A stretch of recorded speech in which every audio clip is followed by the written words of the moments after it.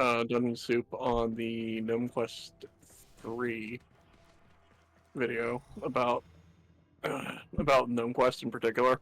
Mm-hmm. Finding out that it was his the first campaign he ever DM'd in D&D was quite interesting. My God. Really? Yeah, So- the whole Gnome Quest is his first DM campaign that he's animating. Because my comment originally was about the tip on that episode, which is like, basically, you know, whenever the players ask, are the enemies lined up in a line and straight down the road, don't answer, yeah, sure. I said, yeah, they're also not in, 40-foot radiuses or other things. Because, fireball. That makes complete sense. Yeah. Well, do your dogs specific. never heard of formations and stuff? No, they know about formations. The problem is they also know magic exists. They're not Well, with a that, and 40-foot they can cone or a also- 20-foot radius. Well, I mean, they could also move through each other's spaces if they, in a pinch if they need to, I guess. Yeah. Yeah. That is very true. Well, yeah, allies can. It also depends on the system you're playing. True. Yeah. Very true. Oh, Hello, terribly sorry dog. about that. Oh, don't worry. We're here just to have fun and chill out. Like, this is just a relaxed day to... Oh, what the fuck? Hmm? Oh, it's You left squad. Host migration? Post migration. I was like, what the fuck just happened? Someone's connection's better. Yep. Let's find who it is. Yeah, I'm not much for those kind of tactics war games personally myself. Like, the one game I did try doing that in was, I think it was Romance of the Three Kingdoms 11, and I didn't really like it. I did not enjoy doing that kind of thing. Alright. Who's in charge? I'm dead. Chubby's in charge. What? Yeah, I You're think lead apparently somehow. I think I have fiber. I know I'm definitely on a Ethernet connection, but I think I have fiber in this apartment. Oh, nice. Yeah, I'm on cable. Okay. And it seems Zed's closer to you than I am. Oh, well. Yeah. So you're probably the middle point between the two of us. I'm assuming you know how... Yep, pretty much. I mean, it does help that, according to speedtest.net, I am at very close to a speed test hub, I guess. I don't know. Oh, what hell the yeah. term is. Yeah. That's freaking awesome. Yeah, so it's super helpful when I have a remote job or when I have, like, whatever I'm doing now, but, like, Yeah. not really convenient when I'm like, hey, do you want to be able to get your packages on time? Oh, no, they went to the wrong apartment 8 times in a row? Well, sorry. Ugh. That sounds aggravating as all shit. I mean, it's fine. You get used to it after a while. Oh, sweet. I got spare. Right. Yeah. At that point, it's like, just give it to the office. I'll pick it up. Yeah. I mean, it's one thing if you're like, yeah, okay, sure. Hey, Amazon, I expect that. You're going to have, discrepancies in the delivery. You're going to have problems, maybe, especially if it's like a small seller selling questionable vitamin supplements from a distributor somewhere in Florida. Okay. Yeah. White key. I got a brown key. Yellow. Okay. Do you have a key, Chubby? I do not. Okay, so we got a yellow and we got cyan. I've got a spare blue. So I've got cyan now. And then Gamer says, I think in most cases, from the player's perspective, they want to be play for easy playing. I remember some politics. No. Okay, so the thing about the politics in TTRPG, I am totally down for. I love that because it basically introduces actions having consequences. But for me, it's more the spare white. How Romance of the Thinking plays, you have to play as essentially the lord of a city, and you're trying to take over China. And it just didn't really click for my brain. I'm not an RTS kind of guy, you know. Yeah. Because I would be totally down to play. My friend Zez here actually was playing at one point to do a what was it, Council of Thieves or whatever it was campaign. And I was down for that shit. Council of Thieves being an adventure path for first edition Pathfinder. Yeah, first edition Pathfinder because it was the first one for. Oh, so close, Mooney. I mean, I guess it also depends on the the first system, right? one. Because, I mean, if you're playing, you know, Vampire, you're probably going to be playing a lot of politics-heavy games anyways. Exactly. Yep. I'm running a minor one-shot from in-person group with Vampire, and a lot of them are going to have to learn that it's more politicking than combat. Oh, yeah. There we If go. they want combat, do you play Werewolf, or you play Mage, or... Yeah. We were going to play Werewolf intentionally, because I remember they had a Werewolf book in their library. Turns out it was Wild West Werewolf, and they didn't have the core book for Werewolf at all. I was like, I know they have a Werewolf book. It was a supplement book.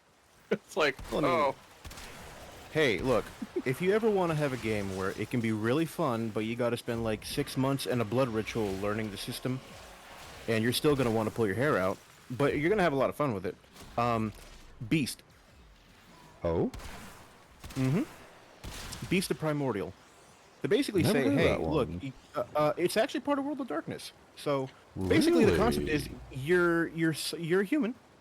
Your soul has been in one way eaten by a primordial being who represents a baseline primordial fear of humanity. So like fear of exposure, fear of something bigger than you, fear of the dark, fear of repulsion, right? Fear of insects. Yeah, exactly. Yep, that's actually fear of repulsion. I think they're known as gorgons, essentially. Oh.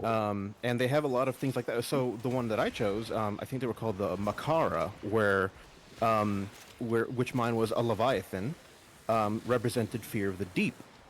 And mine was, how do you satiate it? Well, you give it things, or you make it feed upon things that represent that fear of the deep, and something that also ties back to who you were as a person before your soul got eaten. So, given that I was playing a researcher, I was essentially hoarding lost knowledge and information from libraries and stuff. So, fear of the deep, fear of lost knowledge, fear of darkness, that sort of thing. Now, what's cool about beasts is they can go for longer and longer without eating, and their powers get stronger and stronger. But the longer they do that, they also get more vulnerable to the beast taking over, and they basically end up going berserk. But they can also coexist with any other creature in the World of Darkness. So it's not uncommon to see like vampires living with like 2 or 3 beasts in their fold, or like maybe 1 or 2 beast living with a clan of werewolves, or even, you know, a beast being an advisor to a mummy that got resurrected recently. Drift challenge done.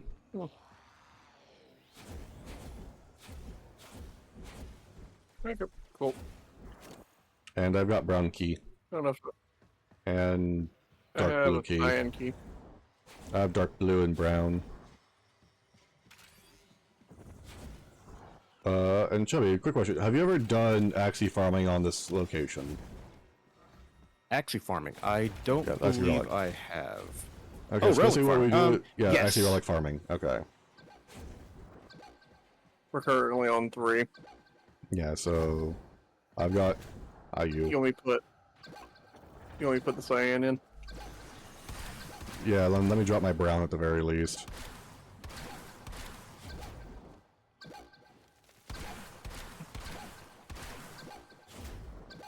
I've got the demo list over here, and I'm currently holding on to 2 keys.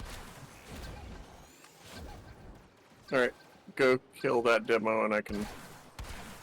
Well, no, I have... just let the cyan one blow.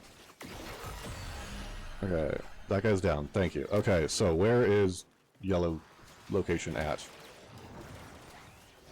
Yellow. We already did It yellow was already earlier. done. Okay, so yellow spare. Dark blue. Key's right here. I've got key in my hand, so that'd be spare. I'm trying to find location of... Oh, it's already been done location's gotta again. be on the God front. damn it. Okay, so I've got 2 spare keys. So Grab it. Cyan Grab. goes in. Yep. Cyan key spare. Go ahead and drop. Alright, and we need to fail one of these in order So to this one needs to stay fail. out of the pollution. Yeah. You already drop it? I dropped one I of already the put feet. it Yep. in. Okay, cool. Enemy heat weapons, not too bad. Yeah. I'll take it, And especially as he the last didn't- one. Alright, no, this one has to fail. This Yep. Hello, Mooney. Yeah, I'm nowhere near it. I came to There you we go. guys. Remember, we have to at least watch him. He likes voyeurism. Okay. That No, seriously, me and him tracks. You're on discovered, the like, move. we Yeah, cleared let's to do it. another room, and he'll just stand there at the conduit going, where is everybody? Where is everybody? And then we should get closer and watch him. Then he blows up. It's like, okay, you're a voyeur. Gotcha. I don't know why it's some weird Demolist behavior where if you're not in the same room as it, sometimes they'll just stand at the console and wait for you to show up. Okay. It's a weird Dark interaction. blue. I got a cyan one right here. I got white. Alright, we just need to complete 2 and then we're on. Yep. We're on On track. to the next one. What do you think about it? I'm not sure if X-ray conduits is good or not. I don't know what the other ones are. I'm fine with shutting it down. I do not want that one.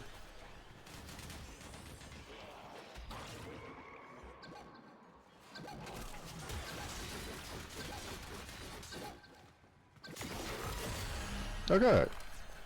Dealt with.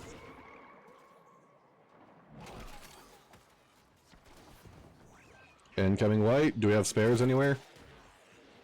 Oh, hold on. I can pick up a spare right quick. Give me a second. Okay. Ready? Alright, I got the white spare. Oh, I let that one fail. Oh well. Alright, spare brown or spare yellow. Okay. Yeah, tell me about yourself, Chubby, since we only just met. I'd like to get to know you a bit more. Like, what do you do? What do you normally do for fun, living, whatever? Oh. Well, for a living, let's see. I used to be a bartender for 13 years. Oh shit! Same industry as me then. yeah. I thought I was a cook. So on that, I've actually, I was in the culinary industry for the majority of my working life, right? I went to damn, culinary okay. school, and everything. And quickly realized that it turns out you actually don't need culinary school to get a job working at a good restaurant. You just need to have skills. So to anyone thinking about doing it, it's a good foundation, but honestly, people do not care about having a diploma. They care about what you can actually do and whether or not you can take direction and be creative. That's what actually matters. And be Alright. able to work under pressure. Yep, that's a big one. Trust me, you, especially for getting into the industry, one thing you will learn very quick, there are few people who are as respected by people in the industry than short order cooks who work at places like Waffle House, because those guys, holy mother of God, they work their asses off. Yeah. And if you ever need someone to back you up, find a Waffle House. Oh, Find Yeah, the the devil cook. wants to Find the cook.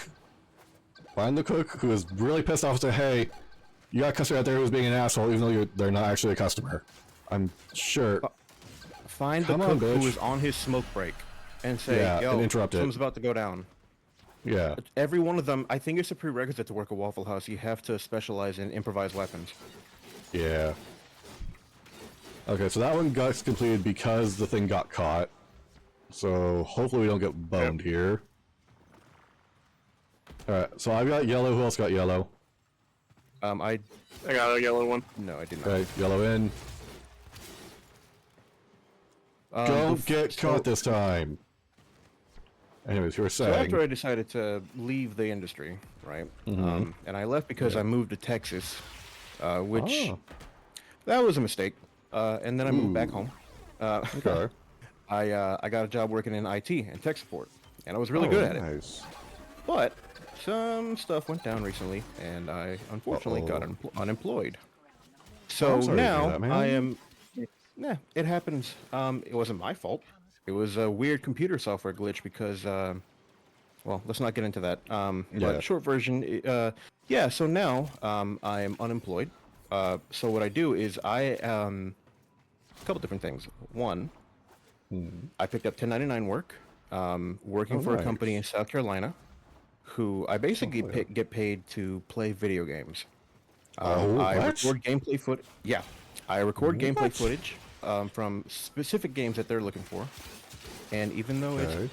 I don't necessarily agree with it on a 100% ethical level, my current contract is to essentially record said gameplay footage, upload it to their servers, and help train an AI model. It's not, Oh, okay. yeah, it's not ethical, but it pays the bills right now, and unfortunately, it being what it is, believe me, I would love it if it were something that could actually, Yeah. make me feel good about myself, but I can't You afford to be gotta do picky what right you gotta do. Yeah. now. Right, right. Plus, I'm trying to be Alright, positive about it. have our will. Maybe they'll be used to, make better AI for NPCs in Tarkov or something. I don't know. That would be nice, wouldn't it? Yeah. Well, in which case, welcome to the fold amongst the would be the fun. villagers. Like I said, you're Thank more you, than thank welcome you. to post your go live.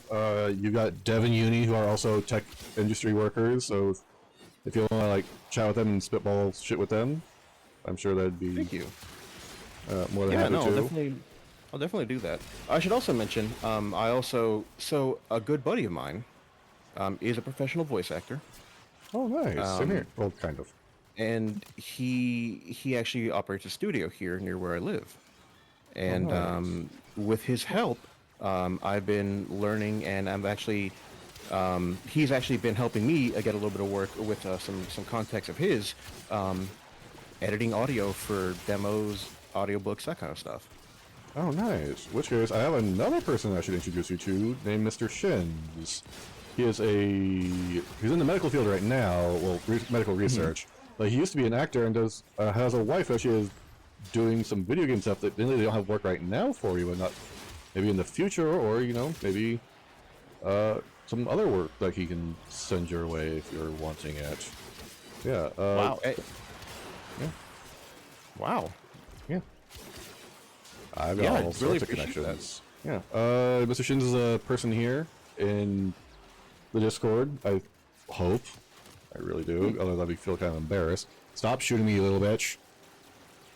Okay, so it doesn't look like he's in here, but his Twitch username is Mr. Shins. I don't think he's streaming today, but he does have a Discord that you can join up if you like, so you can meet him. Sure. And he is super friendly, very nice. We need to put a key in, don't we? Oh no, we don't. Okay, we got white I going. put in a key.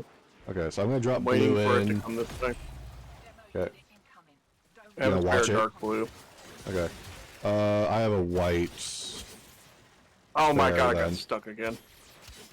Are you seriously saying we're gonna succeed? How did it get... No, it finally moved. Holy crap. Good. God damn. Um. Oh, okay, now it's Yeah. trying to shoot me. Then Yeah. move. Damn it. The only other person I could potentially think of that might be able to help you out with that a little bit would be my friend Nobody Like Bowie. But I'm not sure how much he could do there, since he's still pretty small and he doesn't really like talking about it, so I'd have to probably talk to him first about it, before you talk to him. But yeah, we got all sorts of connections around here for stuff. That's kind of what I'm trying to Right. build up, is just Gonna be- gonna be literally a village, close. so yeah. Right. And I don't say any of that to, like, oh, There well, we there's go. no. I bring it up mostly because, like, hey, look, this is a thing that I do because you did answer the question, and two, like, Yeah. hey, It's we're interesting all here knowledge. because we want to, one, we wouldn't be doing this if we weren't having fun with it in some way, right? Exactly. Like, Exactly. potential for earnings in the future aside, to Yeah. use businessman speak. Yeah. Yeah, this is supposed to be fun, man. It's video games. It's not supposed to be something that you stress out over. Absolutely not. You're supposed to have fun with your friends. Oh, you're the one who got lost! Bye! I was wondering what the fuck was happening there. Okay, so we got... Who's got cyan key? And do we need spare? Okay, There's you a have- couple of them on the floor over there. Okay, And there's so... a spare one right here. Okay, wait, who can... So I can carry Let me spare. go put mine in, and you put that one. Yep, go ahead. I got spare. Yeah, I'm not sure if you're on Discord, because if you do, awesome. If you don't, if you'd like, I can let you have a section in this area, if you would like, so you don't have to worry about it as much. That way you don't have to worry about setting up the entire Discord on your own. Because, like I said, I'm basically trying to create a village. Like, basically any streamer who wants a section, goes through a little bit of a screening. It's nothing too hard. Wait. But you essentially get your own entire Discord category that you can set up however you wish. Ooh, I really do appreciate that. You always come to the people who are higher above it, and you go, no. Shut it down. Yeah, I guess there's something I'd offer to you in general, since it seems like you're pretty new to streaming overall. I can't really tell, because you have a really nice setup. Well, thank you.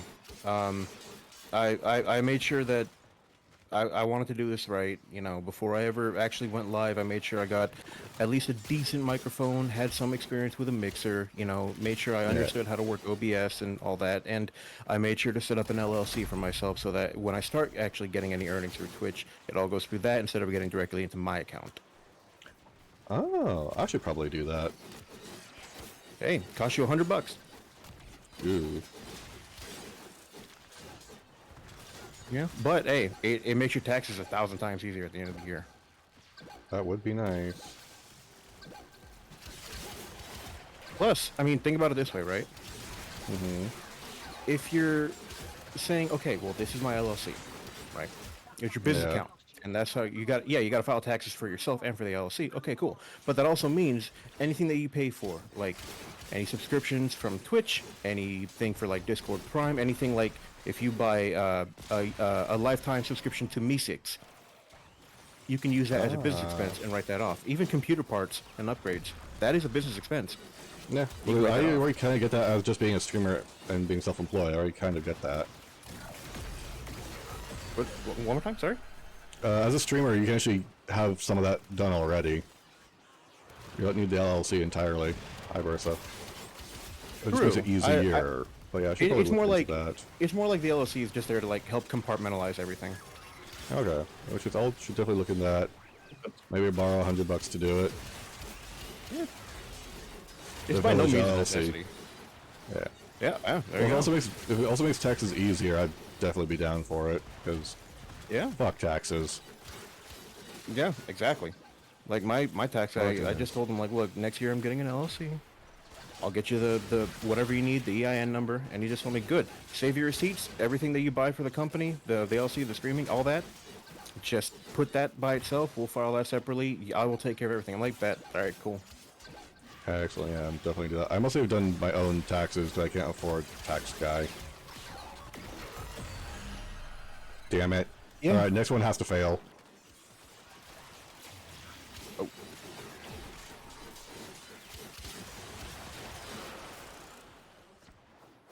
Nice.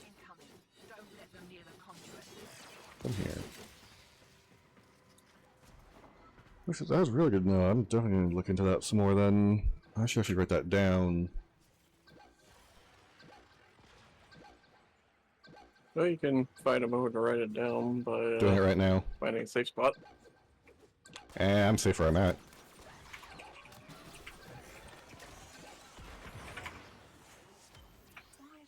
Oh, you have a cyan key too. Oh. Mm-hmm. Well, that just means whoever gets to the conduit first puts it in. Okay. Okay, so yeah, we can't complete more than 2. Yep. Now, granted, it's like a smaller chance for, I want to say, the Goss items. Was what came from Disruption. No. Definitely not this one. Heat is very bad. Then what's polluting the hiring? How long have you been streaming for, Chubby? I think since the beginning of March, maybe late February, give or take. Oh damn, Wishes, you've done really good for yourself in the short time you've been streaming. Very impressed. Thank you. Thank you. You know, I'm trying, you know, and I understand there's still a lot I got to work on. Honestly, the biggest thing is, and I'm sure most people will agree. Consistency, right? Consistency and networking, yeah. Yeah. That's the most pain in Because the it ass can thing. be. Yeah, for sure. I got a dark blue key. Okay. I have a cyan on me. I'm gonna drop it right there. There we go.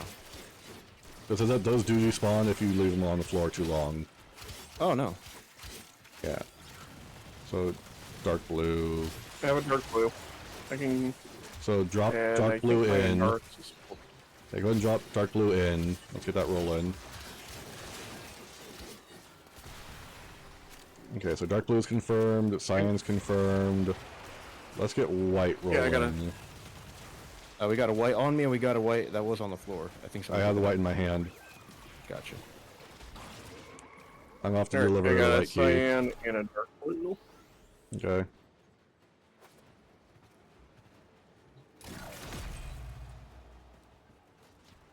Okay, so, let's get off the business shit. Tabletop stories. Yeah. Tabletop stories, we all fucking love those. Yeah. Memorable moment. GM or player, go. Okay.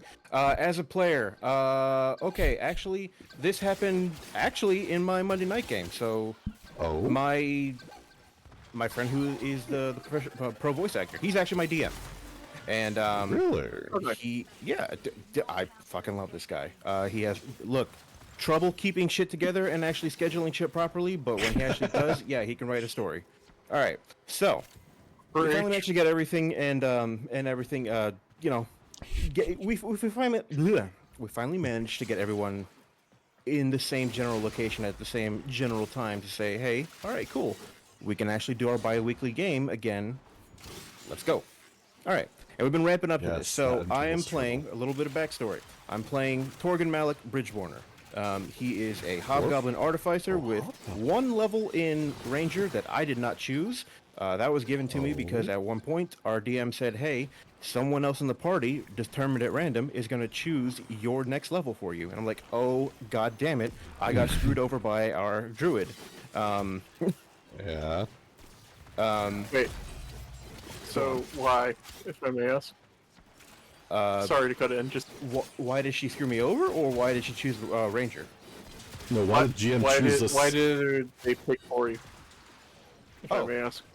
I think it had something to do with, if I remember, it was a while back, but it had something to do with like the way the party was working with and against each other, kinda.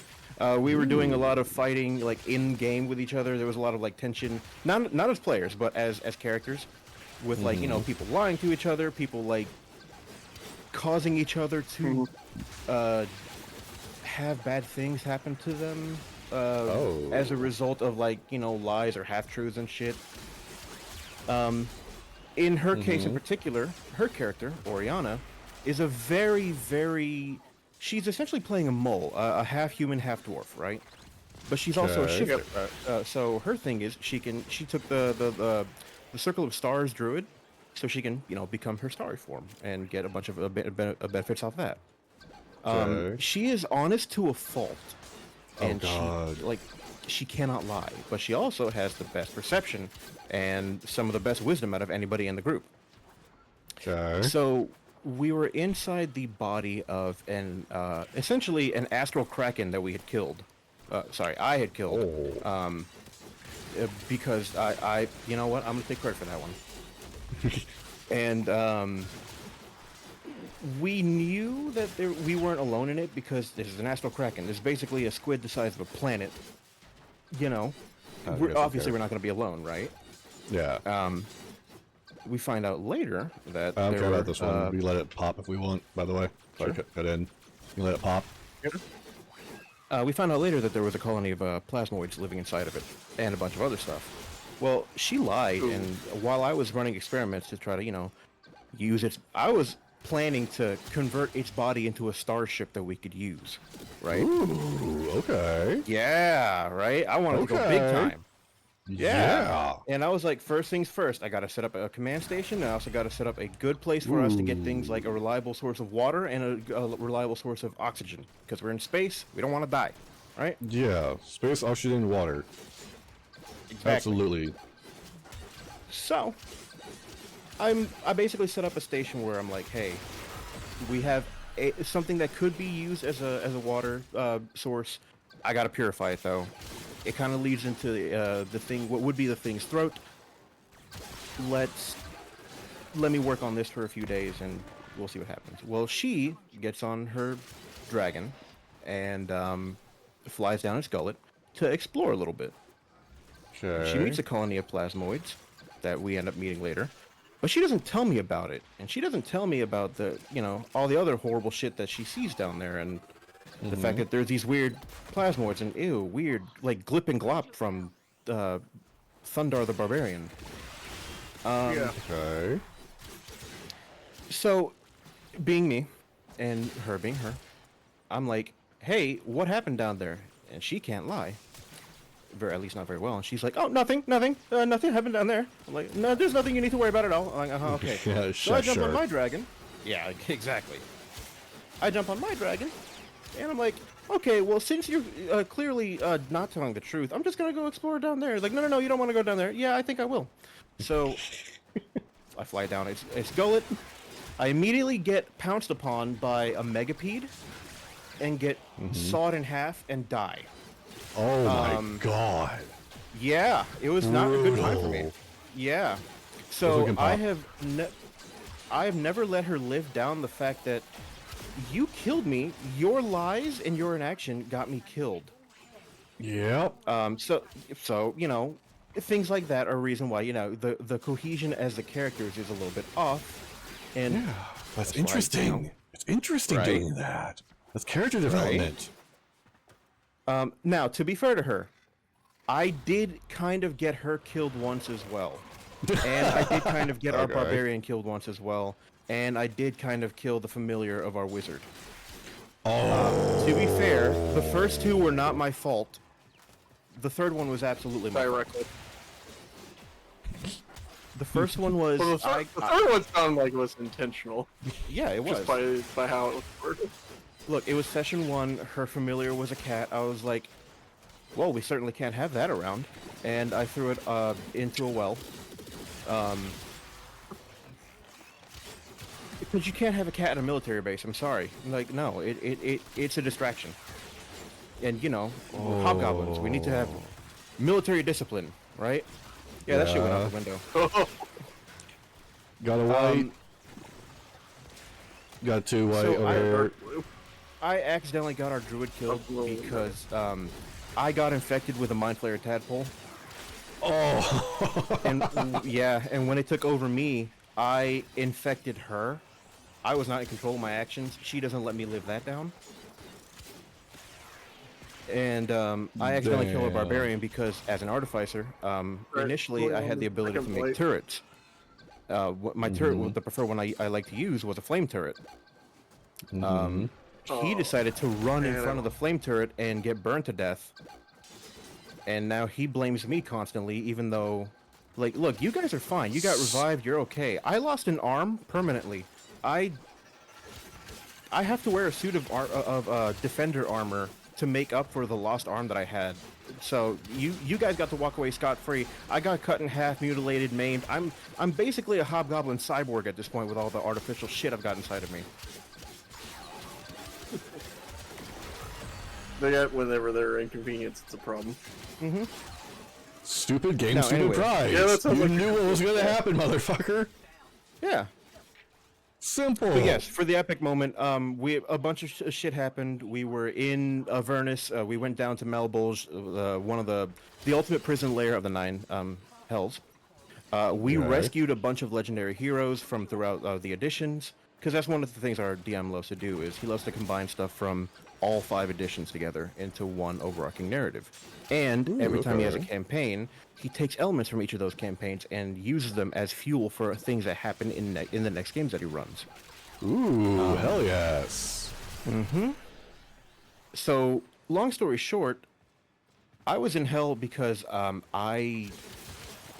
long time ago, in the temple where we had actually fought that Astral Kraken, I had actually found Dust Crusher, the Mace of Pelor, the god of the sun. The entire time now, Pelor has been talking. Dust Crusher has been talking to me and influencing me and basically helping me become less evil. Okay. And it basically gave me a vision saying, hey, Pelor is trapped in hell. It's in Malbolge. Like, okay, cool.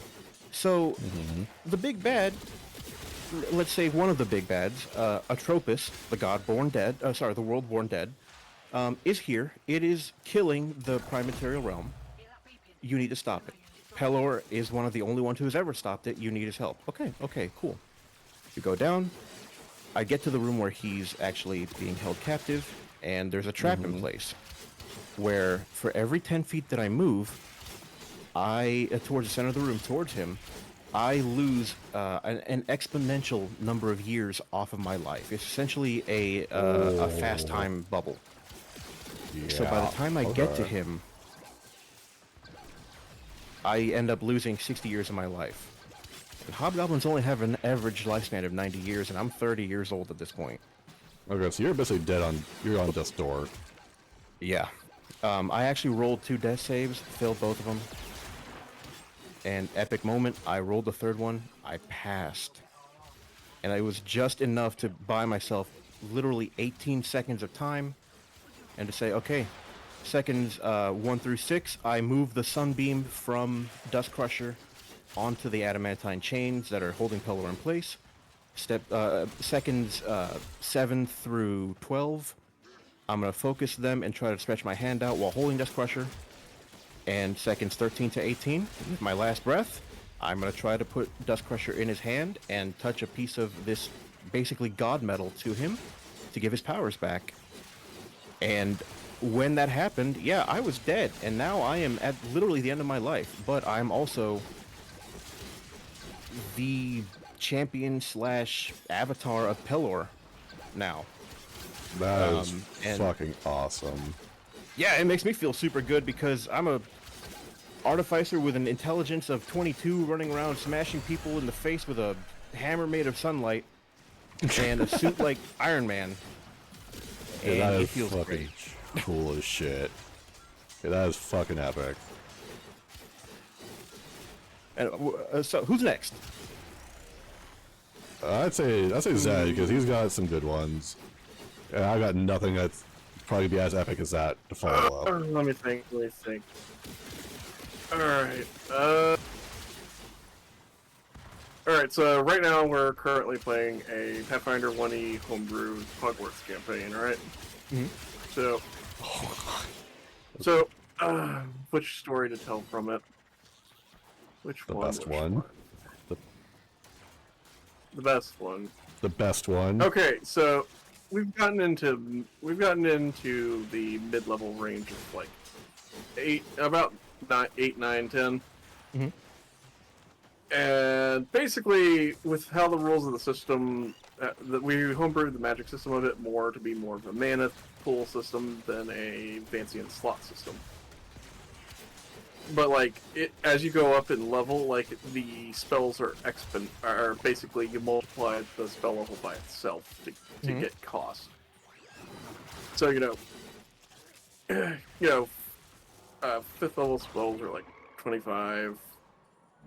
6 or like 30. No. 36. Yes, no, 30. 5, Yeah, it'd be 30. 25, 36. So on and so forth. But your mana Okay. pool is like decent, but not like super high. So like right now, I can cast maybe 10 level 5 spells, and I've used up maybe like 75% of my pool right now.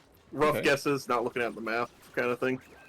All right, so whenever she started this campaign, she started to make a list of what spells would fall under dark arts, because Harry Potter, Right. you need to know what's banned and what's not banned. And basically, What the fuck? I was joining this campaign mid-session because I didn't join at the start, and one player basically just stopped communicating because reasons that we won't get into. But so I looked at everyone's specialities. We had an admixture evoker, which for context is a sub-school of evocation magic, where his parlor trick is he can change the element of a spell to another element. Oh. And so he uses it for since his parlor trick is Fireball, because Fireball is the most modular spell in 3rd edition,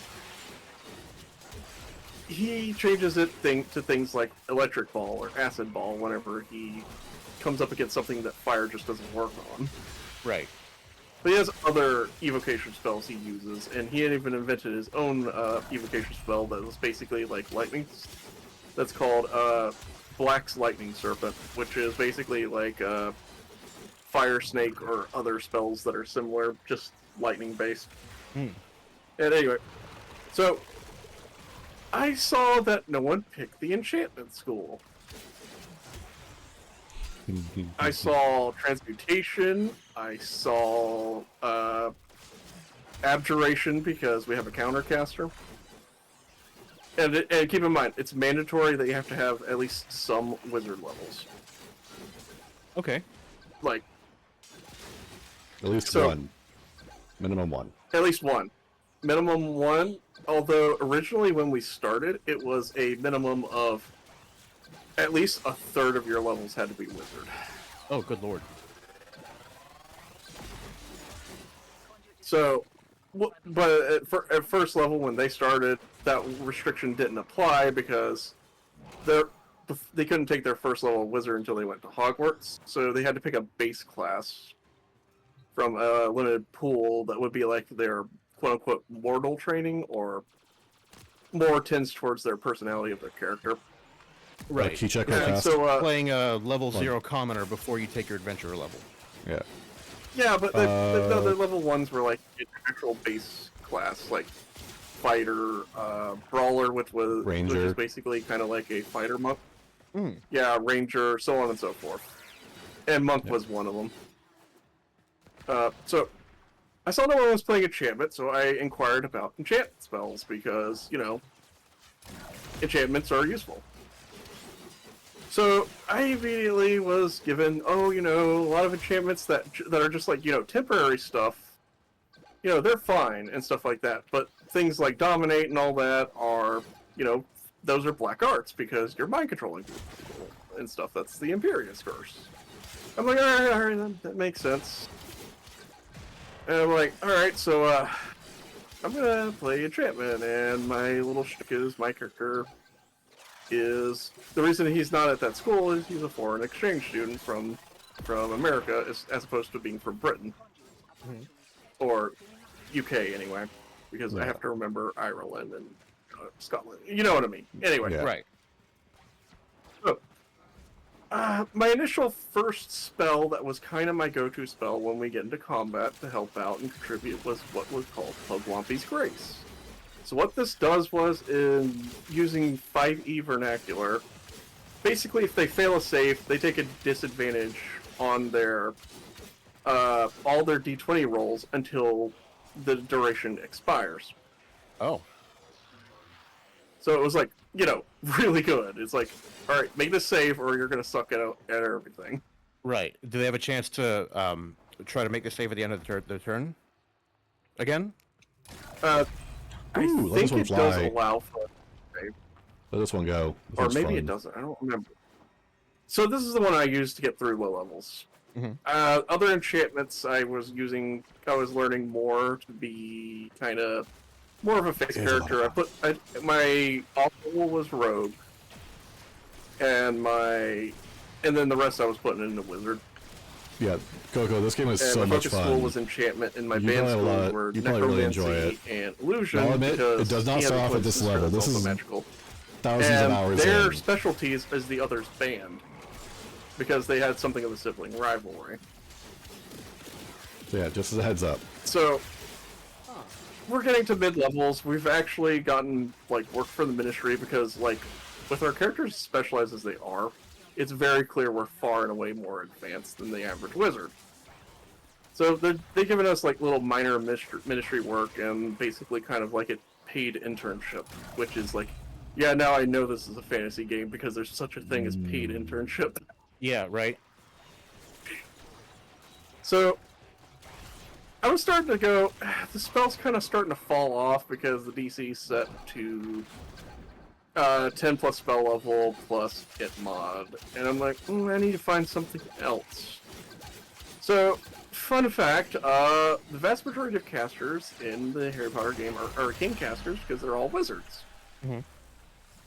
And practically only a couple of NPCs have had a off-class caster. And even then, again, still arcane. Divine magic is extremely rare in the world. And it's actually practically non-existent most of the time. So, Okay. I was looking for a spell, and I happened upon one, alright? So, we've encountered our first major leaders of this evil organization of, like, evil wizards that are, like, trying to do the similar things where they're trying to start a war between muggles and wizards, and actually, like, take advantage of, like, the muggles' fear of wizards.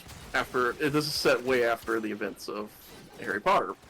Mhm. In fact, Hermione becomes the head of the ministry. Harry's the leader of the Orators, the Or the Phoenix. police, the Or, first, the police force, basically, and stuff like that.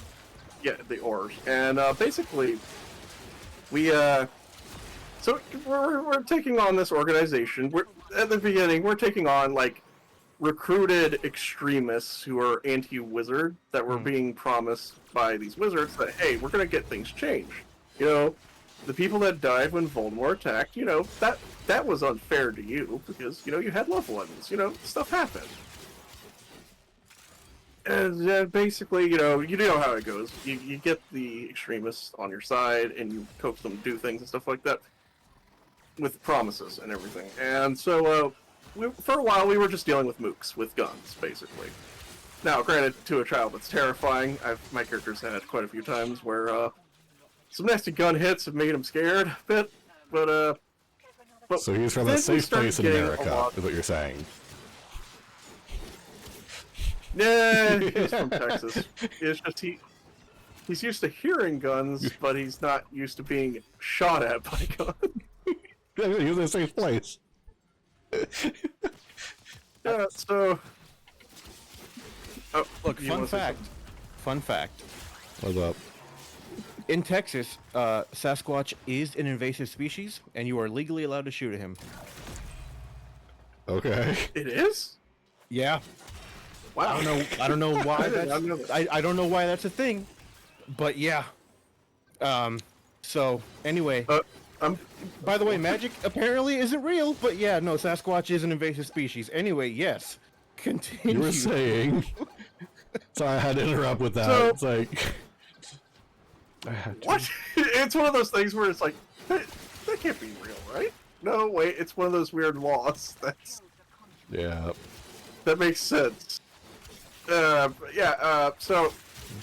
we are going to be going up against one of our first, what we call the cloaks, who are the ones actually running the organization, and they have like super weird powers that date way before Voldemort, like ancient magic type stuff. You know how it is in D&D. Mhm. You run into some stuff that doesn't fit the normal mold from time to time, and these guys are definitely it, where they've been tapping into something. Right. So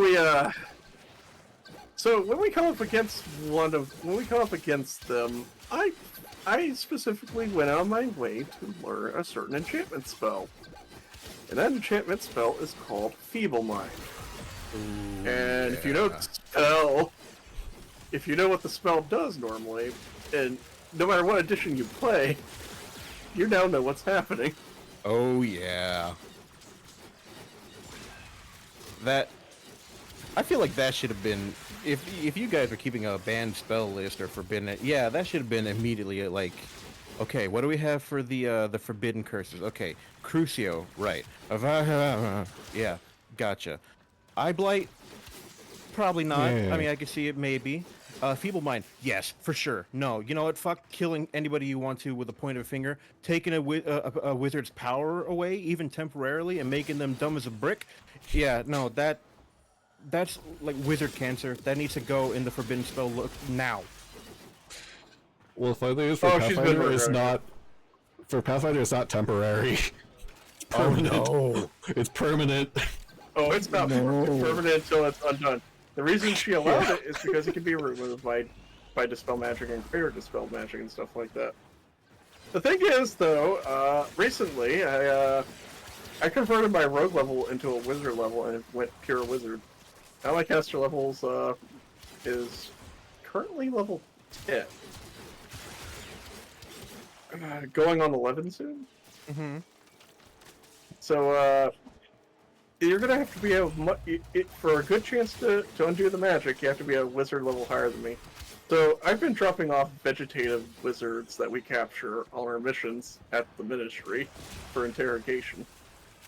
Why are they going to interrogate somebody who's like, all right, what do you know about the event? They the undo magical it. bombing that happened. It's like, I like crayon. They taste good. My favorite flavor is pink. Everyone knows blue tastes the best. I don't know, man. Have you smelled the pink markers? I would assume the crayons taste the same. Can confirm, no. But the candles, yes. Wait. I actually had a boss one time who was in the Marines. I got him a box of crayons. Yeah, I got him a box of crayons for Christmas, and he was like, "That's funny. I'm gonna kill you." I died. Bitch. Well, first of all, thank you for the service for what you did, but I fucking love that you did that. That's fucking I phenomenal. wasn't in the Marines. No. Oh, was your buddy? I just decided to fuck with him. I was like, I knew he was in the Marines, and technically he's the guy paying me. So. Okay. Alright, fuck it, we ball. Yeah, fuck it, let's go. Fuck it. Okay. So, I still love that. Look, he can't say shit. Look, that was when I was working when I was working for him, I was also working part-time at a karaoke lounge. And a week before, actually, we had somebody rent out a private room, and they had left a bunch of bottles from the bottle service that they paid for. So, like, we were just like, they're not coming back for the bottles. Employees, if you want one, take it. I'm like, all right, well, I don't want that, I don't want that, I don't want that. Oh, shit, Angel's Envy rye? Yeah, I'll take that. And it was unopened. Ooh, hell yeah. Also, next you fail. So I took that, and I had myself a little, drinky poo, enjoyed it a little bit. Of course. And then I gave the rest of it to my boss as a Christmas gift. And I was like, look, but after giving you that, like, a bottle like that, I'll buy you 6 boxes of crayons. You can't tell me shit, all right? Fair enough. Alright, so these two have to fail. Heard. That was awesome. Okay, so Zed, story, sorry. That's alright, that was fucking great tangent. Oh my god. So basically, Whoops. after a point, we've gone through at least 3 or 4 of these quotes, and I want to say at least 3 of them have been feeble-minded by me. Now there was this one of them, I shit you not, back to back. It was like pure high rolls. It made like 7 or 8 saves against not only my feeble mind attempts, but also like Flesh to Stone, Icy Tomb, like all these high level spells that would just instantly take it out of combat. It was rolling absurdly high. And it wasn't DM Fiat either, because we were playing on Map Tool. So we could actually see the rolls. And we were like, good god. He's heard about you guys and he was prepared. Yeah. And then when the next time we encountered it, because it teleported away, because it realized very quickly that we were trying to take it down instantly. I think it was a he whenever we unmasked him, but the next time I saw him, I got him on the first attempt, and I said dodge that. Because I was just like, I was nursing a grudge after it dodged like 3 attempts of feeble mind. Oh, for sure. I was like, Question, were you allowed to use familiars? you have to do a ritual to get a familiar. In fact, our arcane bond in the beginning is our wand at first level. The wands are required in order to cast normally. You can cast without it, but you have to do a harder spellcraft check to do the spell. In fact, every time you cast a spell, you do a simple spellcraft check that is required to make sure you do the proper waving of the wand and the proper, vocalizing and all that stuff. Suffice it to say, I trivialize this as quickly as possible. So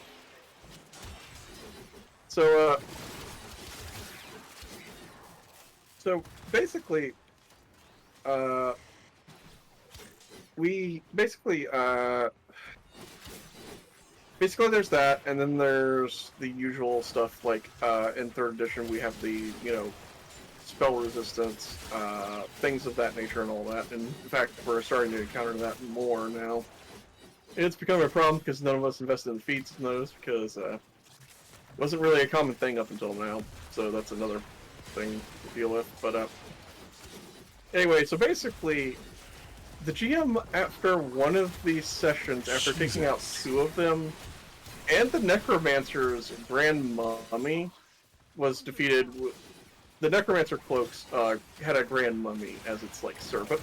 Okay. And it had to be taken out with some really strong spells. We were in Egypt at the time.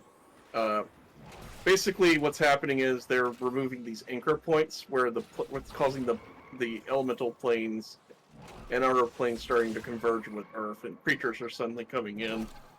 That was these used to be in the old tales, the old fables, the time of old magic.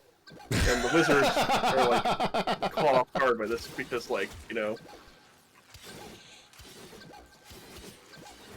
And so Sorry, go ahead. we had to burn down this mummy with pure damage spells because undead in Pathfinder First Edition are immune to a lot of spells, including enchantment. In fact, after the thing, it was yeah, the mummy was meant to take you out. I was Huh. Basically, we threw it down a pit spell and trapped it there and started just volleying as much damage-based AoE spells as we could. Okay. Yeah. No. I mean, that is certainly a way to do it. No, that tracks. It's yeah, because one of us got infected with mummy rot, and since we don't have a divine caster, that wasn't easy to get rid of. We had to take that character back to a hospital and for them to actually make a potion to treat it. I'm guessing they didn't exactly have a St. Mungo's in the middle of a desert. No, we had to actually take them to St. Mungo's, in fact. Let it go, let it go, let it go. And in fact, my character quickly learned Greater Teleport, which is the stronger version of the Apparition spell. Specifically to try and get to places. We got to take our Apparition license early. Now, try convincing your Muggle brother and sister, and your Muggle brother and sisters and parents to trust you on teleporting them. My character had to make some diplomacy checks. It'll be fine. I think they go pretty easy. Hey, Mom, Dad, you know how I'm a wizard and I can do really, really cool magic shit to make your life a bunch easier? Every time you lose a keys, I just say, locatio, and yeah, and I there, it's right underneath the couch, you idiot. Yeah, okay, well now I'm gonna help you by just imagine if I could just take you to work without having to drive and you're never late again.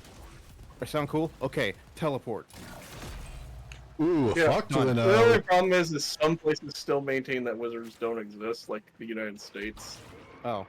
But it's also a case of, I just pick a location, and my default is someone's backyard. Oh. I got one comment, and I was like, that's not creepy at all. I'm like, well, usually they're fenced in. No one's gonna see you, right?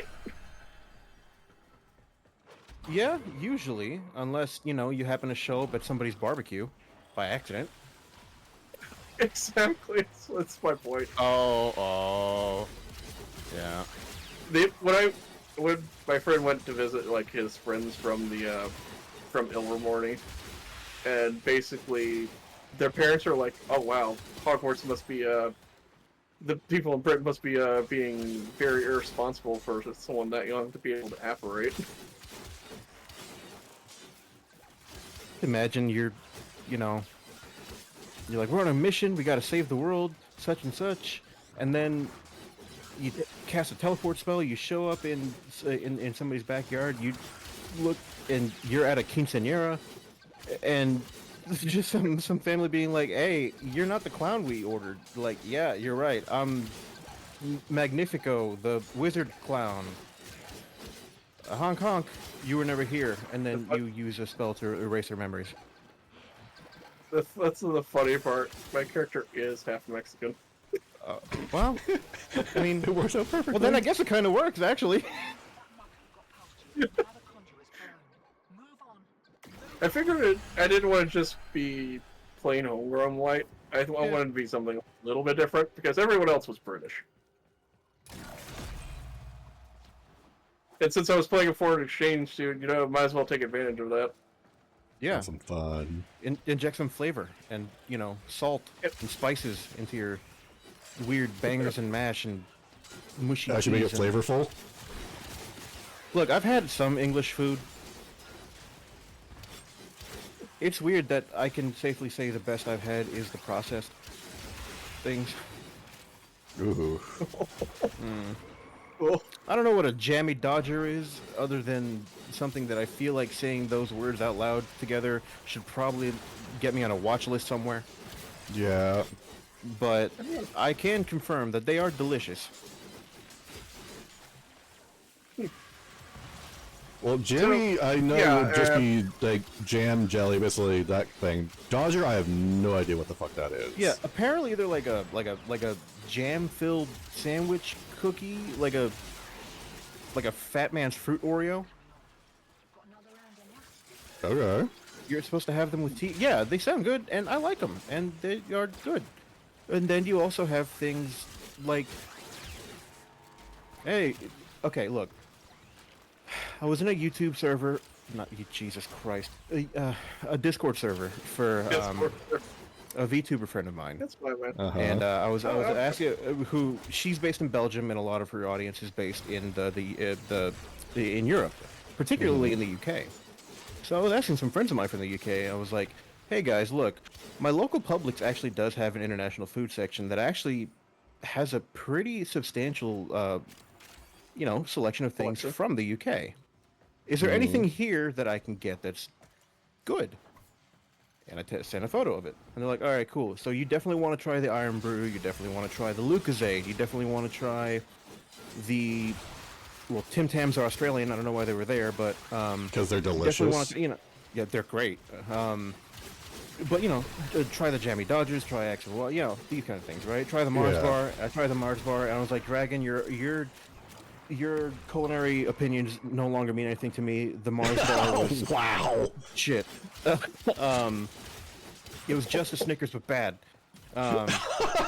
Snickers And then bad. Gotcha.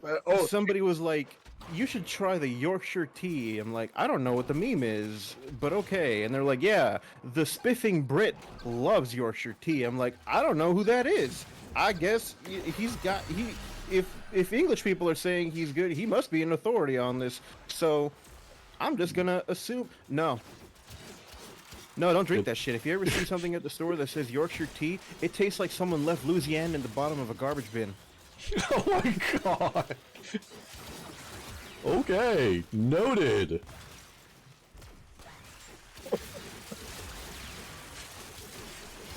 There's probably a reason why it was like $7 for a box of tea pillows. Like, how many comes in this? Like 80? Alright, I don't know. Quality. So yeah, so the DM eventually turned around to my character sorry. after one session. It's like, It's all so good. how does it feel to turn my campaign on easy mode? Okay, but Like, but literally, to be fair, you cracked the code. Yeah. Yeah, I was like, well, this spell's not banned Yeah, you cracked the code. because in and- Arceus, because the fun part of Pathfinder First Edition, there's an extra line at the end that says, "Arcane spellcasters take a -4 penalty to the save." Really? Yep. It's written there in plain text for everyone to see. Oh. So yeah, it definitely sounds like you found the cheat code for it. You did the equivalent Well, of when the DM refuses to target the monk with any ranged abilities. Except You know you what's did it for funnier? your benefit. She is targeting me. The problem is, Wow. I have a countercaster protecting me, Well, there you go. and then I have an evoker blasting anything that tries to get to me. Because they realize very, very quickly, I'm the one who deals with other wizards. Yeah. Besides for the countercaster, I'm the one who takes the enemy wizard out in a turn. The Yeah, 'cause countercaster shuts down their spells. Because you're the counter nuke. Yep.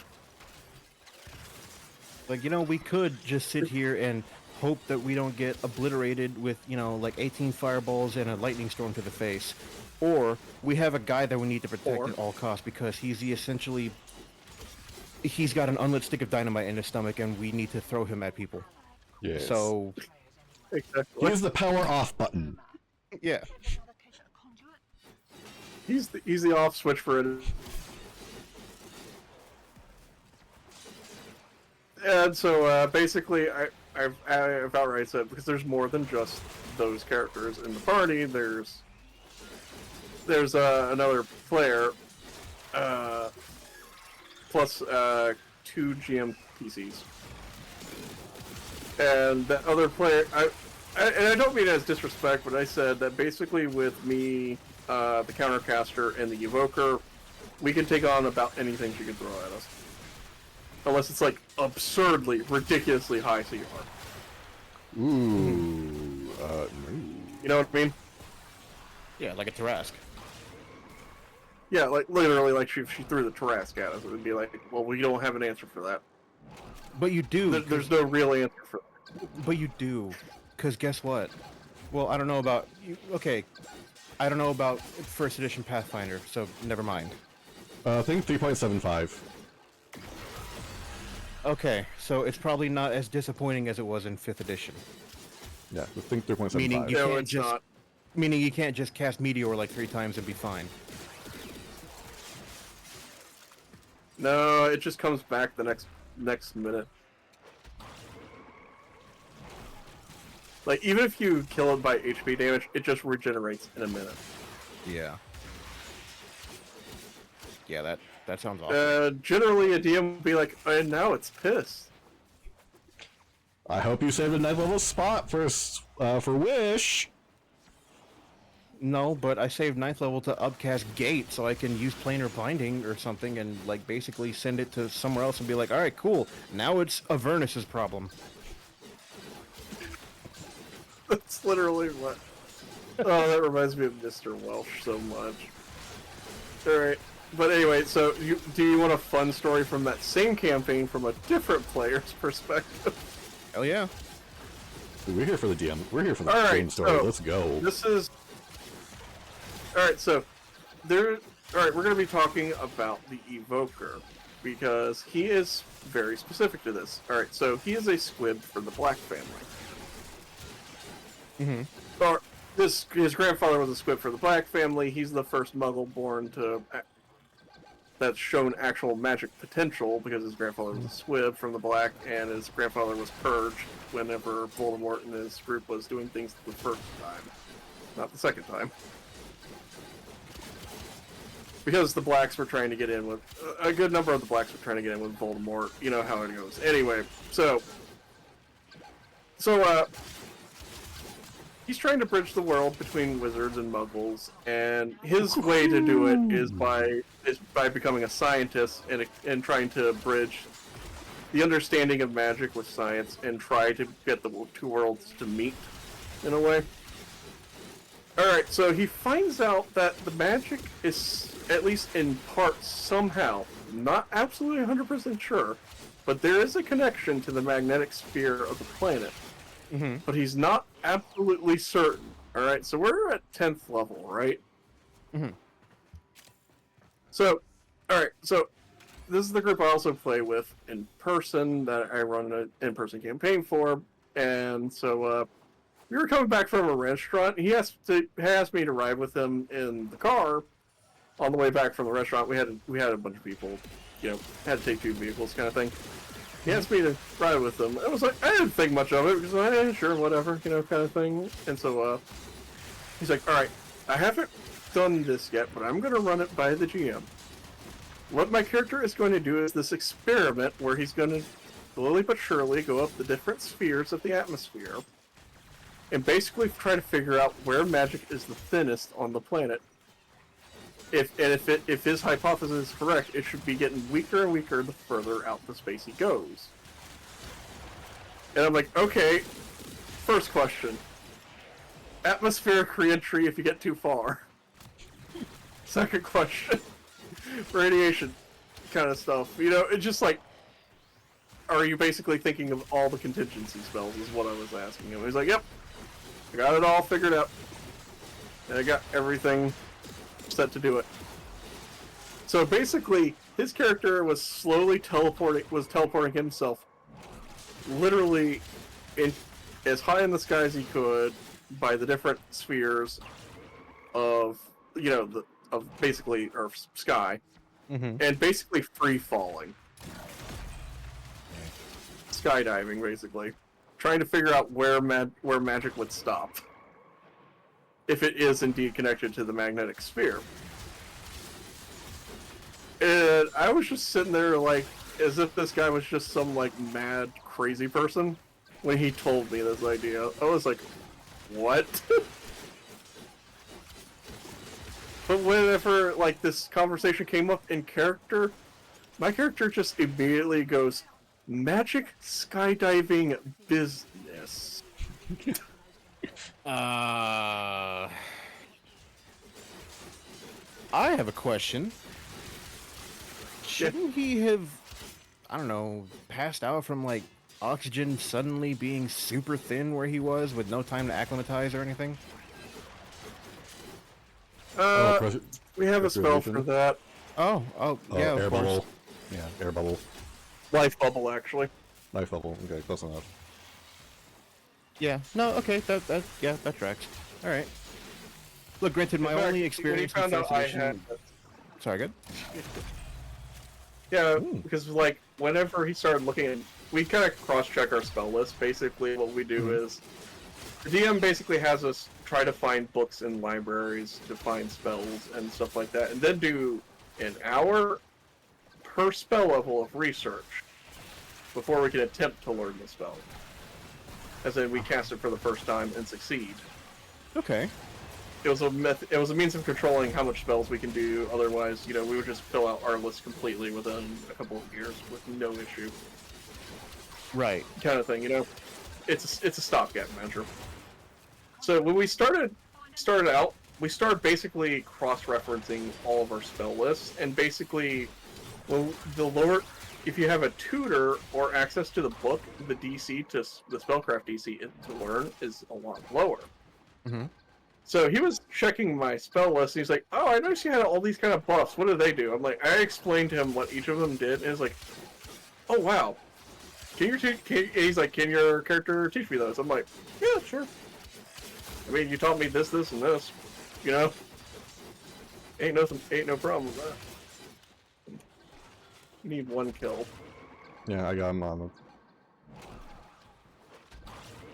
So he got. What I've only began to realize in hindsight was those were the spells he needed to actually do the experiment. Now he's thinking about trying to like set up a base on a magic base on. I want to say Saturn because it's one of the other planets in our solar system that does have a magnetic sphere. I'm trying to remember which it is. But he's also worried that if he teleports there and he can't get back, you know, he'll just die there. That's a very real concern. I mean, it's a gas giant, so I don't think that's your biggest concern. I think your concern might actually be just, like, eventually falling through, and then gravity gets... If you don't get crushed by it, there's eventually a point where down becomes up. It was like one of the moons in Saturn's ring or something. No. Perhaps Titan? Maybe. I'm sad. Titanfall got cancelled. Wait, Titanfall got cancelled? Yeah, Titanfall 3 got cancelled because of the EA layoffs. Oh, I'm sorry to hear that. Yeah, it is what it is. Yeah. Alright, Loki. I think I've talked long enough. I think it's Loki's turn. Alright. I unfortunately don't have any stories as good as either of those. And Zed is privy to a lot of my stories, so he can check me on this, or he actually can tell them better than I can. I can Well, fill you in the have gap. something in the chamber. Oh, Even if no, you don't I think do, it's I do. easy. Yeah. Because I've got ones. I got one from that he did that he was GM for, and it was our first foray into Final Fantasy 220. We didn't know it all that well. And he was still a very young GM. So we come across the big bad evil guy who is a Dark Knight, who essentially is an anti-paladin, but still gets smite. And we're obviously way too level. I think we're like level 4, level 3 at this point. You're level 3. There you go. So level 3. So okay, so Cyan. Okay, Dark Blue. We are getting just destroyed by this person. Like, he is taking, like, the fighter, basically our frontliners are having a time. Like, we were what, a 6-7 person group, I think, at that time. Yeah, about 6. I'm playing the rogue character because I enjoy playing the little sneaky bastard. We got completed already. Cool. I'm gonna let him roll. So I get the genius idea. Wait a minute. I've got a pretty high sleight of hand. Hey Zed, can I take his sword off of him? Zed at the time didn't know any better. I Well, it had to said- be a yes. Well, let's think. It would be a combat maneuver check nowadays, but I went, yeah, sure, roll for it. You know, if GM's not thinking too hard about it, kind of thing. Didn't think it would actually happen. I believe, I don't think it was a nat 20, but it was high enough that I actually. Okay, next one has to fail. I did successfully pickpocket. Well, not pickpocket, but basically stole the sword from him in the middle of combat. And as soon as I had it, I threw it. Oh shit! All right. I threw it as far away from him as possible. Mr. Dead. Oh, you're that way. Wait, what? I mean, that's definitely a solution. I don't care what anybody says. That is. Zed, where the fuck are Yes. you? You're stuck at 100 meters for me. The other room where the conduits. Okay, because you're Alright, stuck at 100 that's fine. meters for me. Yeah, I think Yeah, about that's the it's a visual bug that it's tail end still of my encountering. durability. Yeah. So basically, yeah, I managed to steal it off of him and then throw it as far away as possible. We eventually, obviously, managed to beat the big bad evil guy off. Well, let me rephrase that. We managed to beat him down health-wise enough that he had to run. Otherwise, we very much probably would have lost that fight horrifically. Yeah, it's like being thrown up against Golbez when you're like level 4. Pretty much. Well, Garland, if he was more like Yeah. Jack Garland from instead of this one will regular fail. girl from. Oh, son of a bitch. Okay, well, at least it's the last one. Yeah, when he took the sword, he started throwing hands with his gauntlets. Yeah. What else are you supposed to do? Oh, well, I just had a legendary battle axe in my back pocket this entire time. Yeah, pretty much. Like, where are you supposed to do that? No, let it go, let it go, let it go.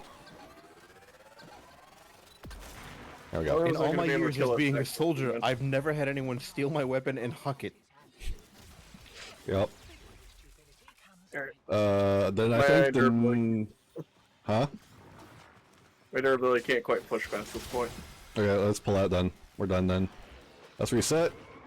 Okay, then the other one, this is one that came from a Star Wars D6 campaign. And Zed knows this one very well. It actually involves his character. So Zed, if you actually want to tell this from your perspective, go for it. Because technically, this was a GMPC that, well, it was a PC of mine that got turned into a GMPC for them. It was my first time ever being a GM, so I wanted to have like some sort of a safety net for them and myself, just in case I fucked up. So Zed, if you'd like to take it away from here, since it actually involves your character. Oh, is this the one where I called up Bruce? Yes. Yeah. All right. Well, he doesn't say Okay, anything to say so we're gonna. Okay. Oh wait, you're gonna go use the restroom? Thank you. Okay, so I guess I'll tell the story while he's gone. I guess. All right, so basically we're playing a bunch of characters. Some of us are force sensitive, some of us are not. That was a mistake in the beginning, but you know, lessons learned. So basically All right. we're gonna go take on a job to take on some gangsters in the area. I want to say it was either Pikes or was it or was a different one of it was one of the gangster factions from Star Now, Wars. just to clarify, the Star Wars D6, that's not the same as like Force and Destiny or Age of the Empire, No, right? no, no, Okay. no, no. That's not those are the fantasy flights. This is before that. This is what's called West End Star Wars, which Gotcha. was a D6 system. You roll a bunch of D6s Gotcha. to determine Okay. things. Basically, you have like a dice pool of D6s, so on and so forth. Anyway, so it's kind of if I had to explain it, it's kind of similar to World of Darkness, except with D6s instead of D10s. Hmm. Now I think about it, except you tally a total number against a DC as opposed to tally successes based on face value. So anyway, so you know we're gonna go try and tackle a pike, or tackle the syndicate and stuff like that, and none of us can find Bruce because we figure, you know, this character likes fighting. He was going to want to come with us and everything. Mhm. So I was at a spaceport at the time. I was playing. It's not Mira Luca, not the blind one. It's the one Barris Offie and Luminara are. R. Trying to Originally remember. R. Right. You're doing R, I think. I'll go look. Hold on. I'll go look. You can keep Sword going. The near humans that have like the green skin and like the geometric Yeah. tattoo. Try to remember. Yeah. Almost there. Mir I think it starts Mir with M. Allen? Yeah, the No. Mir Allens. Yeah, playing- Miri Allen. Because Mirialan. Also, Denver is wanting to Yep. join in. Yeah, I'm cool. Okay. So I'm playing basically the medic of the squad, and basically I try to look out for the crew and everything, and I'm trying to garner their whereabouts, try to get everyone gathered and ready for to go on a mission, basically. And so I give Bruce a call. Well, first of all, I turn around and look at one of the monitors, and there's a local boxing circuit contest going on.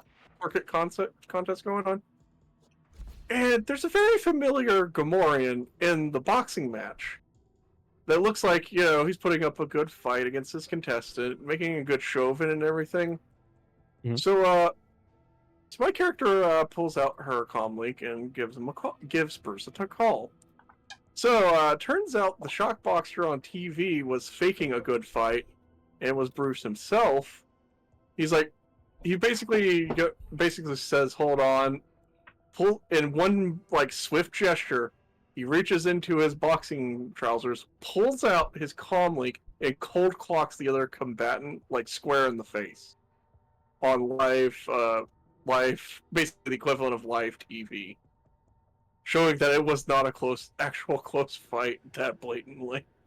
Okay, yeah. Like, That tracks. my character immediately just starts laughing because he just answered a phone call during a boxing match on live TV. And keep in mind, they were betting on the match. There were people betting on that match. I can Yeah, see it how wasn't. that It wasn't. probably Here's the wouldn't thing, go it wasn't down. just any, like, shock boxer. It was like that planet's like champion shock boxer. Like it was supposed to be that planet's best. Like yeah, that their probably wouldn't hometown go hero over kind of thing. really well with any kind of a yeah Yeah. any kind of a criminal syndicate that probably wouldn't, you know, Oh, I'm sure there was some watching that were pissed off when that happened. Oh Hey, yeah. hi, quick question. What the fuck? What was that about? Yeah. Well, here's the thing. I think based off of how the game scales it. So how the game scales is it goes like character, speeder, walker, starship, capital. Like so. They have a dice scaling pool. Yeah. So Basically, for every every time you step go you go up a up, scale, you go too easy to hit, but too less damage per scale up. 2 less dice in your dice pool per damage Yeah. as you keep going higher and higher. And those have difficulty to hit you as they shoot downwards at those things, but their damage dice, however, go up. Mm-hmm. Because, bigger thing shooting at smaller thing is going to hit a lot harder, Mhm. So, Bruce could punch with the force enough to put a dent in something from speeder scale to about walker scale. He would go Almost. up to 10d6 if well no, because he with martial arts he shoves it from 6d plus 2 to 10 die plus 2. So from character to speeder, he's down to, if I push everything into it, 8 die plus 2 against 8d plus 2 versus speeder, 6 die plus 2 versus walker, 4 die plus 2 versus starship, and then 2 die plus 2 versus capital. So, basically, Darth Vader's starship, yeah, Bruce can damage it with a punch. Jesus. Yeah, this Yeah. guy can, hard clock something, and, he could put dents in starships with his fist if he had to. He actually did. And So if he didn't use his fist, he slapped the ground, and then there was a palm print in the metal. Yep. And so this the guy that was kind of protected and everything, but yeah, he just suddenly just randomly cold clocks the dude in what was it was kind of like a little bit of kayfabe where he's making it look like it was a good match. Back and forth, trading a bit of blows.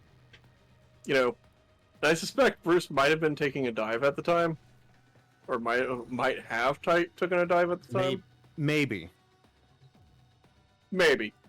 But that phone call, for some reason, he just was full business in that moment and just randomly just one taps the dude.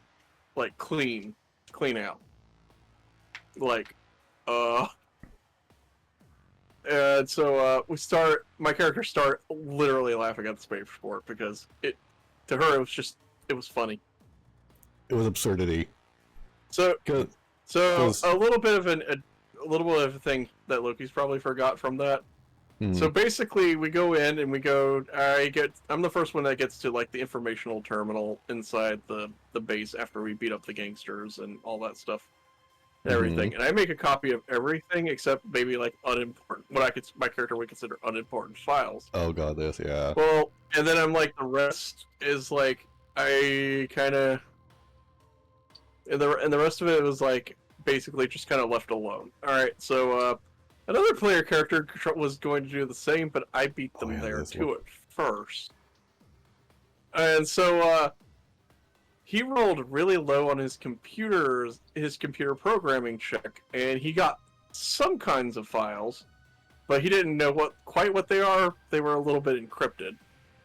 Mhm. So we were tasked to do this mission by a local Jedi who was in the system to give a bit of brief training to those who are force sensitive, even though we were outside the normal accepted means. But basically, we would be the equivalent of they could be more like field agents than actual Jedi. You know what I mean? It's you're kind of useful, but your force potential's not great. But you can still be useful to the Order and stuff. Is the mindset. So right. I present the information to the Jedi representative, but my character's not interested in joining because she doesn't favor the laser sword. She's like a Han Solo. She favors her blasters. Kind of. she finds blasters to be more practical, and she favors the blasters. And so, but she hands over the data because her crewmates / friends want to work with the Jedi and stuff. In fact, one of the other player characters, they had like a brief romantic entanglement. He was actually like an actual Jedi apprentice, and so it comes time for this player to give his information, but it's still encrypted, and he brings it up to the Jedi Master. So, the DM took suggestions on what the data would be, because it wasn't the data they were after. One player, I shit you not, this was his first reaction when given the ability to make a suggestion. He said, very raunchy, very graphic putt porn. Oh. And just instantly, Loki was like, that's what it is. Just... I was like, oh god. Oh, it was so terrible. Like two hams. Because of that, it's like two big ham slugs wrestling. Oh man, what's even funnier is like, so how do you play it off with this Jedi? Do you claim it's yours, or do you claim it's from the base? What do you do? I think the character remained quiet. I think I know the perfect name for it too. Oh god. Slugfest Volume 3. I love it. That's actually good. I love it. But it was just one of those on-the-spot moments of Oh god. we ran with it. Yeah. Yeah, no, yeah. Yeah, no, yeah. Yeah. Well, here's also a thing. I want to also give context to like skill levels in this game. So for how this game works for skills, the higher your dice pool is, the better you are. And they actually have like a skill level that represents how good people are. So one die is below human average. So this is all based off of human. So one die is below human average. 2 dice is average human, so it's everyday person. 3 die is average level of training for a human. So, basically who's someone who's kind of doing it for hobby to lose weight but not be like a professional fighter. Right. 4 die is a professional fighter. 5 dice is above average expertise. 6 die is best in a city or geographic area. 1 in 100,000 people will have this level of training. 7 dice, best of a continent, but 1 in 10 million people will have this level of training. 8 dice, among best on a planet. 1 in 100 million people will have that level of training. 9 dice, one of the best for several solar systems. One of the best for several solar systems in the immediate area. 1 in a billion people will have that level of skill. 10 dice, best in a sector. 12 dice, best in a region. 14 die plus, best in the galaxy. Just So you yeah, know. naturally, like a lot of canon characters have like some dice that are like, some are a little spread out on the lower level, but some of them also have they're the best in this sector, or they're the best in this region, or the best in the galaxy kind of thing, Right. Yeah. So he gimped his computer programming skill, whereas I invested in mine because our premise when we started the game is that me and a force-sensitive rabbit-like race player character, which is called Kushiban. Yeah. They're cute. He's like a sentient rabbit, that force-sensitive rabbit that talks and stuff. And basically, me and him started. We fixed up our own freighter and basically did like a minor delivery business. Easy way to make money in the galaxy. People are always looking to ship things, or hire transport. It's a real simple job. Right. I mean, that makes sense. And, And we there's probably a invested in reason our why. own- There's probably a reason why, they're like some of the most iconic ships from the games and from the movies are, ironically enough, cargo freighters like the Ebon Hawk and the Millennium Falcon. Mm-hmm. Yeah, exactly. And so basically we fixed up our own little freighter. We his character was more the starship piloting and starship type stuff. Like he was the actual pilot. I was more computer repair and like the the engine repairs and stuff like that. More in that, but also a medic as well. Because we split up kind of responsibilities amongst characters because of the skill systems and everything. So, those were our roles. We were the technical roles that not only like piloted the spaceship but also maintained it and like equipment and stuff. We were more technical roles than we were like. And we had people who were more combat oriented, and we had people who were more of a face character and so on and so forth. So we so for context, the one who was bringing the thing to the person, he was a little bit more combat oriented than he was a technical person. So whenever he biffed his role, it was like it was going to be pretty standard. The blunder was like, well, you managed to download something, but it's encrypted, and it's like, oh, must be very important data then. Because he passed my character in the hallway. It's like, is there anything in there? I'm like, there's a computer terminal in there. I didn't find anything too much interesting on it. I managed to beat him in like a face roll, even though my character wasn't good at it, because it was a roll off, and we were both not good at it. I just won. Like, that's nothing really that interesting. You could take a crack at it.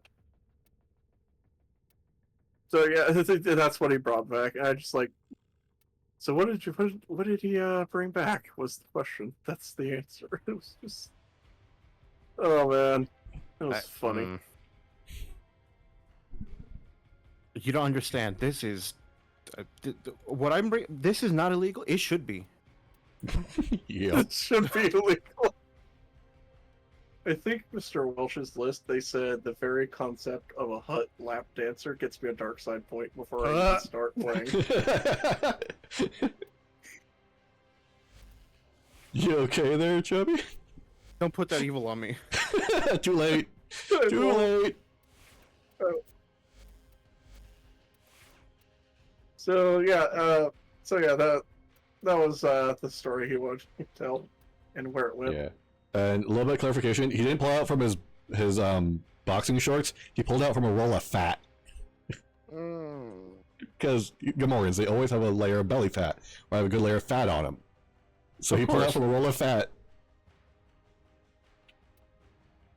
I mean, in Gamoran society, it makes sense, you're a more virile, desirable male. The larger you are, and the more powerful and orc-like you can, present yourself to be, especially if you can get a job as a bodyguard or as a jobber. Yep. Yep. But okay, so the reason why he was able to do this so easily, and the reason why I actually brought up the skill scale, the character sat at 14 dice boxing. So he was basically just like an angry thumb with a boxing gloves on, and he was just, yeah, I'm gonna hit you until you stop moving. Pretty much. Ghoul Purge, because Denver has never done it. Oh, you ain't never done a Ghoul Purge? He has never done a Ghoul Purge. No. Okay, so yeah, that's my GM story. I think I did my character story already. Yeah, I did my character story with the Final Fantasy. My GM was the Bruce. Alright, Denver, since you're here now. Character story. Are you supposed to not be doing leveling stuff? Leveling? You can do leveling for this. Okay. Yeah, all it is we're basically hunting ghouls. As long as you have something that can help protect you against cold and toxin damage, or you stay the hell far away from their area of effect when they die, you're fine. Yeah. I don't have anything set up for that right now. Oh, okay. Then a sniper rifle will be fine, or a shotgun, or stay a little bit not in their immediate sense of being blowed up when they blow up. Looks like I'm going to use my new shotgun. Cool. Hell yeah. And I'm trying one of my new Warframes. So. Hell yeah. Oh, you got the Necros. boar? Oh, buddy. Oh, you gonna like that. I'm typically more of a bow person, but All right, fair. Okay, so that's look, just me. when I started getting back into the game, my preferred shotgun was the Strun. I like the fact that you Interesting could, you know, you choice. didn't require you to, you know, didn't require a full reload or anything. You could fire it whenever you wanted to, and it hit like a truck. I love that. The boar has really sold me on the fact that it still hits like a truck, but it also fires really fast. It also reloads really fast, and it has an Incarnon form that is a goddamn laser that seeks out enemies' heads, and it spreads statuses and damage as if a nuclear bomb went off. It's crazy. I love it. You're gonna love it too. We shall see. Yeah, but he needs alright. Incarnate. He doesn't have access to Incarnate yet. He hasn't gone through. Yet. Yes. Yet, but you You'll get will. there. We'll get there. Yes. It'll be a while, that's for sure. Sure, Right. but you know what? You will. And the best part is, Because you familiarize yourself with this boar, so eventually when you get the boar prime, because you will get it eventually, then you can be like, oh, cool, I know exactly how I want to build it. I'm just going to copy over, put my forma in, and there I go. Doge. Oh. Funny character interaction involving Bruce and the party. They would bribe him with alcohol. Okay. Yeah. As simple as that. Just, hey Bruce, can you do this thing? We'll give you alcohol. Okay. You want him to do something? Give him some booze. Makes sense. We were playing in a so my buddy Lance decided he wanted to run a couple of one-off sessions at the recording studio. Oh, those are fun. Yeah, because you know maybe sometimes you don't have time to write a full series. You just want to do a couple, you know, one or two Come on. quick games where you're like, hey, everyone can experiment with a build or something, and you know here are the stipulations. Okay, cool. And we're playing essentially the bad guys, right? In a Deus Volt campaign. Oh, where those we're are like, fun. yeah, they're always fun because you're like, yeah, there's no actual point to this. We're here just to cause as much chaos and let the players mess around, but also I'm gonna throw some nonsense at them, right? My buddy David, who everyone who meets David freaking loves him. He's an incredible storyteller. He's a great DM. He's awesome. David does this thing where he plays this. I think we're level 18 at the time, and he plays this Path of the Zealot half-orc barbarian named Vashtar the Undying. Vashtar the Interesting Undying name. was kind of special. He had I think his intelligence modifier was like, I think his stat was like actually like a 6. Okay. oh, Oh, Yeah, it was am not I great. not? I'm probably on the wrong thing, aren't I? What up? No, you're fine, man. Well, I was seeing like people like shooting from up top, so I was like, wait a minute. No, I had an Arcwing. Wait, I thought this was supposed to be a shotgun. Yeah, it is. Don't mind me. or is a shotgun? Yeah. Oh shit, a tusk. Oh, it's Oh, not a tusk thumper. thumper? Yeah, I thought it was like a dome or something. No, we're good. No, we're too low. And this is Clone. why I love Ophanim work. eyes. So Vashtor. Yeah, it's or kind of Vashtar, hard. Yep. he has an intelligence score of like 6, and he makes up for it because okay, Oh. so if you don't know, the Path of the Zealot Barbarian has this little quirk where at higher levels, you are basically unkillable. If you go down, your connection to your god essentially makes it so that you can make a save and you pop back up to life. Kind of like the half orcs, you know, I get back up to 1 HP Yep. thing, but like potentially Yeah. several times a battle, or even several times per long rest, right? Jesus. Alright. And Yeah. in his long life, Vashtor had had this happen to him so many times. His brain was basically a bowl of tapioca pudding. That makes sense, actually. Yep. That actually tracks. So here's where things got a little interesting. um, Vashtor also had a squire who basically fed Oh, him, no. clothed him, talked for him, interpreted his grunts and everything. Because most of the time, Vashtor was in a semi-vegetative state while he was kind of existing, right? Like, literally, Yeah. David invented an NPC that he played, and he spoke in a very proper British accent, interpreting Sir Vashtor's various grunts and movements and wiping the drool off of him to see what his liege demanded at the moment. And it wasn't until you put a weapon in Vashtor's hands that all hell broke loose. Oh, no. Because there was a moment I was playing an Aarakocra ranger who he was like this snidey, like little kind of a rogue ranger kind of a thing. I was like, okay, the whole point is I can move fast as fuck because I forget exactly what I did, but I made it so that I had like a flight speed of like 80 or 90 some on base or something. Ooh. And I was Nice. using a heavy crossbow from the air to because like fuck it, if from airborne Aarakocra from far away, I'm gonna be the most impossible to hit thing on the battlefield, right? Yeah. Yep. We were inside of a dungeon, and we were trying to get through a door, and I was like, "Yo, Vashtor." I pull out a pry bar. I'm like, "When you're blue and you don't know where you want to go, why don't you go where fashion sits?" I give him the pry bar, and he goes, "Pry bar." And we were like, all right, we love Vashtor. This is great, right?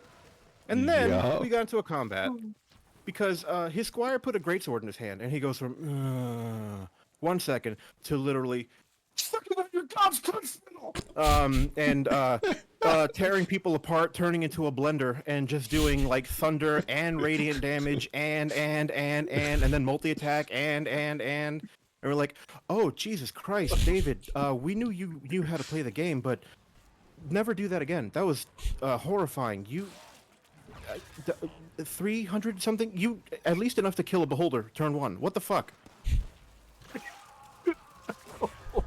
Oh, man. I love that little pry bar, though. Pry bar! Okay, so Denver, story time from you. Because we still need to get DM stories from the other two. So, favorite character story that you've had for yourself, or for for yourself, and then your favorite DM story. Because these two still have to do their DM story. Lord, and you're wanting me to play this game at the same time. Oh God, I picked the wrong. You'll be fine, dude. You have 3 level 25 plus characters running around with you. Yeah. You'll live. Yeah, you're gonna be fine. That one. I'm sorry, I'm having. Oh, go for it, Brain man. fart. Don't worry about it. Yeah, it's all good. Take your time. fine. Gotta hit you with it on the spot. It's fair. Yeah. Okay, The fuck? I'm just going to not do anything Go for it. Wait, what was that, you? because I cannot connect. I cannot make mouth and everything work together right now. All good. So the character story, I think the one that like is most memorable to me, just because it's like really an emotional like story to it. Mm-hmm. So I was a player in this game with a bunch of my friends, and the entire group of us were a very large mix of different personalities, as well as different choices as to which team we play for. Sorry. And so we were having this campaign where we were trying to escape the Underdark. Mhm. And my character and another character, we'd set up had set up where the two of us are supposed to be basically lovers, but I was a non-loth drow, and he was a like sun elf. So Okay. very like in universe bad combo. It would not happen. Like talk about your Romeo and Juliet kind of death. Yeah. But they were trying to make it work. Anyway, as we're going through and we're playing, we got into this area that had it's kind of a magical labyrinth-ish thing, except it was all inside of a house. Mm-hmm. And I made the grave error of teleporting when I wasn't supposed to.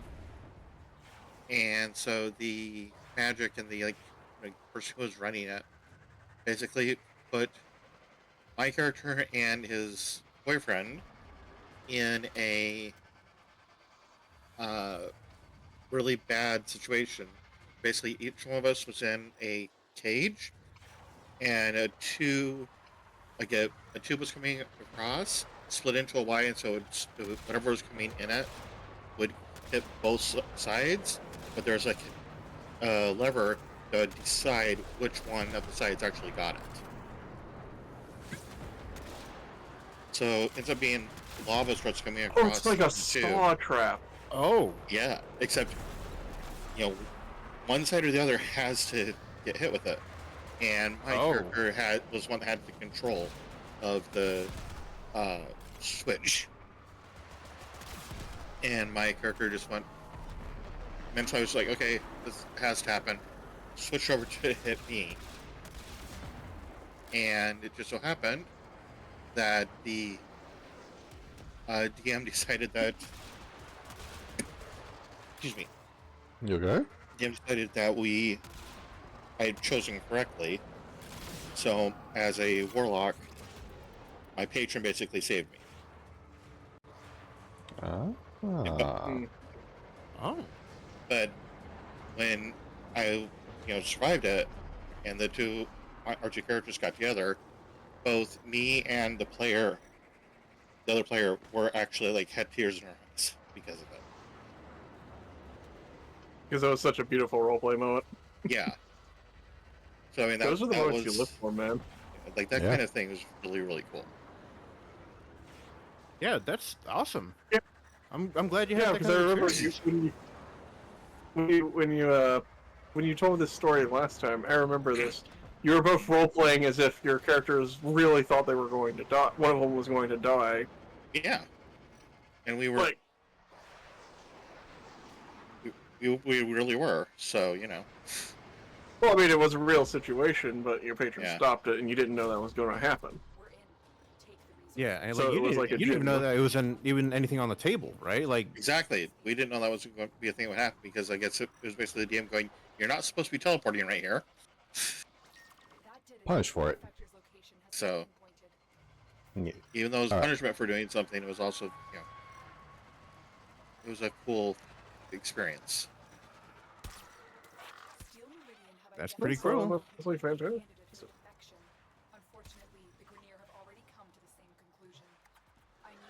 Alright, so, I gotta think of a DM story.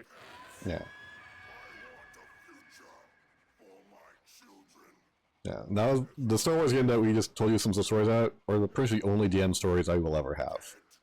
So they're all pretty much revolve around Bruce and shenanigans he gets into, or he doesn't get into, but he is noticed in. Mm. Otherwise, I got. Why is it whenever there's trouble, you're always involved? I don't invite this. Well, not so much he gets into trouble. It's just they find him in weird situations. One of them was he was at a bar. And Zed knows that story already. Okay, which way are we actually supposed to be going? This guy? Yeah. You gotta lead him this direction. Follow the yellow dot marker. And also try to kill anything that tries to kill him.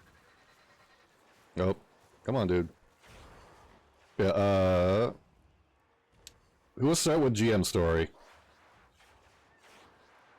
I'm trying to think of a good one from my repertoire. You gotta think about this one very hard. Alright, Yandere? does it have to be like a glory story, or does No, it need just to be whatever one story of you like the those most. that, Just the story you like the most from your GM campaigns. Don't have to be glory, nothing. Just your favorite story from being a GM. favorite story from being a GM? Yeah. That's a very hard one to come up with. I want to say this time I want to pick the beginning of my Giant Slayer campaign. If you guys don't mind me going. Yeah, go ahead. All right. So context. Giant Slayer is an adventure path for Pathfinder First Edition. It's set in a frontier town in an orc stronghold. A lot of history and geographical reasons why it's set there, but other reasons why the area is like that. Anyway, so we start the typical way the adventure starts off, but eventually I have to make adjustments because two of my players were listening to a podcast of people playing through this. If you're anywhere familiar with Pathfinder, it's the Glass Cannon podcast. They're very popular in the Pathfinder community. And so, early on, one of my players was kind of making a couple of metagame decisions that I caught him metagaming a bit about for things that were coming up later in the book. So I had to start changing things around and stuff. And whenever they started doing things that would alter the plot, I had to change the entire the third act structure to make sense more, because they basically foiled the original plot, or the lead up to the original assault on the town. They basically got rid of the internal saboteurs before they can be saboteurs, and basically had time to prepare for an oncoming assault by orcs and a couple of giants. It's kind of shitty of them. And keep in mind, they're level. When I say giants, Level I'm talking about 1. like some really low level stuff, like a couple of ogres, a young cave giant, and some not trolls. Basically, they're kind of like weaker versions of trolls, but they're all still giants, relatively speaking. They're still pretty scary. They still have the subtype. They still have the subtype to it. Yeah, still have the subtype. They're still very much a threat to the second level characters. All right. Yeah. Well, second level characters, then they became third level fighting, and keep in mind they were preparing for this assault. So basically, I was like, all right, your character are now helping to plan for this assault. I will give you as much time as you would like out of character, out of session time, because this is an in-person campaign. You know, there's a gap of weeks between things. I want you guys to go over defenses. You know what their target is in the town. They're trying to get to this specific rock formation because way back when, there's an ancient tomb here that houses a giant artifact that they're trying to get. Because the long-term version of the campaign is the giants are trying to form their own army and take over the continent. And that's what you're trying to stop. And this hammer goes to a artifact forge for the giant god of smithing and forging. And so this is what they're after in the town, because there's a giant's tomb inside like the plateau this town is built on. So like they're trying to get to this tomb and get the hammer. And, you know, now there's a town of humans and half orcs and stuff in the way. And so I told them, you know that our precise force of orcs and giants is going to be coming. You tell me what necessary defenses and precautions you want to take and stuff like that. So they get back to me. Basically, they set up the pretty standard barricades and fortifications you would expect. But so in Pathfinder, there are some reloading rules for crossbows, and they are very, very stringent. It's like a move action for a light crossbow, and a standard action for... No, it's a full round action for a heavy crossbow initially. Huh? So, on the barrier walls, they set up a line of heavy crossbows that they can run over, pick up, fire, and put back down in a single round. And between waves of enemies, they're going to do reloading. And if anything gets too close to the barricades, the Reach Fighter and the mentor for one of the character, which was a dwarf with Dwarven Longhammer, which is basically a Reach version of a Warhammer, would start picking them off at the barricade. And meanwhile, they'll be lobbing spells and bolts. And in the case of our Archer Magus, he's going to be spell striking arrows at them. Mm-hmm. So basically, they planned this pretty thoroughly. Like, I was like, all right, there's this spring of water right in front of where they set the barricades up at and stuff like that. This is one of 2 sources of drinking water in the area, but they know that it somehow refreshes itself, but they're not certain on how it does it. So I was like, they're like, all right, GM, we're going to have a couple of surprises that you won't know about because it would affect your ability to run the assault if you knew about them, because you might also metagame. I was like, okay, you can prepare a couple surprises. I'm fine with that. The enemy shouldn't know. I shouldn't. It was one of those moments where you, as the GM, get the blind interaction with your fellow players, and you don't know what to expect. I was down for it. It was within reason. So, Okay.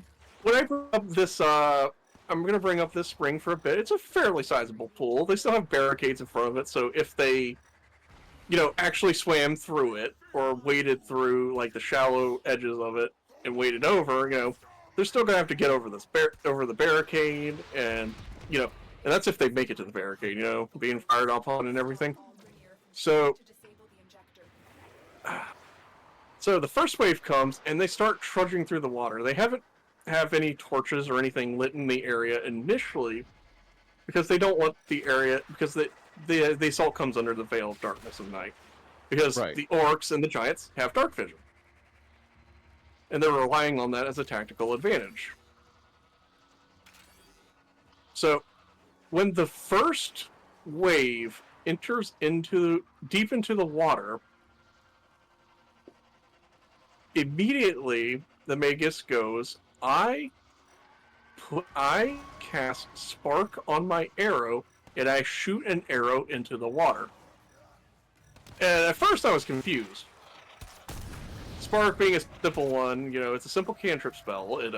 It's used to light campfires. It's basically like a flint and steel type spell. It's nothing that'll do too much damage, but it can start a fire and stuff. So what I wasn't told initially was that this water reservoir in front of the barricade, they pumped it full of oil. So when the first wave was trudging into the water, he set the entire pool on fire. Well, the top layer anyway. And the entire first wave succumbs to like ongoing fire damage because, well, these are low-level mook enemies. Right, but that would also trick out anything that has Trollkin ability with regenerating health. Yeah, exactly. And I rolled a timer for this, and basically, it lasted like 2 or 3 waves, roughly. And keep in mind, when I say I give them like 2 turns between waves, being a bit generous, sure, but even then, I feel like that's a modest amount of time for the next wave to start literally coming into the map and start attacking them. Yeah. And so, first wave goes down to that. Second wave included what was basically called shield breakers, where they had shotels, which are the swords that are used to reach around shields and stuff. Yeah. So they started coming in and basically, and not only that, they also had pylon throwers, which were, you know, the Roman spear where you throw them into shields and it latches into the shield. Okay. And it messes up shields. Yeah. So I had those in our group, and because they're not, the only ones that could really return fire were the spear throwers, the pylon throwers, and stuff like that. I almost decked the sword and shield slayer. I almost decked a shield. It missed by like a couple points. I was like, dang it. You know, it's like, ooh. Could have reduced his AC. But, you know, dice roll where they do, and I'm very fair about the rolls. I roll right in front of them. You know, not making it up. Right. Good. being absolutely fair with it. And so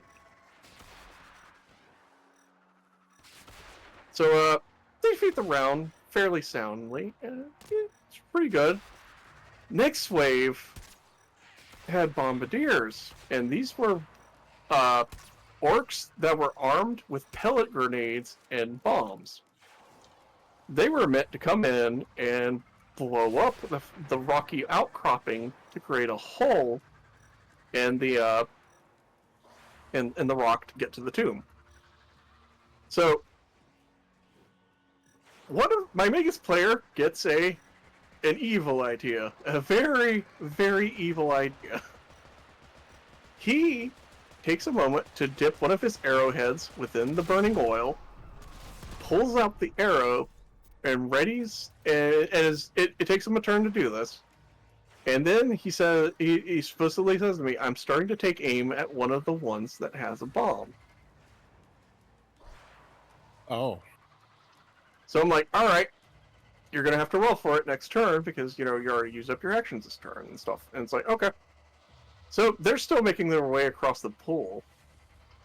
And so it goes around, a couple of people volley a couple of crossbow shots. The two people who are sitting at the you know, the barricade are, if they're pitching shots, they're getting ready for the when they close in, basically. And so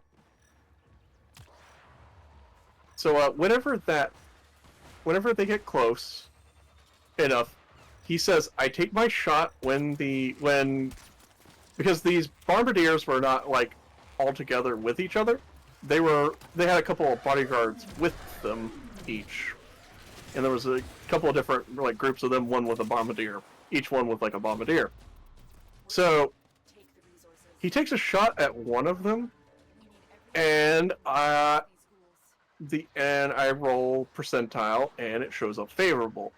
So what I had happen is, as like the arrow plunked into the bombardier, the fire caught on the line of the bomb, and so the bomb goes off and deals area damage to the people around him. And it puts all of them immediately into orc ferocity because I rolled high on the damage. And they failed their reflex save. So I did the measuring and I realized, wait a minute, based on where this bombardier is, that explosion would actually manage to catch another bombardier. So I was like, alright, hold on. So I rolled reflex. He failed. And so that bomb goes off. It doesn't... and the same thing happened. It rolled high damage. All the orcs somehow failed their saves because they have good fortitude, but reflexes, Right.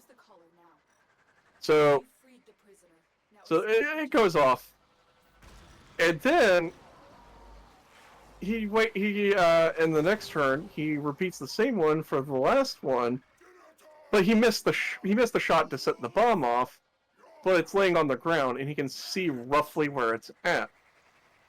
So the next wave was the ones that included the trolls. So he waited until the one coming on the far side in a group would get close to the bomb. And so So he waits, and then he fires the shot at the bomb, and I roll the reflex saves. I don't think it was like moderately good damage.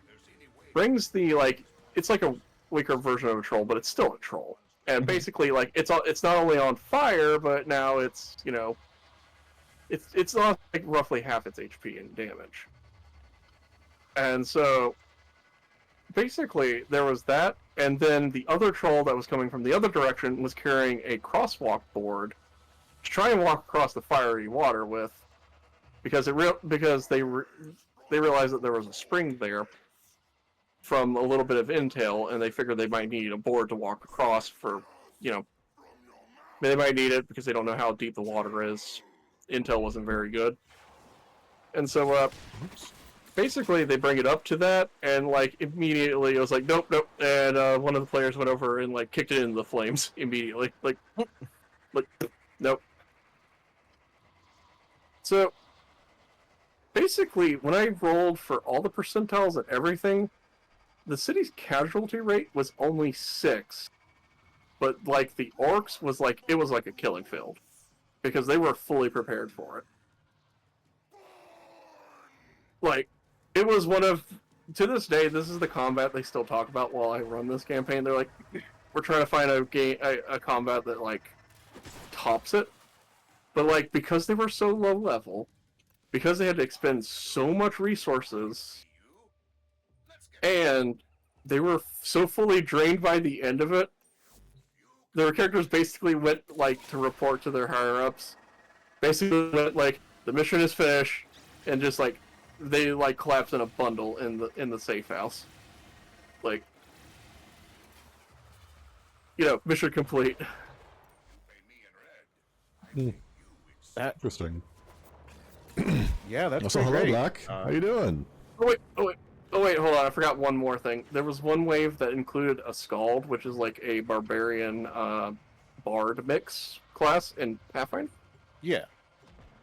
So one of the guys saw that he was coming in with like a war drum and was gonna buff up the orcs with like his raging music, Mhm. So the Slayer immediately went over, picked up a javelin, and hucked it as hard as he could at the drum. I told him roll for AC. All right, now roll for damage, because in Pathfinder we have a hardness rule for objects, which is like kind of like an object DR. Yeah. So, but it's made of wood and leather, and he's like, I'm aiming for the leather part. I'm like, all right, now roll your damage. And he didn't have enough damage to give it the broken condition. So the bard the skull turns around, looks at him directly with like the most angry, and like drops the drum as a free action, as a standard action. I'm like, and I cast Lesser Confusion on him. So his next turn rolls around, and basically he has to roll a percentile to see what happens. And he rolled the one where he stabs himself with his own sword. Oh God. Now, he does a fair bit of No. damage to himself, but the cleric's right next to him. He was fine. But even then, it was like, oh god, this is gonna suck. Because confusion is like, Confusion is one of those spells where it's totally fine if the players do it, but it feels really fucking bad if the GM uses it against you. yep. So yeah, that was that's how I did the Act 3 for the first book of the game, and my players say I haven't topped it yet, which makes me a little sad. It also Well, I tells me I mean- did a good job, though. Well, yeah, man. Sounds like it was a lot of fun. I don't know if I would have. Well, Oh, I think we may have had one situation in my typical party where we may have planned something out that intricately, and it was only because we actually did have time to repair, like your players did. So yeah, but you know what? Hey, props to them for being able to be like, okay, no, we've actually thought of a contingency for this, and this, and having the adaptability to say, oh look, a big fat juicy troll? No target? Yes. and keep in mind, they had They had basically this old dwarf mentor that was assisting them in the defense, but they wanted to keep their numbers smaller because they wanted the rest of the military to basically. They were on the higher part of the plateau that the town sits on, and like they were raining volley fire into like the largest part of the force coming in, and like, you know, dealing with other things. Because sometimes I was rolling for like, okay, this is the one where some of the orcs are trying to rock climb up the plateau and try to get to the top to try and like navigate their way up there. Mhm. So naturally, the archers got pulled away from the plateau, firing into the main part of the army in order to go deal with that for a couple of turns. Or the local druid cast summon nature's ally, and threw a bunch of birds and other animals down at like the orcs as a distraction. You know, like there was like things going on in the background that was affecting their combat. Yeah, for sure. like- But the parts that they were privy to, like in the immediate sense, Yeah, I'm sure it felt really good to be like, oh, this shit, like pumping, tons of barrels of oil into the local drinking supply. Yeah, it was a risky gamble. You could have given everyone super cancer, but it actually paid off. We managed to blow up a ton of orcs and trolls and stuff, and not everyone got poisoned, and that's what matters. and not only that, like what they did also is that inadvertently they couldn't go through the water, so they had to go one of two ways. So they kind of made it like a bottleneck way of preventing things from coming at them in certain directions, and basically, as a result, they have to either go one way or the other way to get to them, and it's a long way around that spring. So it made for a good killing zone for not only the archers on the plateau, but also for them to volley crossbow fire and the longbow at. Like they thought it through. It actually kind of surprised me how many tricks they had, but how well thought through it was. And so basically, like the leader of the forces realized it was going to this was not going to plan at all. So like he turned tail and fled because like the hill giant that was basically took over their tribe and made them like agree back to like an ancient promise this orc tribe had with the hill giant tribe. Mhm. Like she made them like renew their oaths and basically like be the main attack force and stuff like that. And she made it very clear to him that failure of this mission is your head. There is no failure here. You either succeed or you die. So And he thought it was a better idea to run back to base camp and be like, nah. no, he did even more. He ran to a nearby town that was okay with half orcs because he was a half orc. Yeah, 'Cause he was all right. He was a little more clever than your average orc because he was a half orc. He was like, yeah. I'm gonna take my chances anywhere that's not here. So, bye. Man, Luskin sounds beautiful this time of year, dude. We're in the south of Faerun. What you're going to fucking Icewind Dale? What happened? You don't want to know? I'm not going to talk about it. How about that? Exactly. He's like, well, I could either go back, face death here on the battlefield, or I could take my chances in a place that doesn't know me. Yep. Bye. It's a really interesting story called Mind Your Business. Exactly. And that's kind of a subplot going on because he was also the one coordinating the saboteurs inside the town. And the reason that there was even tipped off is how the adventure starts with basically like a mysterious murder of someone important in the town that the players have to investigate. So, it's pretty stock standard adventurer start. You start to figure it out. The more you investigate, the more some of the saboteurs are sent your way to try and like quietly deal with you as best they can. But my players were like getting one or two steps ahead of things at times because they're like, all right, something's really wrong. Right. And so, basically, because and this is kind of like an important background info, because it's set in orc stronghold where a region that basically this is the orc territory on the map. This is where the vast majority of like orc tribes are found. You know, like they compete for territory, resources, and all that stuff and everything. You know, this is not a lovely place to live because the wildlife here is also very, very primal. Right. A little closer to not quite dinosaur, but like you see like it would have something very close to like the equivalent of a saber-toothed tiger in the hold. Like there's Right. Skyrim. there's some like really big, really nasty things living here, Skyrim. and that's what they hunt for survival. So yeah, it's basically kind of like Skyrim, but more desolate in the sense that it's less snow, more Badlands type thing. So So it's like Northern Hammerfell. yep. Yeah, exactly. It's kind of like Northern Hammerfell. So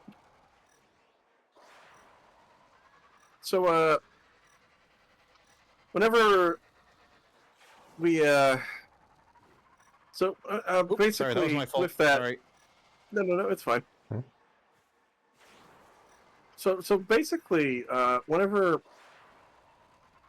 so basically, the long story short of this is basically another nation sent farmers into this territory, and they used to be basically their nation had a much firmer line that was deeper in this hold, and basically, I say hold, this territory, and basically, over time, the tribes pushed them back, and these retired crusaders and farmers and all this stuff were on the other side of the line, and then they were like, well, they'll live, if they live, they'll die, because they were too busy worrying about trying to push back the enemy all these enemy tribes unified together. It was literally called the Horde Line, to give you an idea of how bad it was. So they were like, doing everything they can to push the orcs back, and it's like, they're behind enemy lines, we can't do anything for them. And it was like that for hundreds of years, so let's just say because they've been fighting orcs for well over 100 years, they are not fond of orcs, and they are mistrusting of half orcs for understandable reasons. Yes, they're a bit racist about it, and there are racial tensions in the town. So, taking advantage of this, the half-orc saboteur that was part of the tribal orcs went to get sympathizers inside the town because every orc, tried attacking the palisades and the plateau cliffs and everything, and they don't work for obvious reasons. Those are the defended points, those. So he tried to be clever and was like, all right, what if we got saboteurs that were already inside, working to, cause problems, and basically, from there we divide and conquer. And so they do. But the plans get figured out by the party, and they start diffusing the racial tension almost immediately. Like this is not a humans and elves versus orcs. This isn't like that. No. This is our town defending itself and coming together. And these people betrayed the trust of our town and the common defense of it. Basically diffuse the racial tension, instead replace it with like kind of sort of like it's not a nation, but like, a sense of community. In order, appealing to a sense of community between them. And basically it worked. Wolverine! And so, yep, exactly. Wolverine! And so basically, when,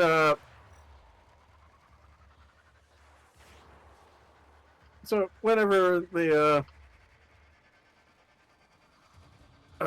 so basically whenever it came, like, time to, like, deal with some of that, they did a very good job, and basically it was like, they punish the half-orcs that betrayed the town according to their crimes. Like, some of them didn't actually kill anybody. They were doing, like, minor sabotage or, like, giving information and stuff. Some of them got off easy with, basically, you're basically doing community service for, like, years upon years or stuff like that. Ones that actually, like, participated in, like, attacks and, like, actually killed people, they naturally got executed because frontier justice.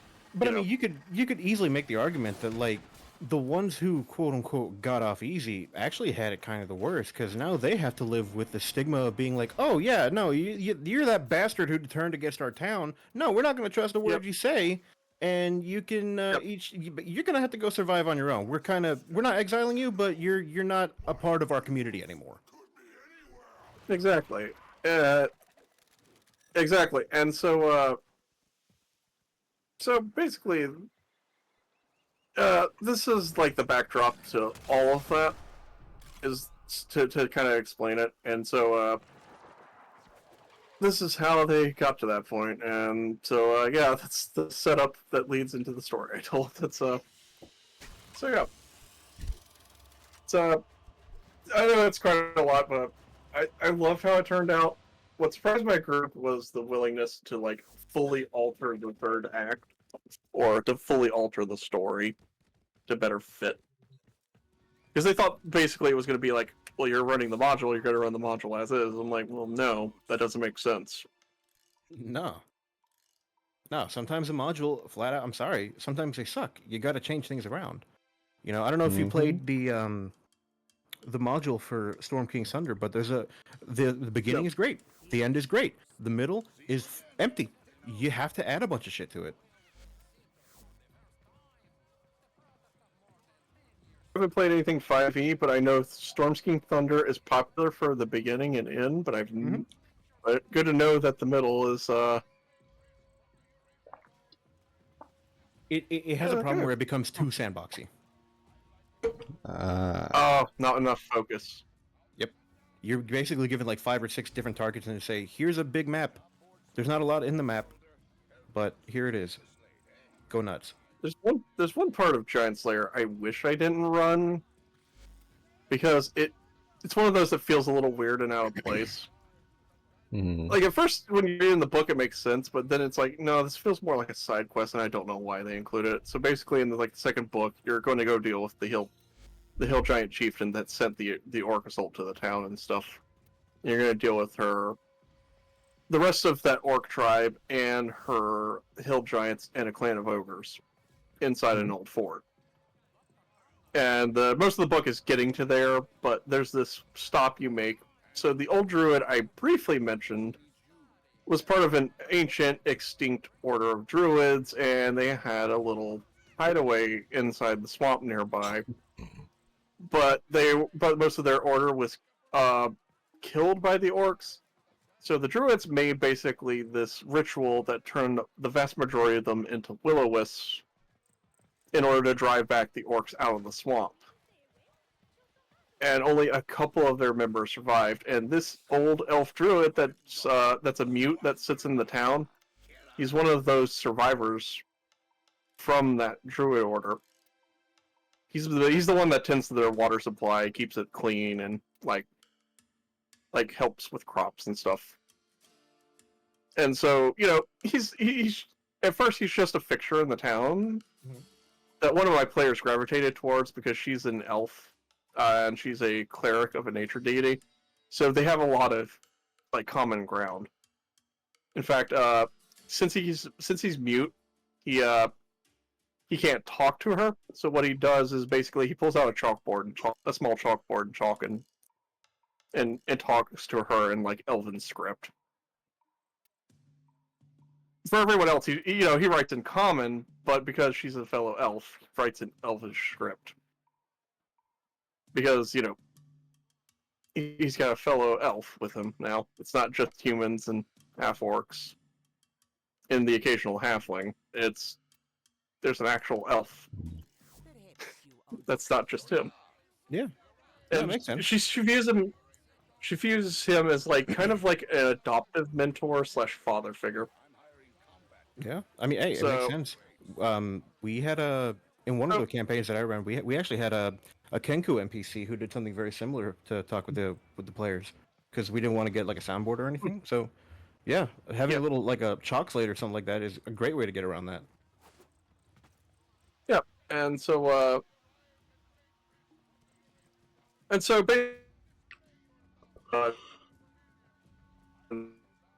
Zed, net problem, hold on.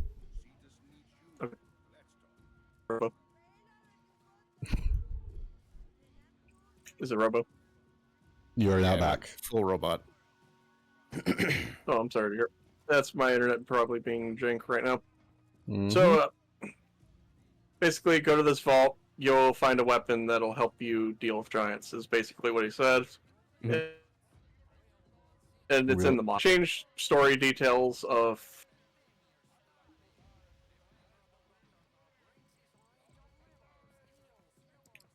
Jesus Christ, Zed.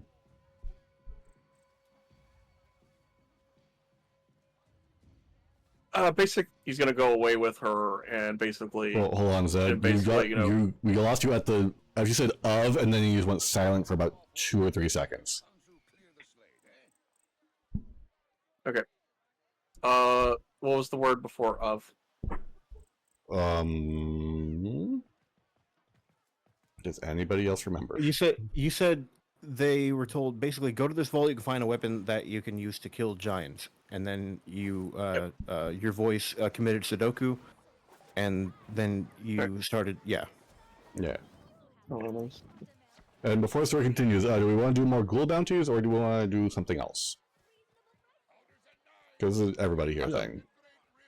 I'm down for anything. Yeah. Denver, what are you up for? I'm not really sure. I do have a mastery rank I should go do. Okay. I know he needs to do. I also know he knows he needs to go do Duviri, but he doesn't like doing Duviri. No, I don't like doing Duviri.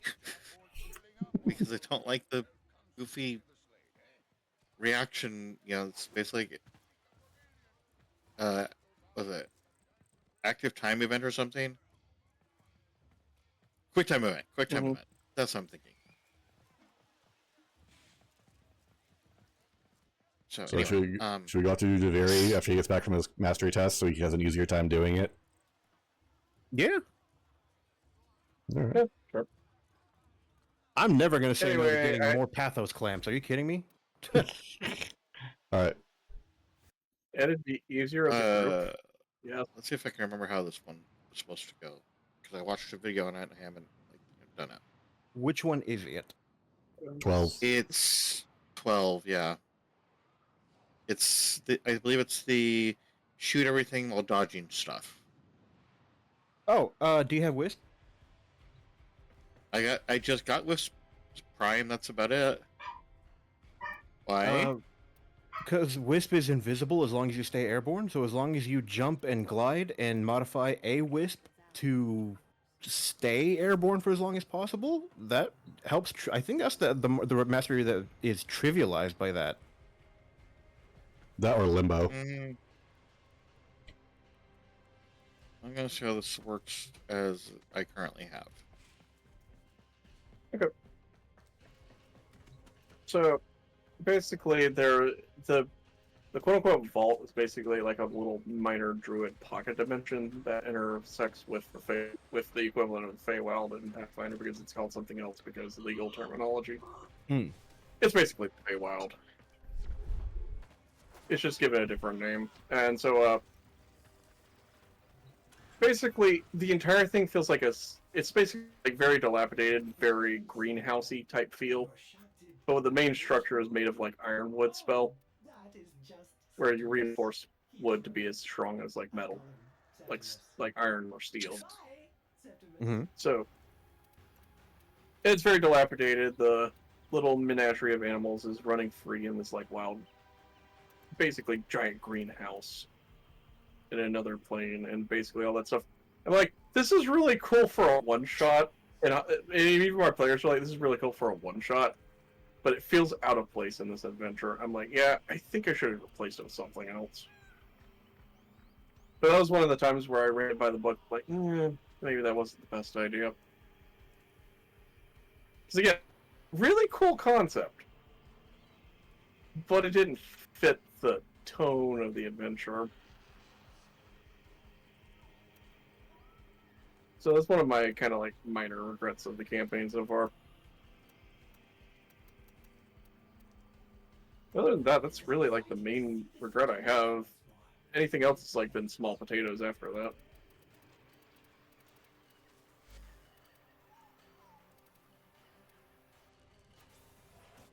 Is that Gene? You got any GMs? Yeah, I got the invite. Give me a sec. Okay, I just want to make sure because So, internet. Chip, you got any GM story? Yeah, I have one that I can think of off the top of my head. It was when I was running. That was actually the first game that I was running for ever. Um, Oh, this is always special.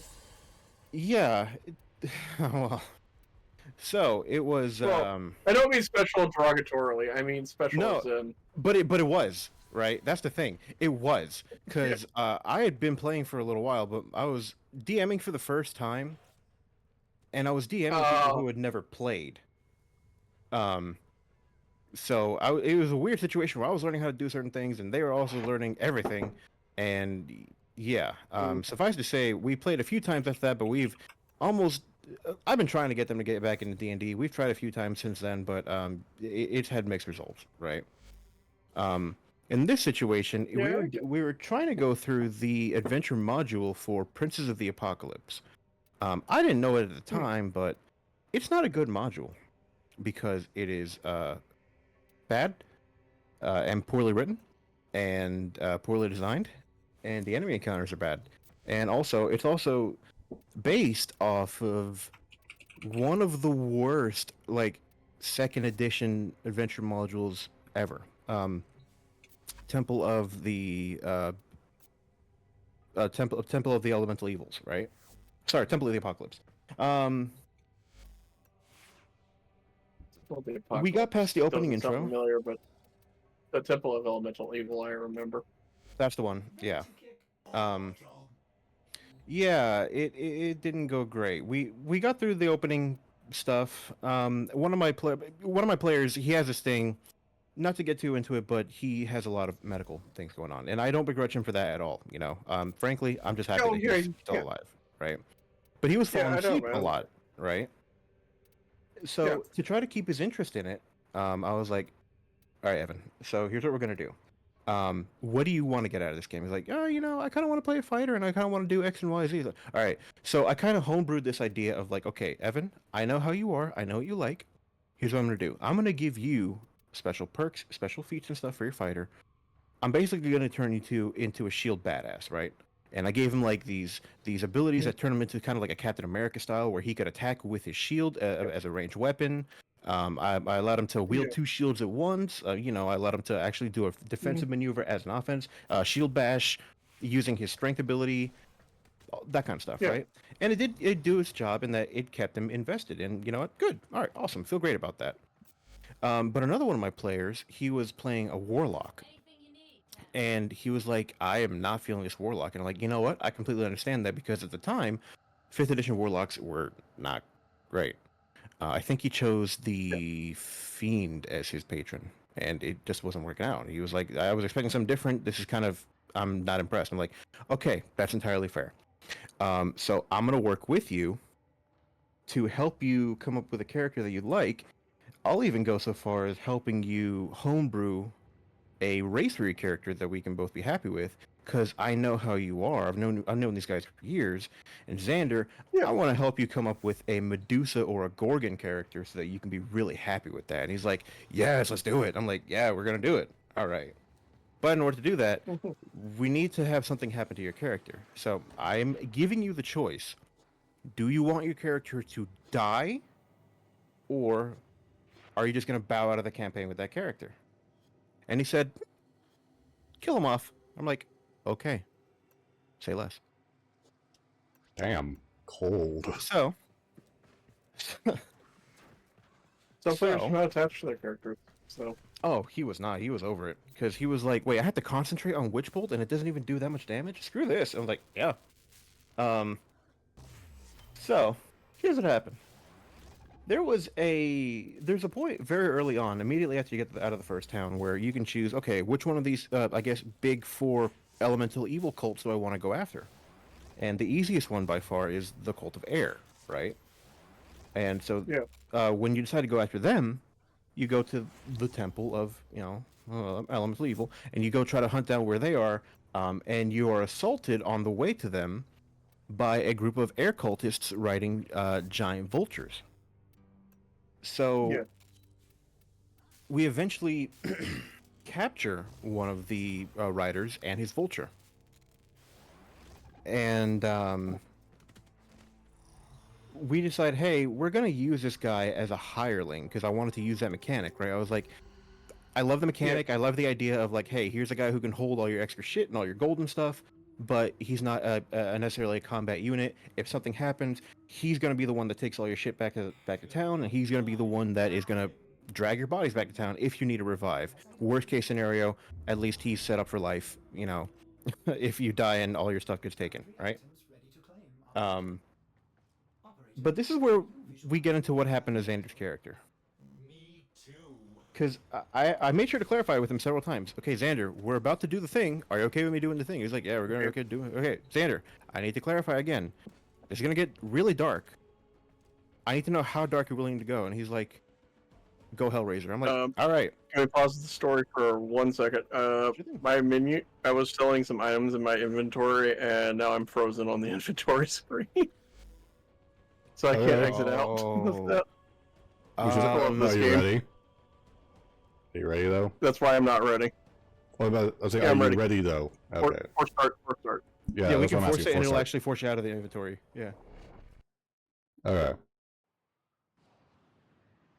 So he's like, go Hellraiser. I'm like, oh, we're going. All right, good. Are you sure about that? Yeah. So I'm like, okay, well, you've got this guy captured and he's unconscious. What do you guys do? And remember, guys, you can look on your character sheets for anything that might be useful, anything that you could take advantage of. It's like, oh, okay, well, here's what we're gonna do. Well, Xander is kind of dead in the corner. We could bring him back, but we don't want to, because that'd be a waste of a spell slot. I'm like, that's a good point. He'd be a whole spell slot that you'd have to waste, a whole revivify or spare the dying or something, and you don't want to do that, do you? And he's like, no, we really don't want to do that. So what we're gonna do is this: we got to capture that. We got to keep this guy tied up. I think what we should do is this. So, long story short, my players decide the most humane thing to do to capture this air cultist is to go over to Xander's body, gut him like a fish, and use his intestines as rope to bind the cultist that they have captured, and then start interrogating him. Jeez. And I'm like, Okay, that's yeah, so he's gonna very take hard. he's gonna take extra psychic damage from you guys doing this as you're interrogating him. Are you guys sure you want to do this? He's like, yeah, no, we're sure we want to do this. And Xander is like laughing his ass off. He's like, this went way more horrible than I ever anticipated this happening. Yeah, no yeah. kidding. They then proceeded to enter like a tomb where they fought things like a magic sword. One of those animated swords, right? Yeah. In addition to them getting a bunch of crit fails and throwing their swords at the sword, I also got a bunch of crit fails and ended up having the sword throw itself at them and embed itself in a wall. And it was just like critical failure after critical failure on everybody's side the entire night. I don't know what kind of horrible black magic was in that room that day, but it was funny, to say the least. Or at least in a dark comedy sense. Well, minus the whole disemboweling a guy, but Yeah. as far as the whole sword embedding itself into a wall because whoops, yeah, that was funny. Yeah. Yeah, decrees. Yep. Are we waiting on everyone? I'm good to go. What do you do? I'm thinking either this, I can either run Harrow and give you guys energy, or I could run my Nesha. Because I've got Banshee, Vorframe, Nesha, Varuna, or Harrow. Warframe. Dude, it is what it is. I'm not saying anything. I had 3 choices, and Yeah. one of them I don't actually have as a Warframe. That's Then fine, you'll you get still a take basic loadout for it. You got base load Yeah. out of it. You got a base. okay, so it's like Corvix. Yeah, so I'll stay with this then. Yeah. Make sure people can Corvix is live. fun. Either this or Limbo Prime, because the other one is Stalker, and I'm not feeling it right now. Yeah. Actually, you know what? I'll go with Stalker. His Damn. abilities are fun. Alright, Decree. I'll go with the fist bender. Okay. I'm gonna reroll my That is- decrees. Wait, what? How do you setting degrees? What? We have Efficient fighter. fighter. Down on your Yes. D-pad if you're using a controller. Yes. So I've already got additional 50% energy efficiency for my my hero. Let's fucking go. Alright, everybody got their decrees ready to roll? For those who have them? Wait. Should I not have degrees after having gone through this once? Well, you get We have decrees as you bonus play through. because we're higher Yeah, we level. have, yeah. Like I went through the question. It didn't keep me in any of those degrees. No, that Is was that already what you're telling temporary. Yep. Yes. Because you have something even better Oh. called intrinsics over here. Mm-hmm. Over here. These? Yes. These are permanent buffs. Oh, I have 24 of those available. Alright. Probably for you, endurance. Make it so you're harder to kill. Yeah, Endurance. yeah, more HP and HP regen for your drifter is definitely. Okay. I cannot afford anything else, but I did grab one endurance. Okay. Alright.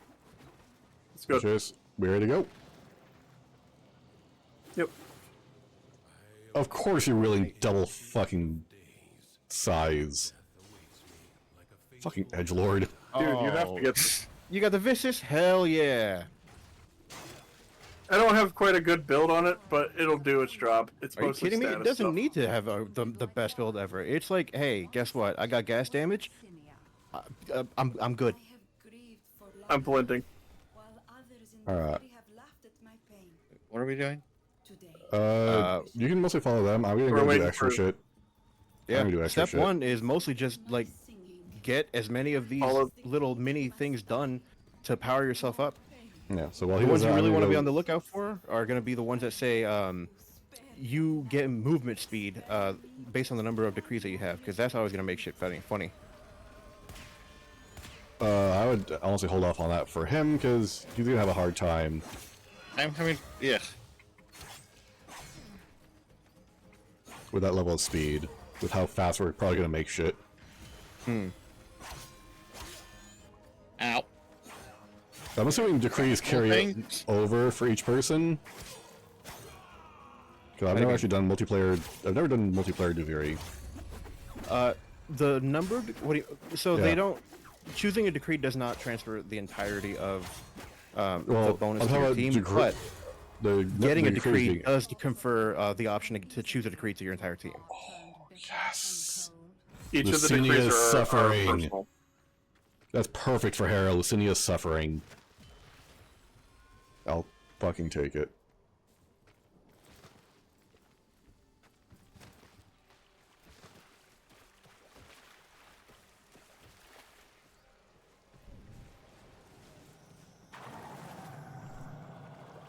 Fishy, fishy.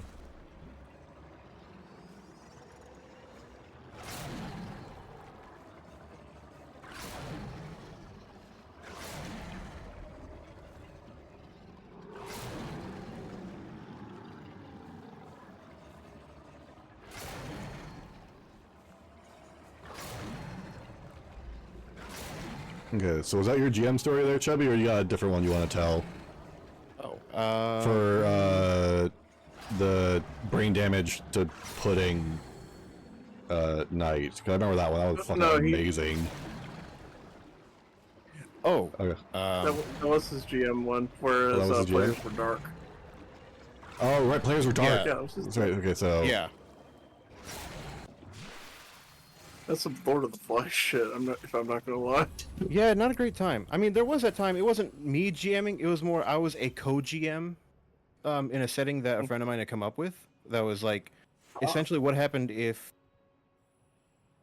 So in 5th edition, it takes place on the planet, the plane that you do everything on is Toral, Coral. right? And Yep. it comes about because it used to be the plane of a bear Toral, right? And it got split in two, with a bear being the setting for another. I forget which setting it is. I think it's Dragonlance. Wait, what the hell? Why is my reflection not going into the light bulb?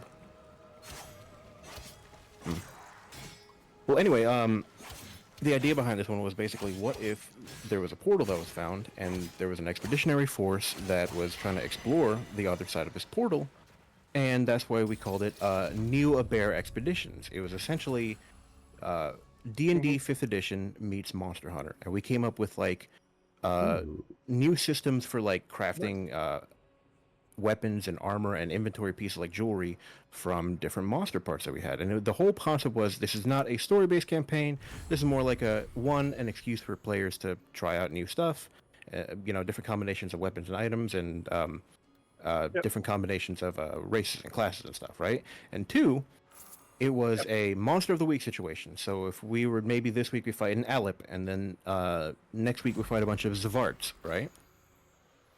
So my co-DM took over, and the idea was, okay, well, she wants us to... We have a contract to rescue a bunch of pixies who were being held captive by an Alrune. Okay. And now remember, the operative word that I said there was rescue. Mm-hmm. Our no. our monk did not get the memo. He wasn't on the same page, is what you're saying. Not after a little while. Because the pixies and the Alrune eventually use a nasty little spell called Confusion. To fuck with us. Oh, And no. eventually they're like, well, they're gonna fuck with us, I'm gonna fuck with them, I'm out. Liz Ogna, done. That was his name. Oh, there it is. Yeah, what is going on with this thing? I don't understand it. Yeah.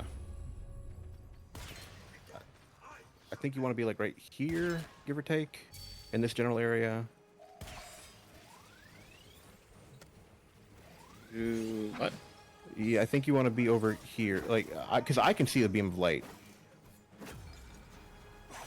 And I can see your reflection moving around to touch the beam of light. I just can't. Okay, maybe a little bit forward. Alright, so you walk around the mirror, the orb thing in front of you, and you're going to eventually see a beam of light. You're trying to guide your other self into the beam of light.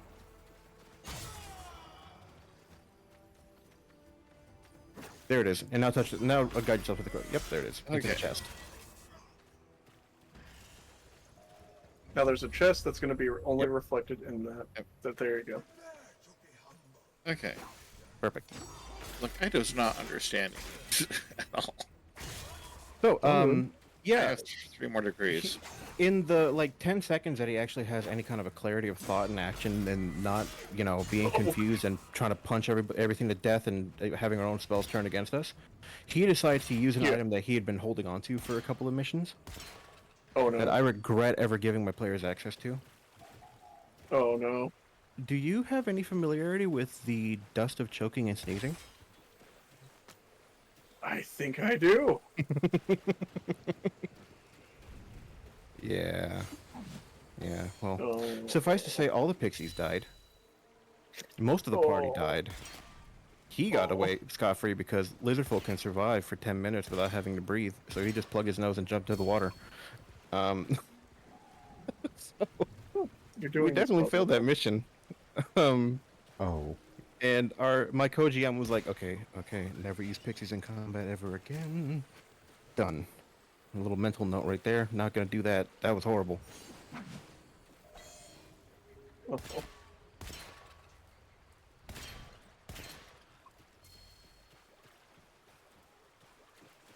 Alright, the next one needs to be an E.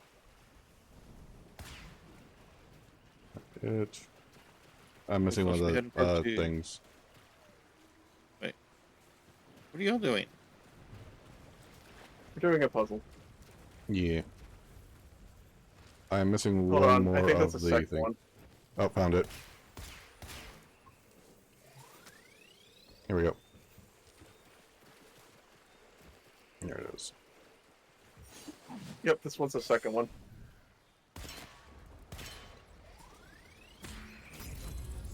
Nice. Oh, need to go down there and grab the rewards. Mostly see if I'm going to get that bow part. I'm only missing one of the limbs, and I can figure out the exact one it is. For the Chinta? Yeah, Cinta, yeah. for the Chinto. Cinta. Ooh, hello, Precision Strider. Easy choice. Make my hero even more stable. Okay, there we go. Don't run. Don't you run. You're only gonna make it worse for Alright, yourself. so... Here's... Alright, so like that.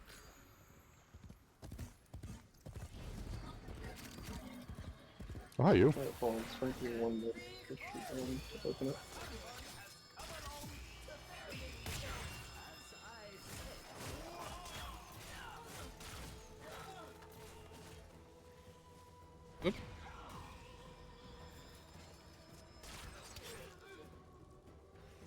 I was doing decrees. Where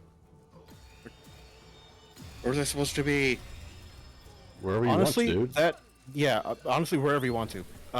Because when Explore. somebody gets a decree, it is shared across all players. The ability to select one. You can do whatever you like. Well, I was trying to follow what you guys were doing, and the next thing is apparently going to the Undercroft. Oh, that, yeah, yes. we can. Yeah, I mean we can. Really, what we're doing is what most people end up doing is we spend some time looking for things that are, like things that you can shoot at, or roving bands of Dax heralds and stuff to kill. Because when you do that, you just get decrees and you power yourself up. It trivializes the rest of the game of the Duviri experience. Yeah. Because your drifter's HP and your warframe's HP goes up, and your drifter's damage also goes up the more degrees you have. Yep.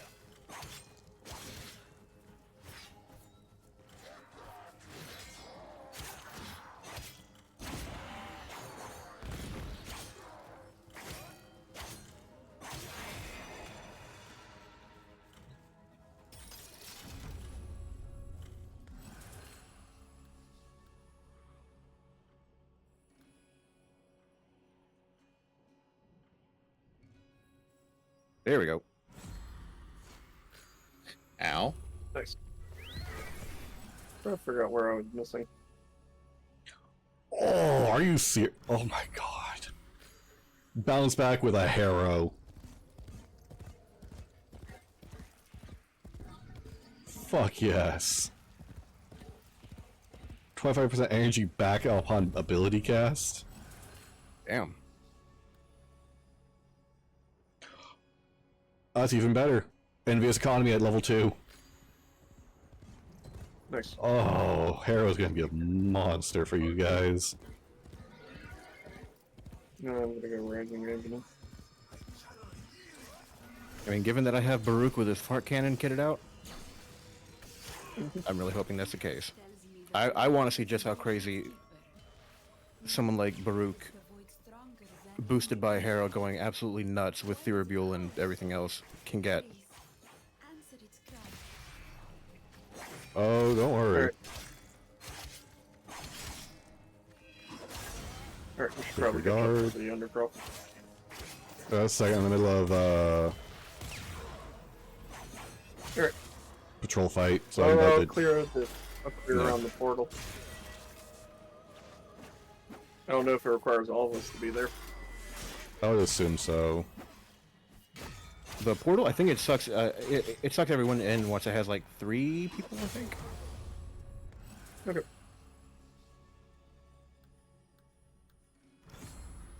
Okay. I'm ready to roll. All right, and here we go. Great. Oh wait, no, hold on. Head 2 over- seconds. over to 1, 2, 3, 4. Shit. 5. There we go. All right, you can have that. Alright, pick our decrees, then we go through. This hero's gonna be a monster. I'm at Scornful Cast level 3.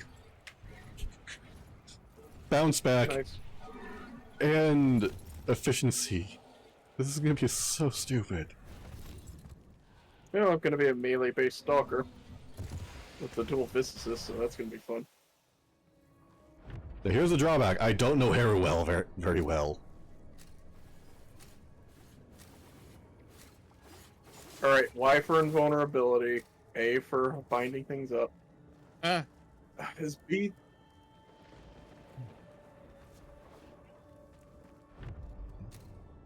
X I know is energy. Y is invulnerability because I remember that from. Oh, cool. Okay. Eidolon. Yeah, Eidolon. Oh, that's reload. X is some sort of bonus. Energy, energy, energy, energy, energy. There we go. 6 energy per kill. Let's go.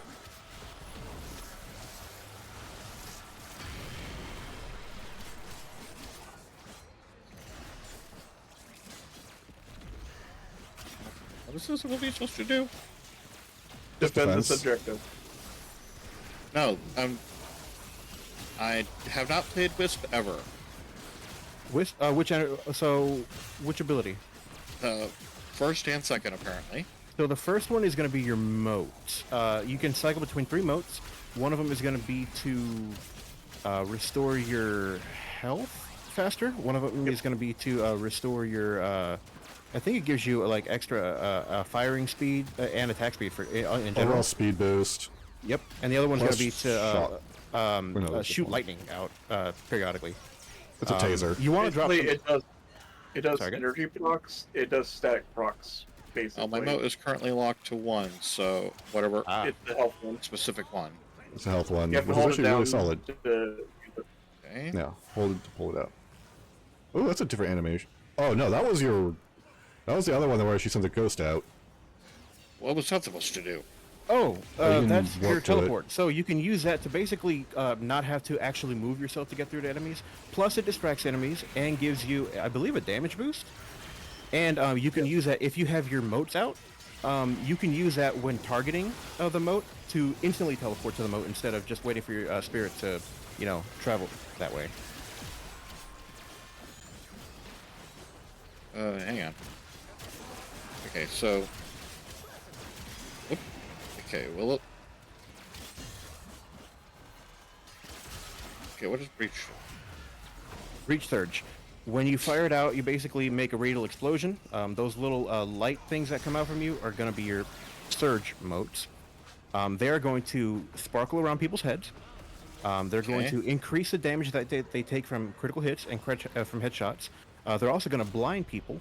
And when when you kill somebody with a headshot and they have a breach surge mote around them, the surge mote will transfer to another enemy, and basically it can pseudo infinite chain around to enemies.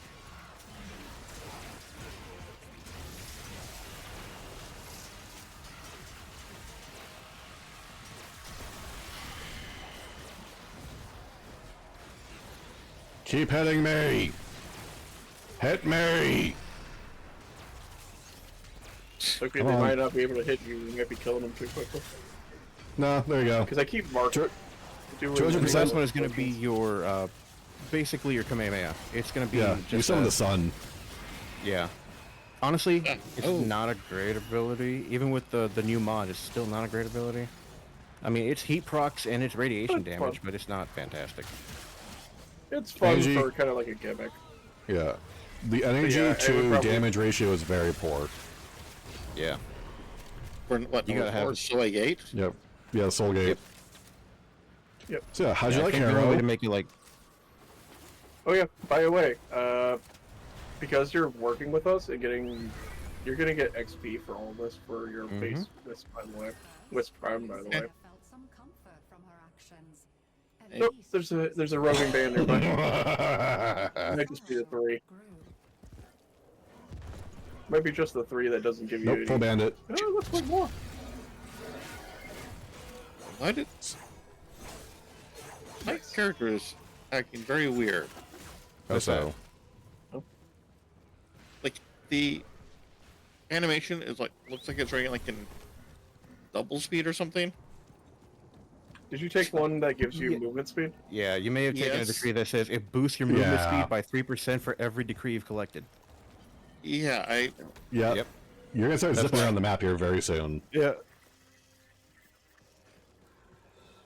Yeah, the I- animation's built only for certain level of speed, so it's gonna look a little weird. Yeah, behind it's it. gonna it's gonna look goofy. You're actually it gets to a point if you play this mode long enough where it will be hard to control yourself because you're actually flying off the edge. Exactly. It's hilarious. that fast. Yes, Oh, yeah. legitimately that fast. Because like there's a part of the map that you can look Let's on put it where this way. there's it looks like a big old like round spider web. You can actually see it over Yep. there in the distance, and that part just becomes just ignore that part. You're not gonna be able Where? to navigate it. Or lost lambs. Where can their mistress be? It would be too sad a fate if the wolves took them. Oh, increase the number of times you have to return. This is gonna be so Yes, it- unfair.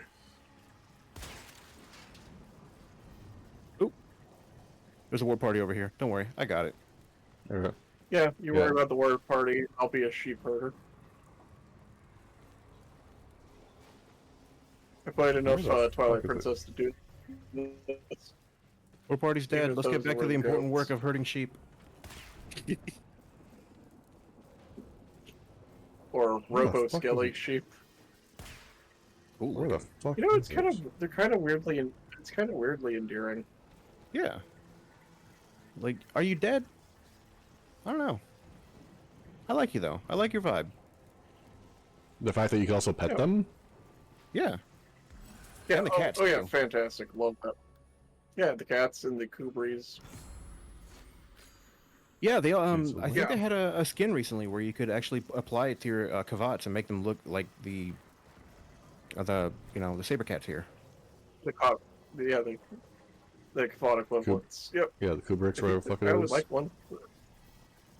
The Kubris is the Kubro equivalent. I can't remember what the Kavat one's called. Oh, Because usually when I see them, it's the one. It's the infected one where you have to tame it. Oh, is there a dog or a Kubro equivalent here? I didn't know that. Oh, Yes, they're called Kubris. Okay, where the fuck is this thing located? Why am I not finding? There we are. Down here. Also, be careful of heights early on in this place because you can die from fall Yeah. damage. Yep. Found that out very quickly when I was trying to tame an ore worm. Why does it say only 6 times have been returned? I don't know, but Well, there I'm are trying to get there some look like there are a more. bunch of those up on top of this thing Whatever. here. I found another one of those Um, owl puzzles, but I can't find where the fuck the plate is for it. Alright, could you not get AI passed onto the environment? Okay, that was weird. Got a bunch of them down here, but they're being weird in terms of pathing. Shoot him.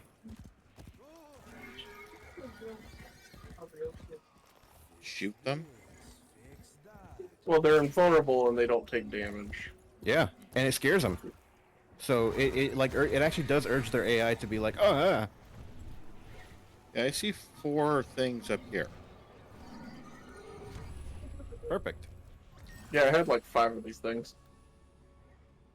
Sorrow had made Lucinia compassionate. Alright, I'm gonna do my 5 With pain, decrees very quick. feeling it. Because these Go are for it. The undercurrent building up. is in agony. I'm gonna go. Twisting the void, tearing me in 2 impossible directions. You're gonna have a There's lot some of fishing intrinsic spots settings in around this. here. Put an Oh, end yeah. to it. I thought I saw a fishing spot around here. Oh, I did fishing. So it has individual for each person. I want to become the maw. Ooh, a chest. I haven't gotten one of the fish yet. It's the long. It's not the. It's the long one that's kind of like a cylinder-ish kind of look. Yeah. It's one of the bigger ones. I can't get that one, but I get all the other fish son of a from the bitch. Duviri ones.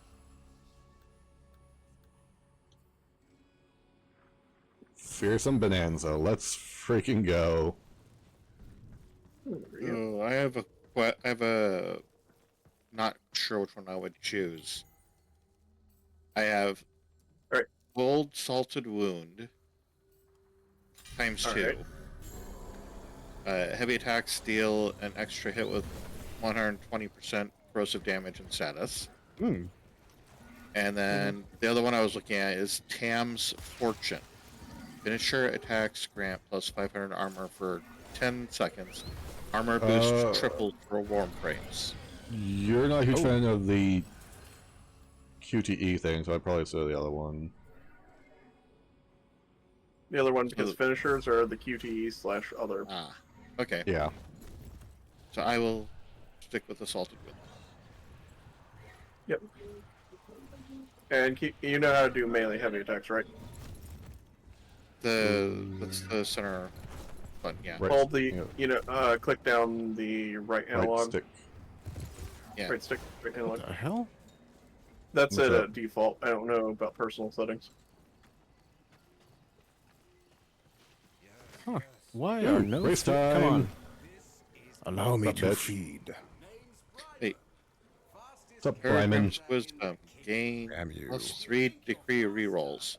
I don't feel like I need to reroll these, but should I?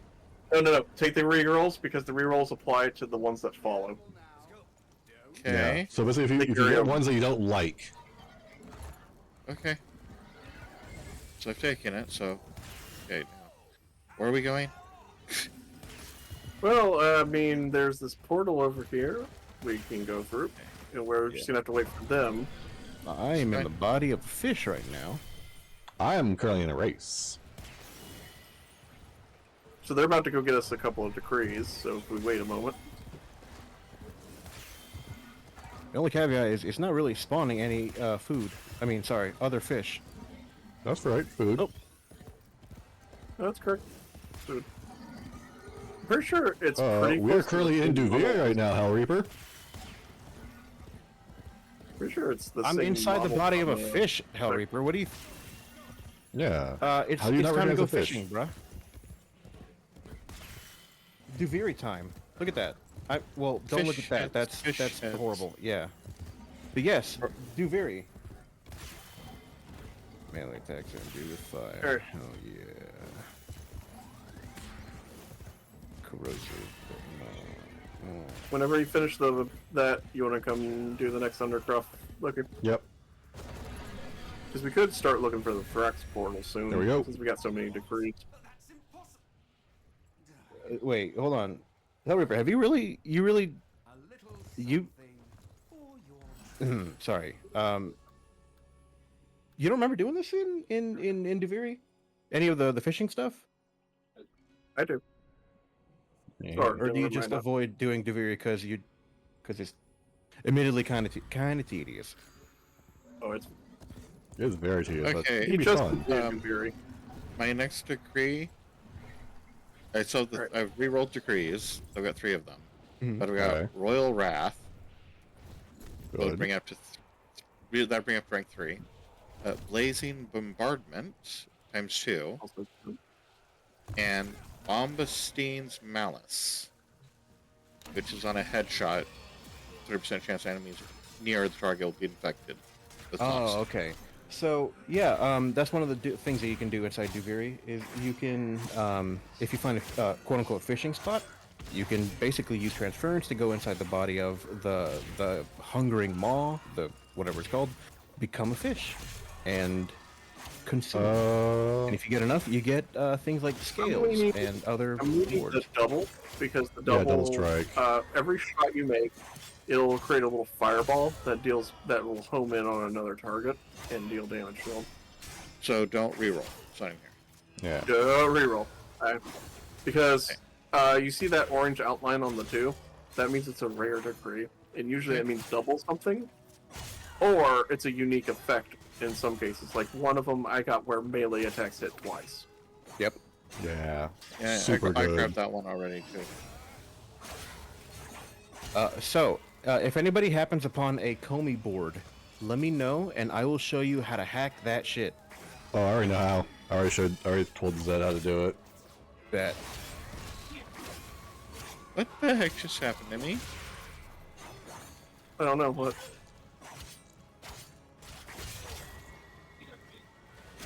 I have all sorts of, like, fiery glowy. Oh, Loden's Rage.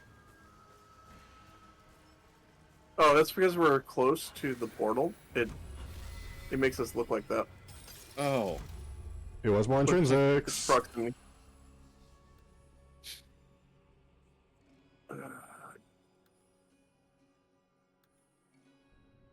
So earlier, I had my old depleted reload Vectus on, Mm-hmm. and I had the full version of the first shot after reload. Was Vicious the barb. percentage damage. They're like, but every shot is my first shot on this build. On this Yeah, old it's build. it's not required to actually finish it. That's why. Okay. Yeah. It's optional. What's up?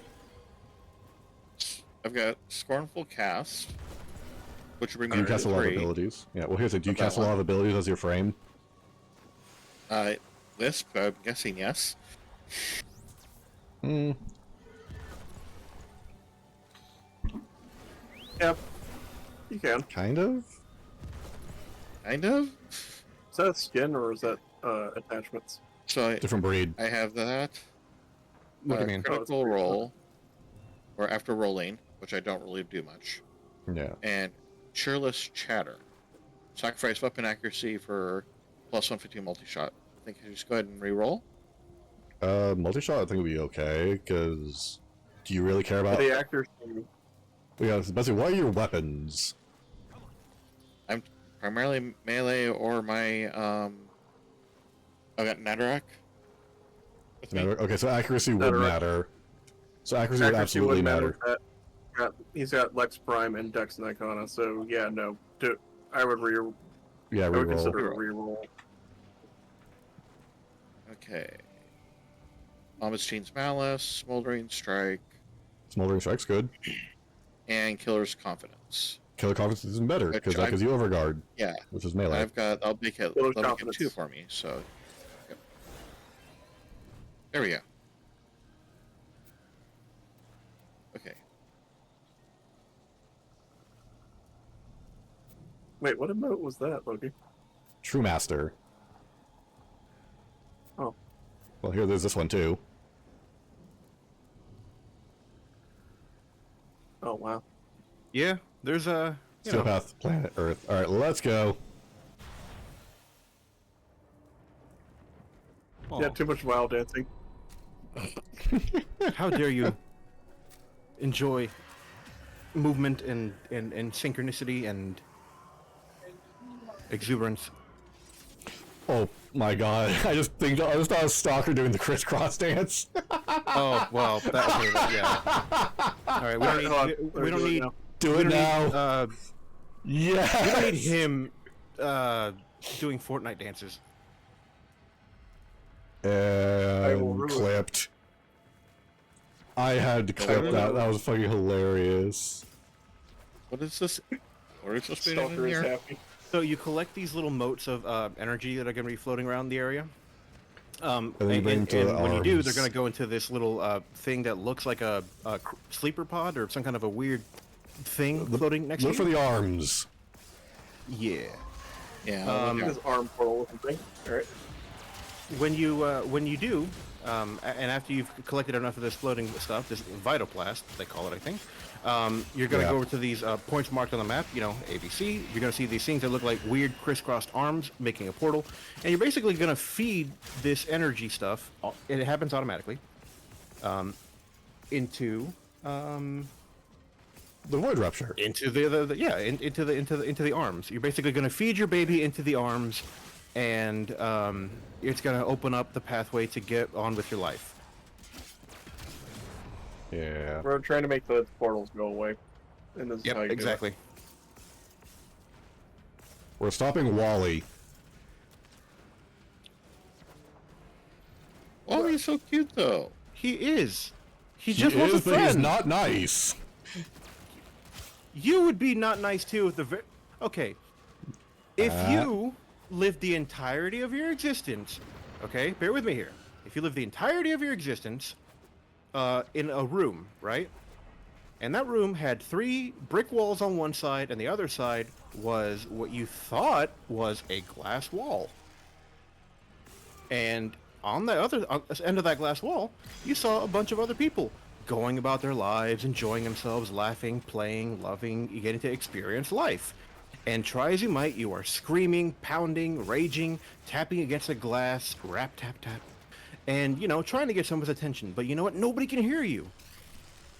Yay! Until one Fuck day people. you notice that there's a teeny tiny little crack on the very bottom of that. And the very first time you ever manage to get into contact with somebody, they go, "Jesus Christ, what the hell are you?" And they shoot you in the foot. You'd be a little upset too. And then Well, they it kept is- I'd sending be you kinda dead happy. animals. Oh, thank you so much for following, Dolphin. I really appreciate that. Thank you. And then they suddenly start sending you dead animals for some reason. What? Okay, what? Did you forget about Okay, that? so before the Tenno deal, okay, so Albrecht was sending Oh, animals yeah. into the void and stuff. Yeah, I forgot about that. I don't know why I thought you were making a joke about Jared Leto. No. No, but that would be a reference. It wouldn't be a timely one, though. How far out are we from the first Suicide Squad movie? A couple thousand years, not far enough. Yeah, not far enough. Yeah, that's fair. Had to just watch the second one. Heard people liked it. Yeah, actually. I loved it. The one with John Cena? Yeah, I thought it was great. Yeah. Then again, if I remember right, that one was directed by James Gunn, so you can't- Yes, it was. And again, John Cena, and strangely enough, I forget who played him, but Polka Dot Man were the best parts of the movie. Yeah, there you go. We're done.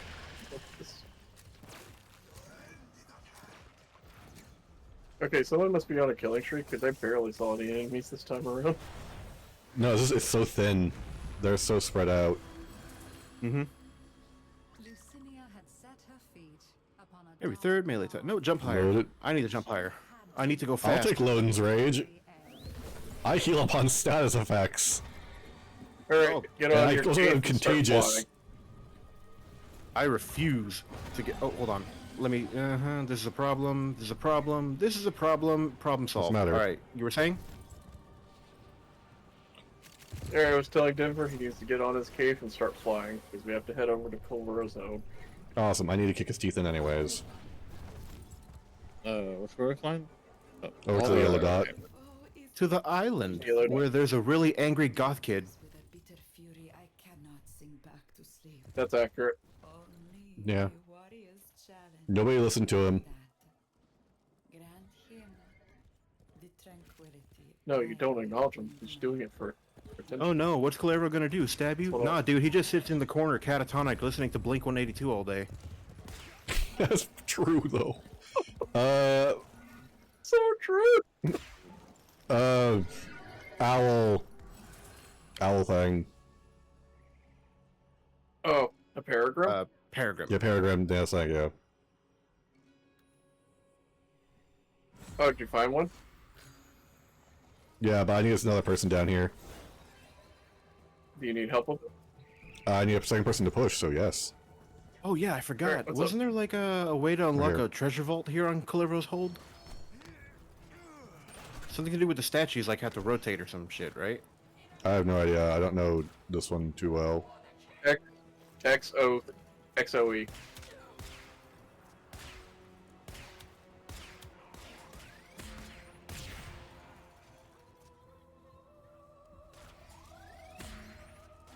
No.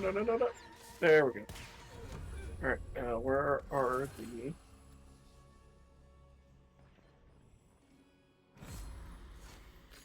I am gonna be such a goddamn menace. I'm a caster frame. Mm-hmm. And you know what happens when you buff up a caster frame so that he can cast even better? You go from caster frame to being a goblin. Well, here's the thing. I'm a hero. 90% chance I don't cost energy. 25% return energy upon cast. Every Right. cast 250% or 250 damage corrosive. I'm just gonna And unplug to that. nearby enemies and apply 10 stacks of corrosive damage. Doubles for the Warframe, so yeah, there's that. Then each stack of corrosive grants 60 armor up to ×5 for 12 seconds. Lodin's Rage, Nourishing Terror. Let's see here. Toxic Approach.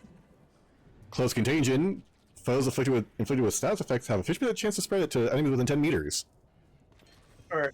First in Bazanza, Alright, Loki, I Majestic need you to Strike, focus. Molten Metal. Yes. What? Huh? Me? Why? What am I doing? Okay, so I'm sitting on a switch, and I have to shoot a Okay. switch in order to have another active. Okay. So, see where my shots are coming from? Yeah, I see him. There should be a line somewhere in this direction where this thing is leading to Okay. another thing so you can shoot at it. Yeah. It's over here. Shoot it again. There you go, over this way. It's still active. You're at the wrong one. Right here. Sworn to the sword, sweated and slaved for the head of the horde, bruised and bludgeoned and scarred Uh-oh. and poor. I don't actually know what happens if you fall down all the way through here. Do I end up in Narnia? Maybe. You get a reset Oh. if you fall You all the way down. bitches. You don't die, you just get a reset. Do I get to hear Creed shoot playing one in up the there. background? No, but you get to hear, What's New Pussycat 24/7. Oh, Okay, you know, that's worth it. That's 37 cues of What's New Pussycat, and just one. That's not unusual. Yeah, it's not unusual. Followed immediately by "Bah, bah, What's New Pussycat, and everybody in their diner lost their fucking minds. Yeah. Okay, so Alright, I've done so- mine. That leads to here, which leads to that guy. Alright, no, do that again, because it led to the one over here. Here we go. Shoot Oh, hey, look at that! Alright, Corrosive shoot it. Grit's done! Yep. Okay. This is so stupid. Alright, should do it again. It didn't rotate enough. What you got for me? What is that? More lost items? Oh, now I gotta fight a bunch of children? Alright. I believe that's our E. I believe that might be our E. Oh. No, yep, that's our E. Alright, come to me. What's up? Get on your case. Oh, hey. Alright, so I'm Hold on, there we go. okay. By the way, there's a disc down here. Where the fuck did you go? Alright. I'm gonna stand on this disc up here. Okay, you're up there. Okay. Yeah, I see you. Alright. Now I'm gonna shoot this. I need you to Okay. follow it from there. Yeah, down here. There should be a beam of light. Yeah, Alright, it goes did up you to do where it? I was. Yeah, it takes me over Alright. here, still. Like, this is where I go. Then I shoot that thing, and then it goes back that way. Okay, so it looped back all the way back up to me. Yes. There's another one over here that needs Okay, to be so done then- for this. Alright, well, we need a medallion for one of them, right? I have a medallion in my hand. Alright. Because there's this guy Alright, here. so do I need a... Then we got protect dude over there, which I don't really care about.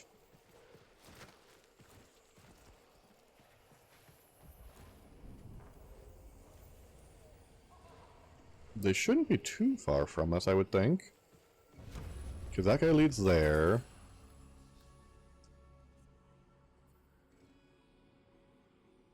You can do the Oh. guiding hand to find it.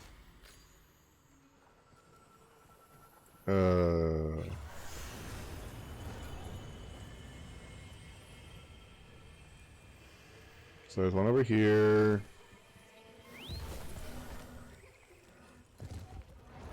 I think I dropped the coin. Yeah, no, the guiding hand's taking me to main quest. Don't care about that. No, it lights up things around you. Oh.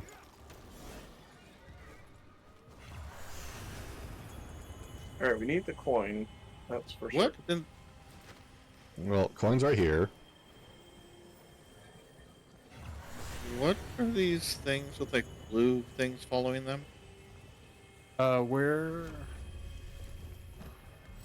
Oh, are you near us? What do you mean? Those are the guiding hand motes. The thing that takes you to your quest objective. Oh. Which one come out of me? I just see drawing. Yeah, you'll start to see objective There glowing is one more when you're bust doing that of quest. one more Drax bust somewhere around here that I haven't already knocked out. If anyone sees like a statue that you can go up to that looks like a bust of Drax, let me know where it is. Okay. Did you do the one at the top of the island where you talked to the guy to do Kulvara? This I one's don't think done. so. Did you do the one underneath the island? I did. I did the one at the very bottom on its little separate platform, and I think I did the one at the middle level, hiding behind the building. It's at Okay, the so top where level do then. you want to go for? Right over here. It's right here. Perfect. Thank you. There we go. Yep. Yeah, right statue. You figured it out, Loki? I found out where I was located, yeah. All right, that should. Alright, It's right X. over here. We need X. Oh. Was it? That one? We need an X and an O. Yep, that one. Okay, well, open me up again for the thingy so I can shoot it again. I cycled away. How do I open you up? Is right over there. That thing right there. Alright. Right near that Take a shot. point. All right. So what does the statues? shouldn't- What does cracking the statues do? Soma Cord Tome. Oh, Where Soma it Tome? opens So up there's this. a Soma Cord. Yeah, it opens up. If you go to waypoint 3, this is where the vault is underneath Kullervo's hold. And there's a Soma Cord Tome here and one of those little data slates from the Zeraman that you can inspect. Ooh, Wait. hell yeah! I did not know about that actually. Where- I actually don't do this Whoa. very much. Hang on, how do you get there? Keith? Yeah, there's a cave. Get on underneath. your. Go to the center of the island. Or near the. Not the center. Come to me. Oh, I need to go up. Never. Oh, there's also a little puzzle. Alright, you're in the right area. You're in the right area. Hold on. Alright. Then, alright, Never. Come to me. There it is. We'll show you. Oh, what the hell? The marker's Show gone. you. Oh, Right up here, right up here. Okay, up this Yeah, way. he's got it. Oh, okay, inside the net. Gotcha. Mm-hmm. Inside here. I went the wrong way. This one. Okay, so the other one.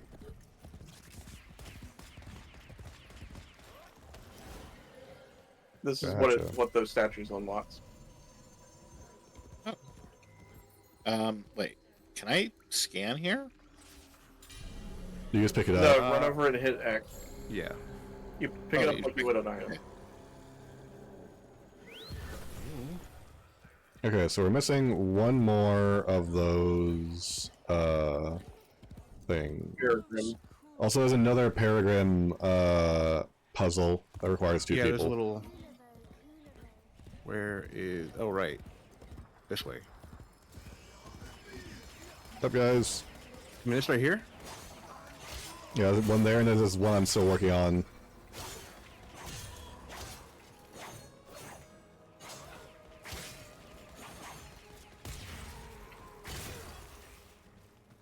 There's a Persian person. I don't speak any languages.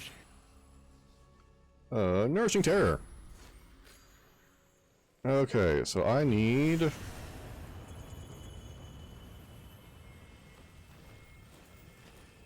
one more.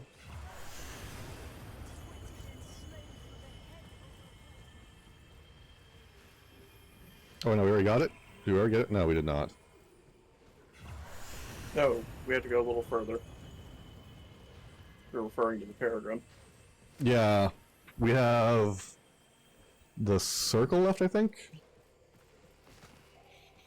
Yeah, the open circle. Okay, so this one should be done, in which case, where is that last one located?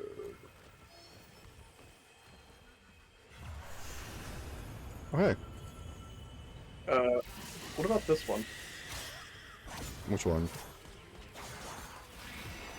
Bye. Is this one interactable? That one, I think, comes from Is it- this Open guy up over here? there?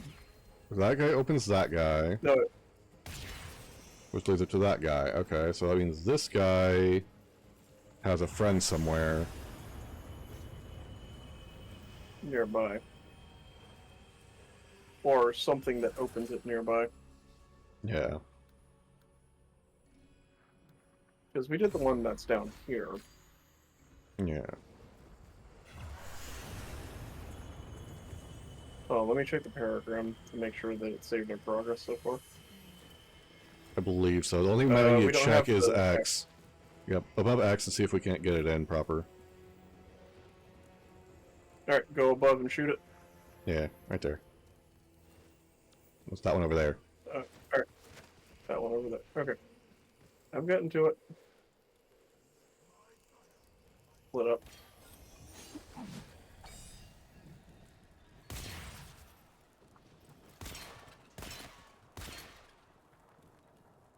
That should do it. Alright, now it's split up. So now we just need the Do I have to give up a token every Also time we has a do it? sometimes. Sometimes it requires tokens, sometimes all it requires is that you It's a key. take the token out and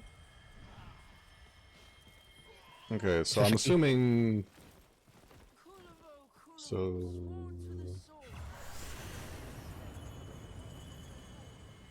I haven't Denver, done it's over double here. puzzles. What's right here?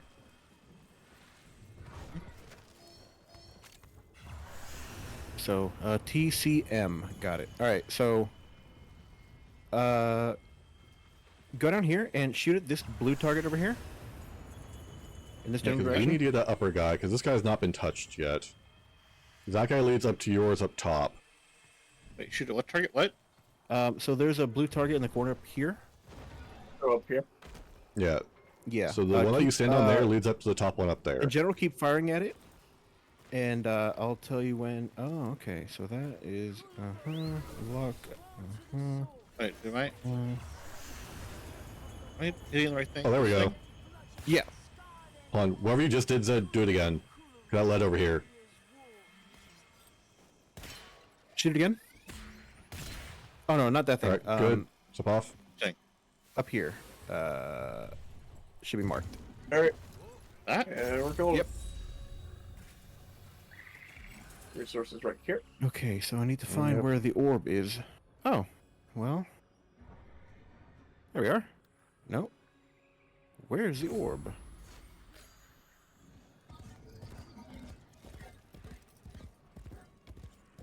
There are resources at waypoint 4. Aha.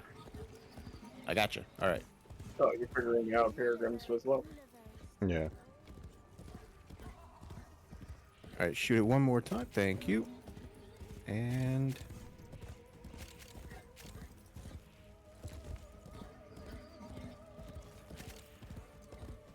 Alright, so we need a Okay, that's a C. medallion. Ah. Is it one of those where it keeps the progress? I believe so. Let's hope. Yep, Alright. it is. It's still lit up. So the last one's down here. If you haven't set one up.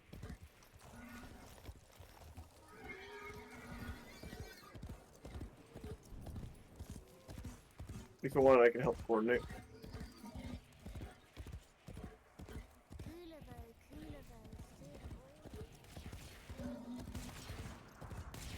That should be all Alright, three. and the resource. Alright, go up to the owl and get the resources. Yay. And like I said, there's another paradigm Owl? solve at waypoint 4. Up here, Denver. The owl where we pushed that statue block puzzle Oh. thing. Yeah. Okay. And then again, There's over here, another one at waypoint 4. Yep. And after that, we'll meet up for Cool. He's gonna get his shit rocked so hard. Yep. Man, his new outfit looks Alright, so good. Uh-huh. Alright. Handicap yourselves. Stick only to Drifter. No Okay, I've done that. transfers. Oh no, it's easy. I'm just saying, intentionally handicap ourselves. Yeah, We don't want to cripple the guy for life. just I mean, temporarily. what's he gonna do? End up losing out the title double of the jump melee over. frame to Varuna? Oh wait, that already happened. Wait, what waypoint are we going to? Right here. Like, down here, buddy. Waypoint 4. Waypoint 4. Get the items. So, Alright, cool. you Now we're gonna also go up. have Alright, we're gonna Lament. go up. From the looks of it. Follow me. Lament, what do you mean? The cold proc that immediately slows people down. What? I don't know. Yeah, I have you can it. see you can see the basically the glow like Eximus have. Hold on, dude. 3 people have it. Gee. Oh my god. 4 cold 4 cold I don't Eximus know. going on. I don't know what you're talking about. I have Really? two The degrees. cold aura I'm that, fine, by the way. that cold Eximus proc. No, he's I know he's joking being a with you, smart man. ass. I'm explaining it to Denver.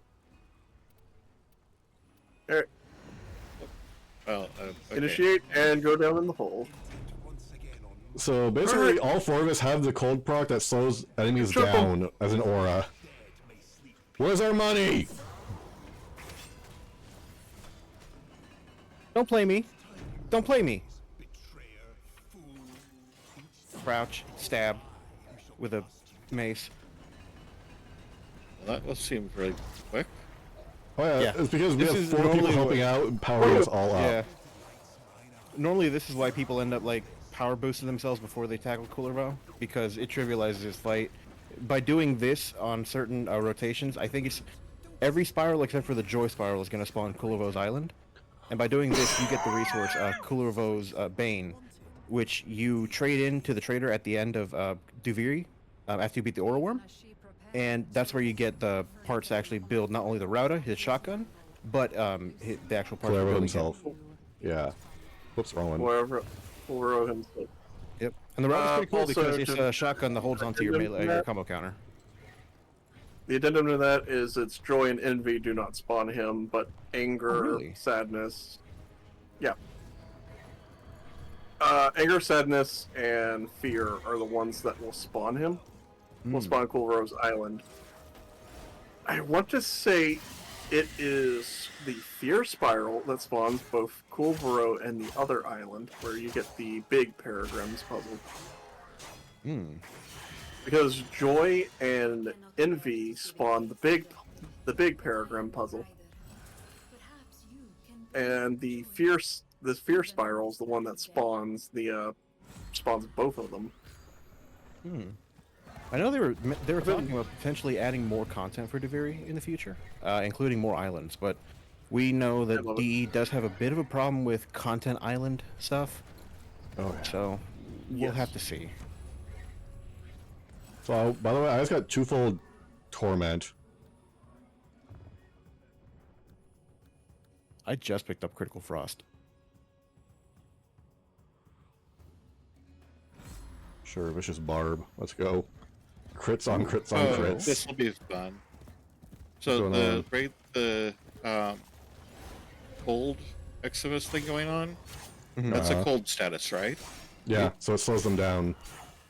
Shattering Frost. Deal Oh, yeah. plus 80% damage to enemies affected by cold Yep. status. Yep. And there's Oh, another yeah. one that says any enemies that are affected by toxin or cold are also affected by viral.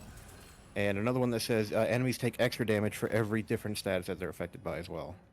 Yeah, I have that going. Do we have a toxin? Someone like heavily based on toxin? No, I- but there is a no, hold on, there's no, a no. I do, because I'm a caster. I'm a caster, so I will naturally... Okay, so here, I'll explain why. I have Baneful Harmony.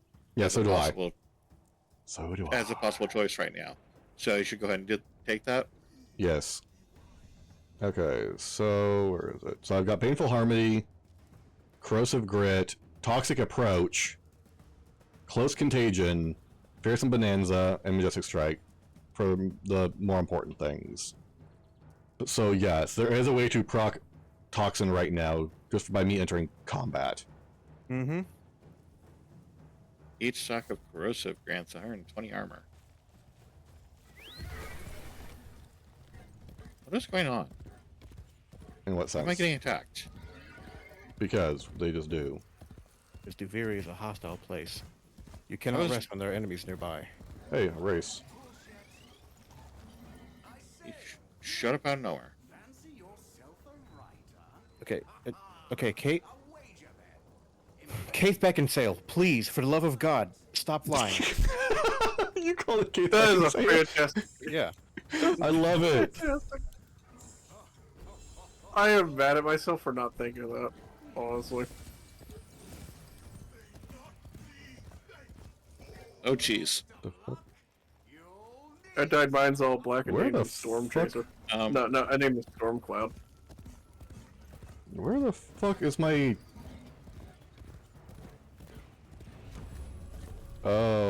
what the fuck's going on? My race just up and disappeared. What Like, the I had my wait, first what?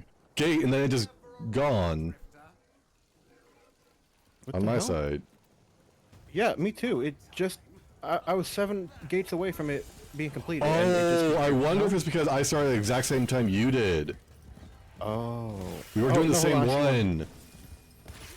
I see a gate. What the hell? No, no, no! Oh, you dickhead. Oh, okay. Well, Oh, never mind. Oh, whoops. and it's time for the ore worm. Yep, Casino, give us a quick relax. second. It's not that big a deal. It's only game. Man, relax. It was just a prank, I swear. Hi.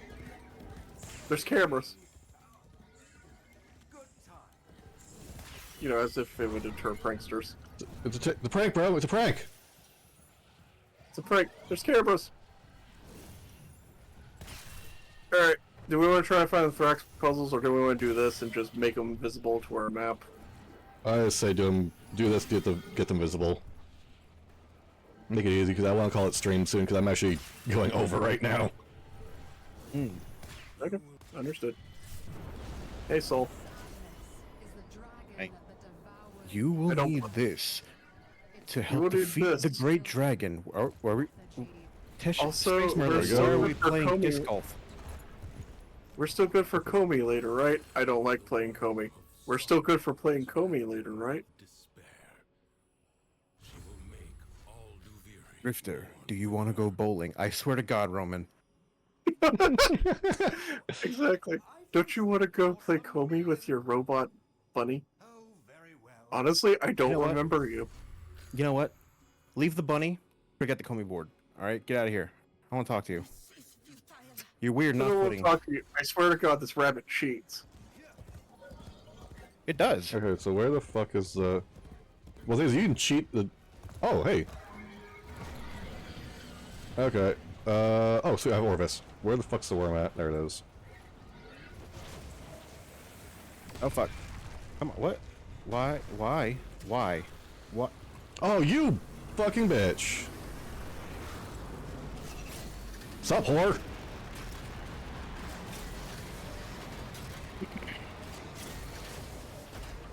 Yoink. Got her.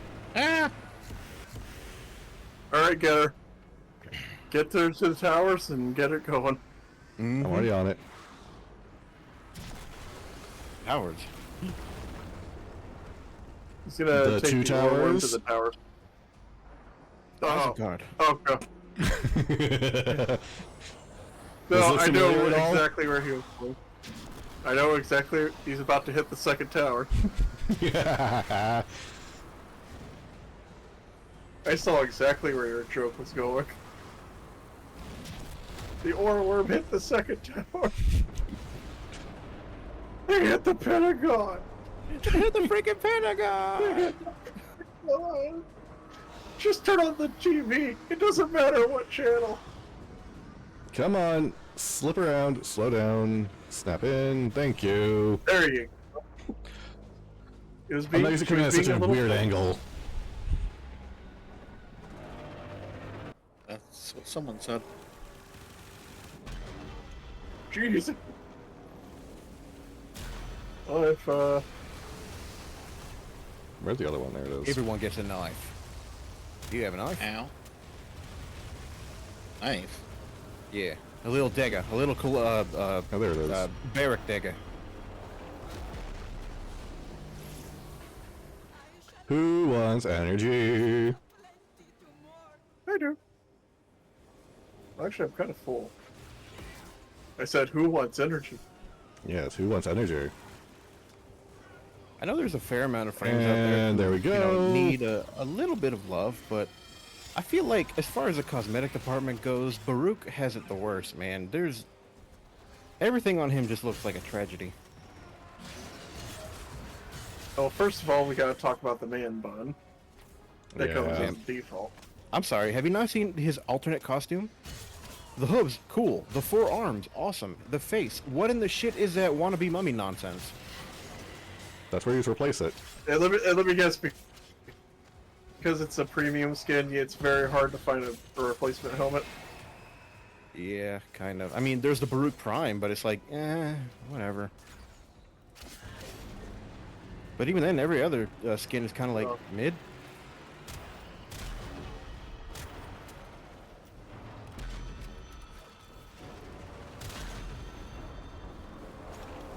Damn, we actually got that one mid movement.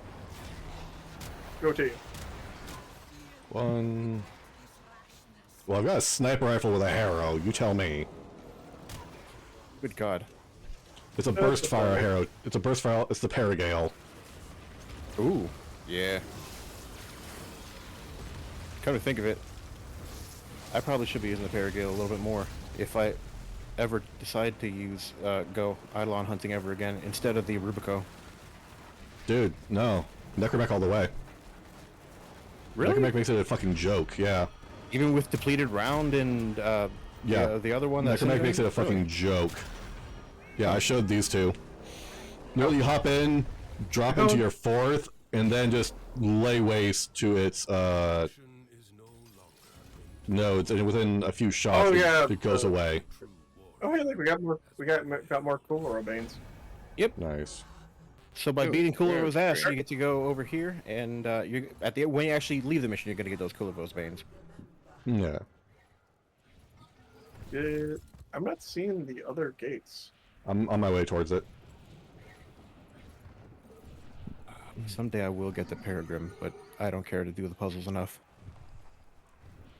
I just Ooh, need to melee get enough weapon. to get the Senta, because honestly, I just want the bow. I did I one will, Duviri however- with it, and I did like Oh. the mechanic of it. Oh no, no, that's not worth it. I'm sorry, you are not worth Pathos clamps. I'm not. No. What's she offering for Pathos? Kuva, Forma, a melee riven mod, Maybe Magus Forma. Aggress. Maybe Forma. Like the Forma is kind of cool, I guess, but like I'm sorry, I need Pathos clamps way more than anything else. I have too many Incarnons that I have not even bothered to actually keep doing this. Oh yeah, they're required for Incarons, that's right. Yep. Yeah, exactly. Which is why that's where we get to the duality of it, right? You need to do Duviri in order to get the stuff you need for your Incarnons. But Duviri in and of itself is kind of a tedious gameplay mode. It is a tedious gameplay mode. So where's the fuck do you want? gate, my dude? Supposedly right here. This is something else entirely. Wait, what? Supposedly it's right here because there's a yellow thing here. No, they would show up as like white Thrax nodes. Unless that's only in solo mode. Not that I'm aware of. What are you looking for?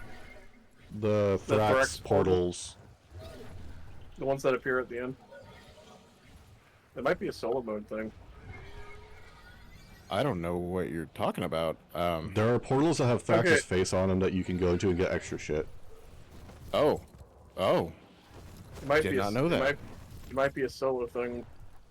I'm just playing around right now. Is it, Is- they is it reward interesting? they reward you. Oh, Oh, I found it! I found it! I found it! Towards Denver or Zed. Fair Shore's Hamlet.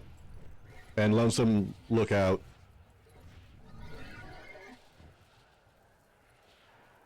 I'm heading towards it right now. Right there. Oh yeah, it's open. Here, right here. Oh. It gets you an extra Pathos clamp and an Arcane. Really? Let's go. Yep, and there's 3 of them. Okay. The enemies start at a higher level than the base Undercroft, though. I think they start at 75, which, you know, still not a problem, but... Yeah, that's... Considering how much we're trivial. buffed, Yeah. Everybody have a dagger. who wants energy? Who wants energy? I'm good, thank you. I said, who wants energy? No, I don't need it. I'm the punch master. I don't need energy. I need to not have restraint. There you go. Energy for everybody. 160 a kill. Have fun. I got a rock.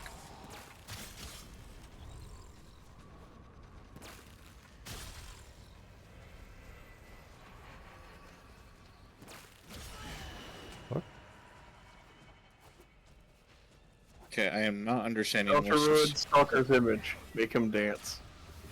In Duviri. Oh, I got that shit clipped. I'll do a different one. Oh, dude, Crisscross is the pinnacle.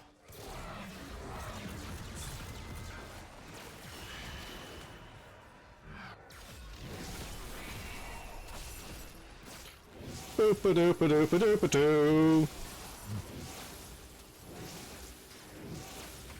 I'm just thinking you have him I'm doing that. I'm TikTok doing dances. that. I'm doing the Edgelord meme.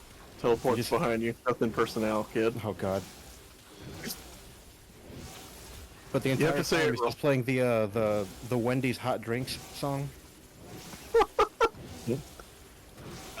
Yeah.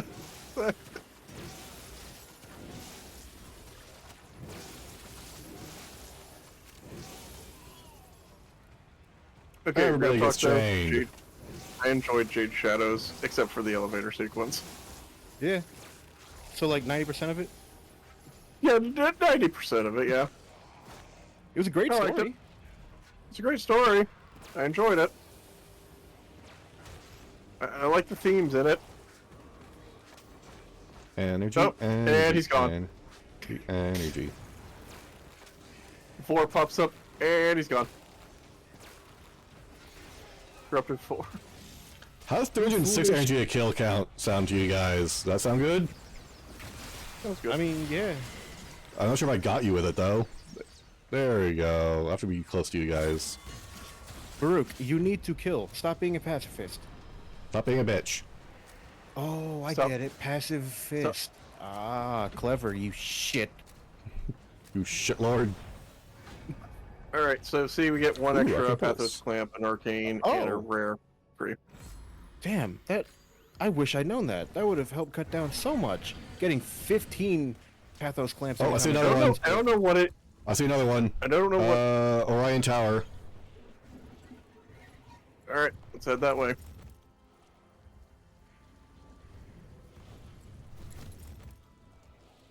Cause I haven't gotten the speed decree yet. I haven't either. I'm choosing Oh, not Where are to. we going? Also, Orion's Tower. Denver, if. Yep, I'm in there. No, Denver asked. Oh wait, hold on. Yeah, we're in the Sorrow one. The Arch Arbor's here. That means the big Peregrine puzzle's in here. So instead of 3 of the things used to buy the Enigma Gyrems, it gives you 3 when you complete it. Nice. Now the puzzle's a bit more difficult. Well, that's a secret, Cap. I'm an idiot. You'll So I be can show you fine. how to do it, but you might Let's not like go. me for teaching you. So, Hi. into objective.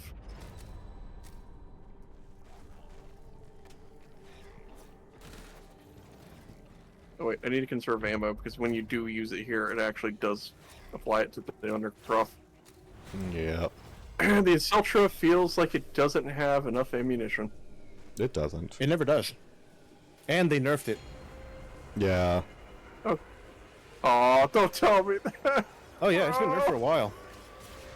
Oh, I just came back to the game after 5 years. Yeah, the Exceltra has been nerfed in terms of damage, explosion radius, and maximum ammo. It's not in a good place right now, unfortunately. And it's a shame too, because Gauss Prime just came out recently, and it was like, okay, I mean, it's cool, but it's like, I wish. Alright. I wish the. Please tell me the Tsar is okay. the which? The Czar. The Tsar. The cannon. I couldn't tell you for certain. I don't like Bazaar myself. I know there's a I'm cool being Bazaar. melodramatic. 431. How's that sound, everybody? That's what? 431 energy per kill. Have fun. Sounds pretty good. That's more than my total. So you know. Man, now I find myself questioning if I even need this much energy. Jesus. Aww. No, do I need 855 energy for a frame that doesn't use energy? Yeah. I mean, what's he gonna do with it? Make Harrow feel better? Yeah. Carol. Make me feel good. Dude, he's lonely. He's been tapping and, you know, protecting people for so long, he forgot how to interact. Harrow went feral a long time ago. He's like sitting in the corner screeching about how he went crazy once. Look at him now! Oh man. He's a world I record holder for I rats in the remember when room. Chains came out for the first time. I'll admit, when I first Yeah. played it, man, I was impressed. I yeah, on it was DE sexy for making spooky. a legitimately, like, oh, that was actually scary. Unsettling. Like, yeah. It was good atmospheric Legitimately horror. unsettling. Yeah. That and learning about Rel as an what he was like as a person and an operator was like, man. Yeah. Jesus Christ, And then you 118 remember- seconds for the penance. I love it.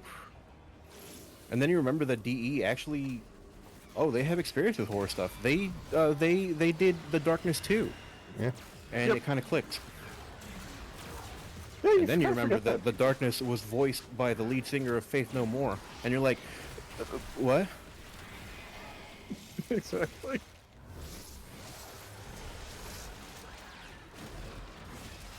Shoot me! Bitches! I need you to live so you can shoot me. Come on. There you go. Already turned friendly fire off. There we go. There you go.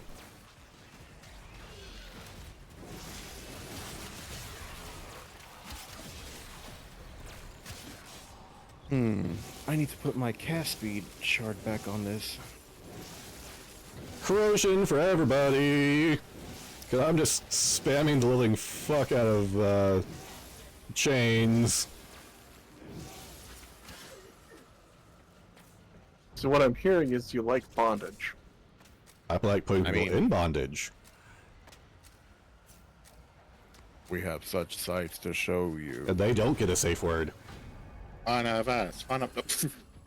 Pretty much. All right. I don't know if Now- I want to take this rare Do it- degree right now. Which All one right. is Do it? we want to do the next one? Well, I still have to do we- locate it. no, this but- is the problem. What? You're not seeing this? Oh wait, you're not here next to me. Yeah. Where are you? Hi. Coming up behind you. Yeah, you can get faster than the case. Oh yeah. Ride the case. The speed boost doesn't apply while you ride the case. Yeah, it's fun though, isn't it? Yeah. It's insane. Now try playing a Titania and then having a Volt with like 300% power strength cast speed, and watch yourself just constantly just go reset, reset, reset, reset, reset. Dude, screw that. Hello, Fucking darkness child. Goss. Hey, Have that with That's one of the Goss. things Are I you love playing kidding? with yeah, Imagine exactly. Goss. That's why I love playing with my buddy Bobo, great. because he loves playing Titania. I'm like, all right, buddy, we're going into Duviri. You better pray I don't get Volt. I'm gonna choose it even if it's suboptimal. okay, 61 degrees in. Oh, those are Here's how rookie fast I move. numbers. Here's how fast I move. Oh, well, we're supposed to be finding something, aren't we? Yeah. Oh, I see it. Wait. Way the fuck back there. Okay, yeah, and then right here. What?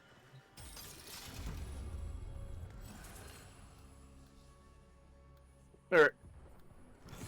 About a month and do a you half wanna ago, do I the- tried. Do you want to do the big Peregrines puzzle while Yeah. they look for the last? Yeah, let's do that. About a month and a half. Actually, ago, I see it. Fun fact. Thrax Garden. Already? Damn. Yeah, Thrax Garden. Where's Towards Farbreeze Okay. Hamlet. Or a breeze. If you open up your map, it'll actually mark it for you. No, Thrax Oh. Gardens. Thrax Gardens. Yeah, okay, Thrax Gardens. Yeah, so if you actually open up your menu, you will see it show up. It's funny that you say that, because it hadn't. Yeah, Now it here has. is. Oh, he means hold the mini map and like manually move the cursor and it shows up. No, I literally I just gotta popped. stop I s- for a moment. Be Go right ahead. back. No, I literally just Go popped ahead. open my big. I just popped open my translucent map, and it just showed up. I'm like, okay, perfect. There we go. Oh, it pulled me in. Yeah, it's gonna pull everybody in. Do you have unlimited ammo in that bitch? Oh, that's a No, I have Supra. like a 900 round clip. Oh, Jesus, fuck. Nice. I don't know what I did to it. Ammo efficiency, I'm sure. Oh, guard. Oh, hey, look, we're doing Garlic. Garden body. Well, it's funny you say that. I actually did put primary crux on it as the arcane. Yeah, that would do it. Alright, I'll guard his wisp while you guys handle it. Yep. Stalker have being a energy. bodyguard. And totally not being creepy. Look, man, it's been thousands of years since he had to date again. He's gonna be a little awkward. So, do you like So, murder? do Absolutely. you like murder and a So, you're a Warframe. Okay. Killed plenty of you. Warframe. Well, Oh, well. I've killed a lot of you. I've Oh, killed a lot of I mean, I've I run have into to- a lot of you. people. Say, So, do you know Jackie? how do you- Yeah, I killed her.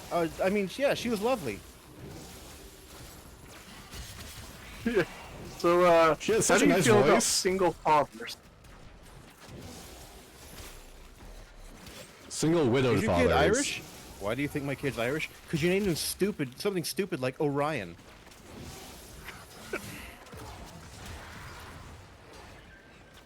I You need went down to a serious. dark path, didn't you?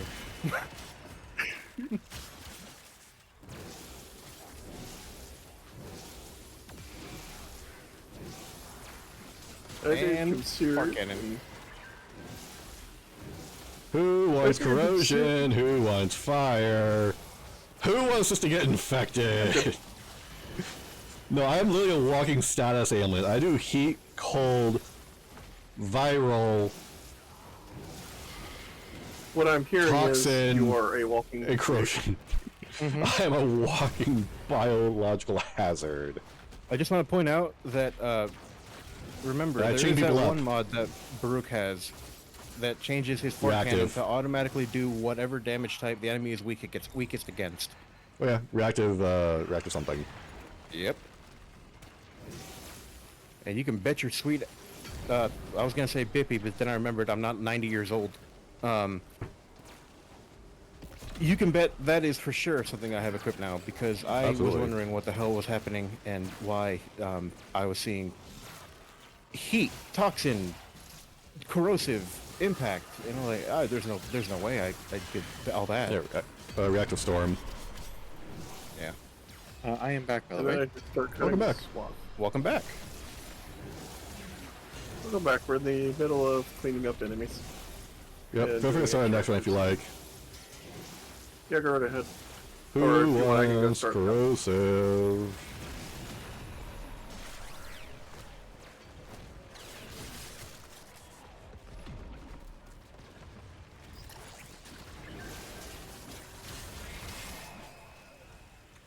So much AoE damage. Jesus fuck.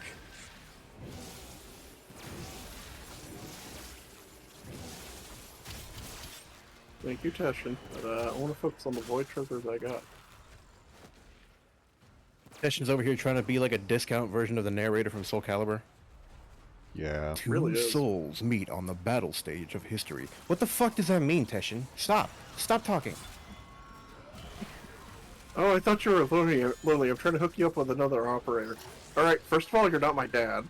Second of Second, all, we got somebody. And she's I kinky mean, you're the as closest thing shit. I've ever had to a father figure, but like, come on, relax. No, I'd say that falls more to Ortis. No, he's like a best friend. That Or is yeah, programmed to Or love Spin you. Goggle. that's And then forcibly you shoot. programmed to love you. But also has an alter ego that, hey, so like, you know, it's like a verbally abusive relationship, you know?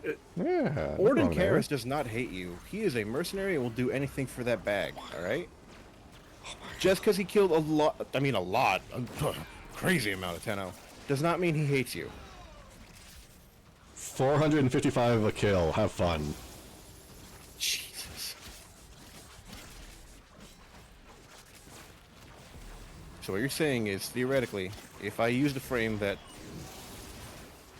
used energy, I just have to give somebody a love tap in the side of the head and turn their brain into tapioca, and I get half my energy back. That's awesome. Yeah. Imagine Saren with it. Alright. Just scream, scream, Oh, God. scream, scream. Alright, do we want to do the puzzle or just start flying back to the exit? We can do the puzzle. I Alright, can see what it's like. There goes alright, Chubby. so, head over to Arch Arbor. Over here, this floating island. Okay. So over here, guys.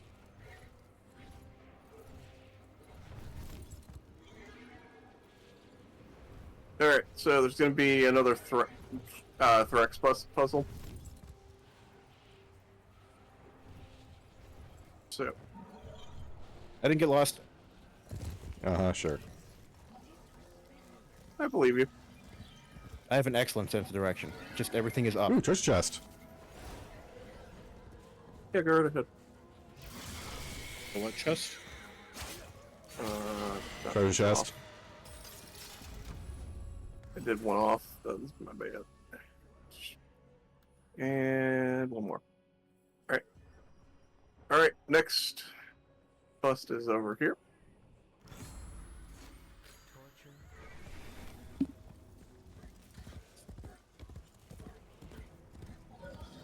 I think we have to aim it in a certain direction. You have to aim it towards the Thrax statue. Okay. Oh, this is one's that what you easy. have to do? Huh? Hold on.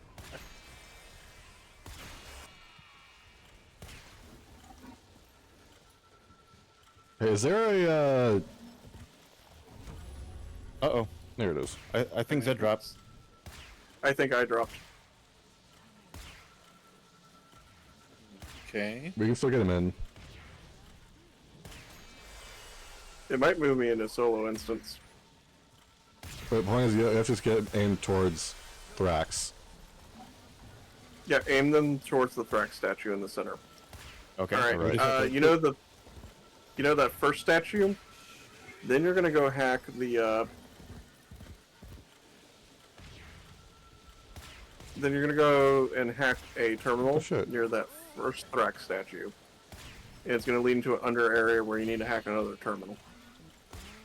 And then it's gonna lead Oh, you. okay. It's gonna I'll open third. the section underneath the.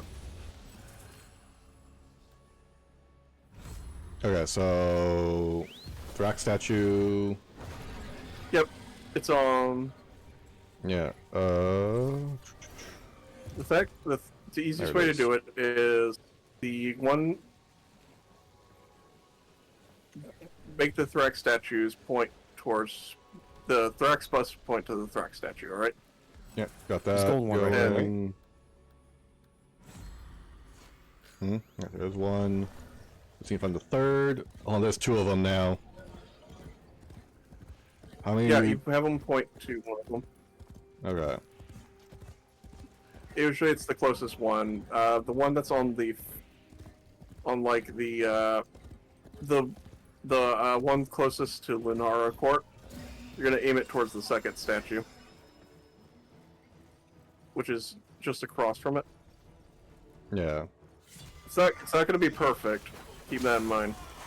Yeah. But if you have the sequence right, around the bus will appear an energy orb. That's when all three are in the correct position. Alright, so then you're going to go back over to where the closest point to Thrax Gardens is. Near that bust. Yeah. And hold there's on. a terminal there that you can hack after you got all three. Well, actually, Yeah, no, you can hold on. disable it at any time. But underneath, you need all three to access the terminal underneath that area. Because when you hack that terminal, it's going to open up like an under area that you go into. Then there's a second terminal there. You're going to hack it as well. And then underneath the island is the big Peregrine puzzle.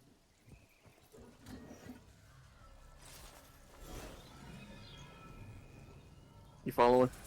Kind of. I'm having an issue getting the last one to function. Do you want facing more towards the center of the area or more away from it? Because it's not going to be lining up perfectly.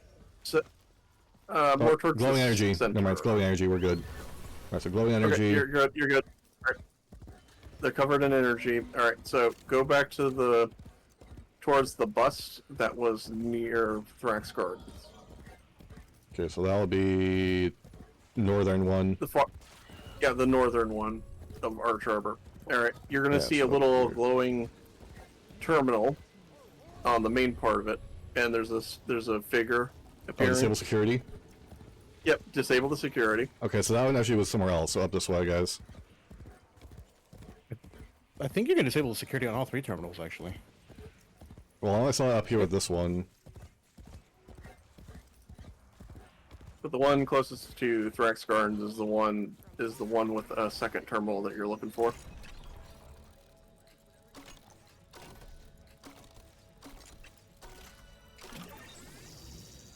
Damn it. Done. Alright, so Okay. go into the cave and hack the second terminal.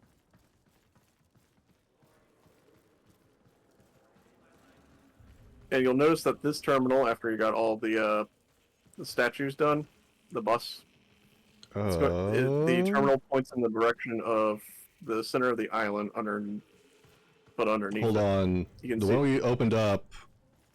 This one is a fake, so we need to do the other ones. So check the other ones.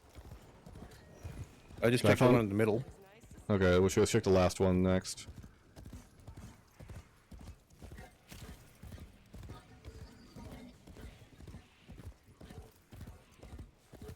Cause yeah, the one I was investigating had no way down a second time. There was only the one cave. This one does have a... Yeah, it's the one at the very lowest level here, where I am. Yeah, okay, so that's what I thought. This here is a bust. And what do I do with it? Hack it open.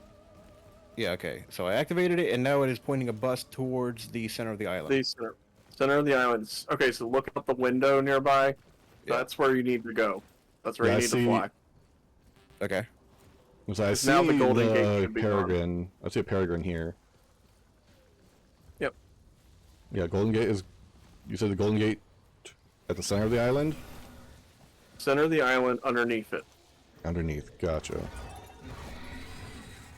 Because if you don't do that those those Golden Gates will remain up and you can't get in. I see it. That's why you Yep, have to do them and then hack that second terminal. I'm in. Chubb's Alright. in. So, alright, so here's the difficult part. Three That's right. of those switches are going on the thing. 4 of them actually are very much obscured. So you're gonna have to do your best to make out what the symbols are Yeah. based on context clues. Now, in the room is enough discs Oh. to do the puzzle. Like to put one in each of the ones that need them. Okay. And remember, some of these will do damage to you, so do Yeah. keep that in mind, but you should have enough health. And that should And the ability to heal be- yourself, so. Oh yeah, I have passive healing. Yep. Not you. Or you. And that's how you do the... Or Get the symbols you. right, and bam, you've done the big Peregrine's puzzle, and you get 3 of Okay, the that one's Enigma done. Theorems.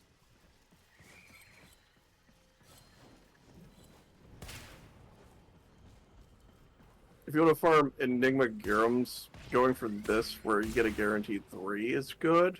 Because you can do it while also getting some Pathos Clamps. If you don't feel like doing like Nice. small individual puzzles. Right here. It's a little annoying though, because of the obscure ones. Sometimes you'll try to figure out what they are, and might We're guess gonna wrong. pop that one. Pop that one out. Yep, that one's for sure good. Well, we need to pop it out. Hopefully it'll Usually, like, there's stay. like a little sound / jingle when you get the right one. Oh. Okay, so it has to stay in. Son of a bitch. Yeah, Yes, it has to stay in. Okay, There's so that one's now good. Some of them will look like they're ones that you can open up and shoot. Some of them are just containers that hold a disc.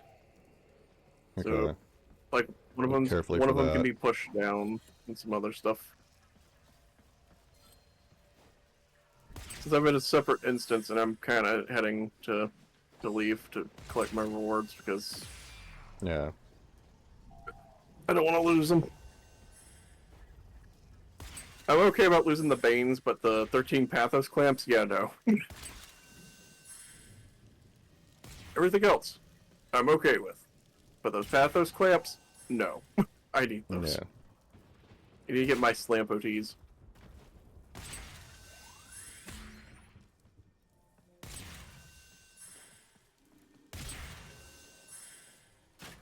Okay, got another one.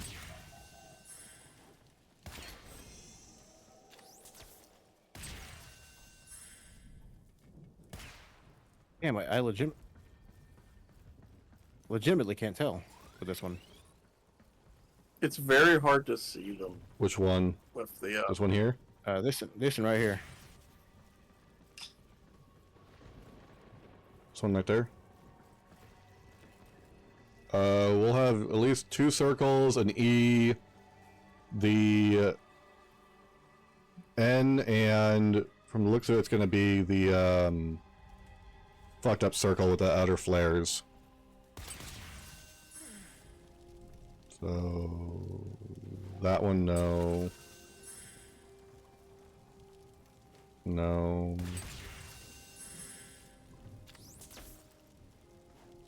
No.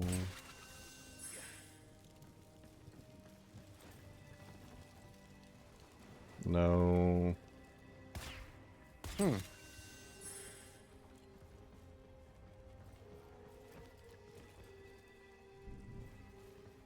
Nope.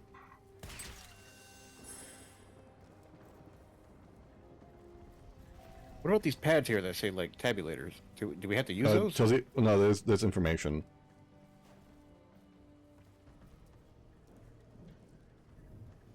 I'm gonna leave you there. You're good. So, how do I get you? So I'm needing... One of these bastards can get pushed. There it is. Push. Where? Do we need this guy here? Then... You. Up there. No. Yes. And you said these have to stay, right? Yeah, pretty sure they have to stay. Okay, I just want to make sure because... Wait, hold on. Is there one of them that was glowing blue before you put a disc in it? Yes, there is. That's the one that we can fuck around with. Okay, that one can get That's flipped the one you again. can mess around with. You can help. Okay, so... We've already got There that might one. be enough. Because it'll still Not retain that its one. symbol. Yeah, not that one. It's one of those. Maybe that one. Trust me, I've done this only a couple of times, and it still takes me a bit to figure it out. So don't feel bad. You got N.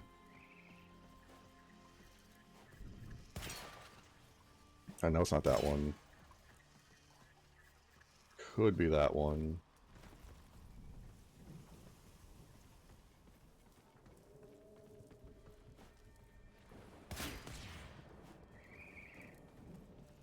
You're fine. You're fine. You're questionable. Because we're missing a key one here, which is the very top guy.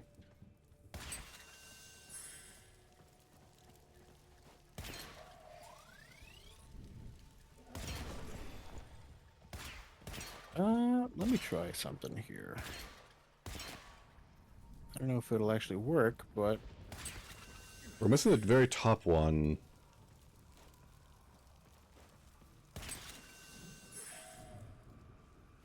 Not it. So these guys all have to be very specific about who they go to.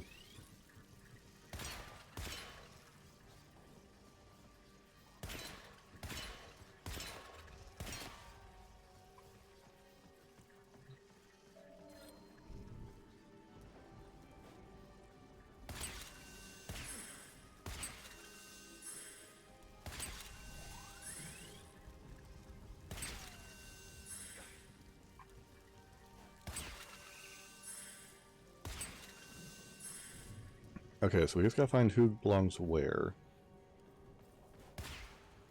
And we are still missing...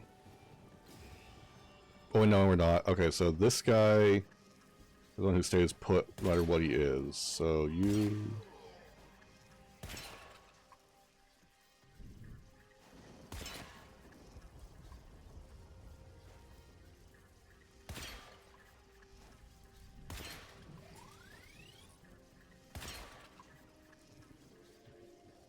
You want sure, you'll be the circle. Your circle. So you are my missing factor. That guy's done there.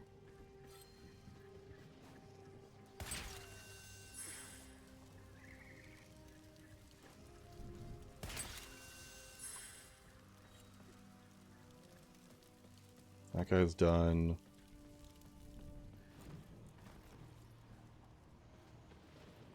That means... Where are you? You're fine.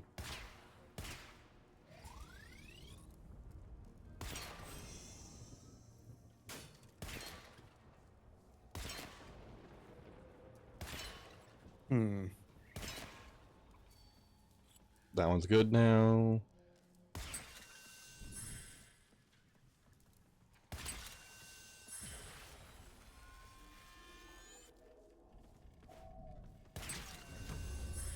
Got it. I don't know. Oh. So I'm assuming I got it, unless that was you. Yeah, that was me killing a squad of Okay, Dax. never mind. Never mind. Yeah. Keep No, going, keep going. I thought we could get the puzzle discs from some of the other No. Paragon puzzles in the area. No. Nope, nope. Local only. T needs to get changed. You are not correct.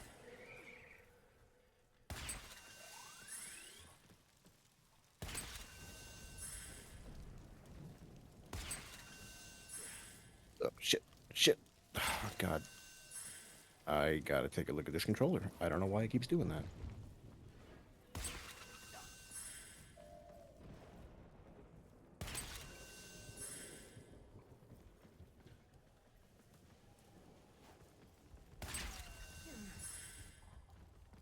I know it's not you.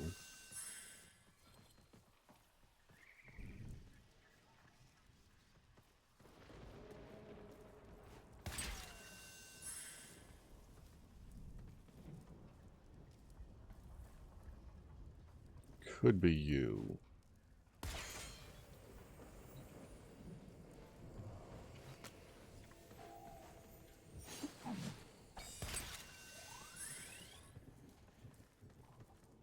Could be you.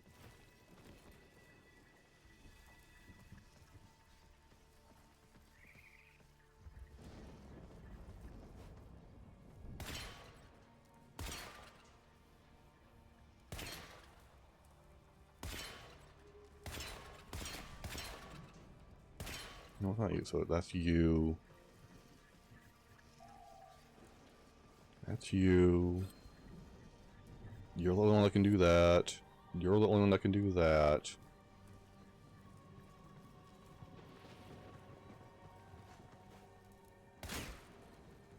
You're the only one that does that. You have to do that. So it's these two who are off. Yeah, sorry, I got disconnected. Don't worry about it, man. It happens. I mean, push comes to shove, the Girams are only used for decoration, so... Yeah, but It's there's not more. that At this bad. point, it's now a stubbornness of, I'm not going to it's be a beat by this principle of the thing. Oh, no, it's personal. Got it. Yeah.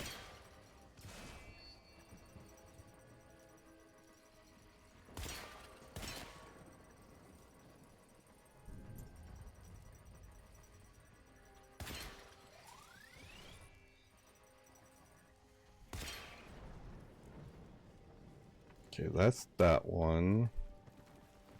So make sure I don't have that anywhere else. Yeah, you're good. You're good. You're good. So that has to leave this guy here. Will the owl do something if we know we've got it right? It'll open up, basically, like any other paragram puzzle.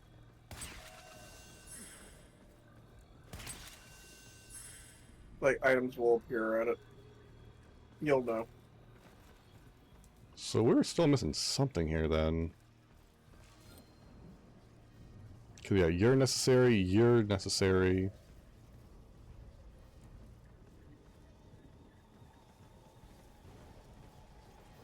Or are you? You are not. Okay, so I need to pop that one out.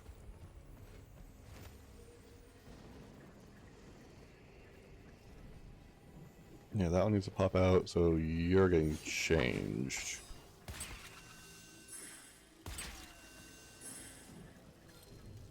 There it is, that's the one here.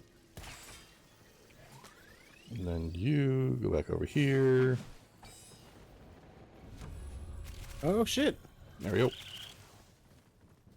You got it? Phew. Yep. Congratulations. Ta-da. Alright. Let's get the fuck out of here now. Yep. Jesus. A 10-hour stream for me today. Did not expect that. Oh, good lord. Yeah. That's an endurance test. Nah. I used to play this game for like 16 hours a day.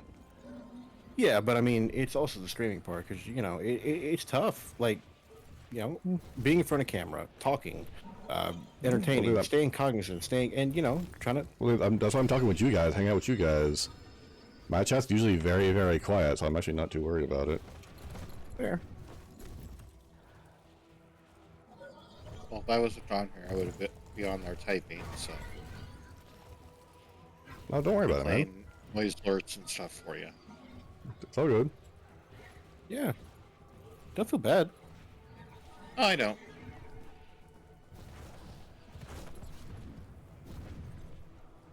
All right, well then feel bad, and then make me feel good about not saying don't feel bad, and then don't feel bad. Thanks for the warp. Should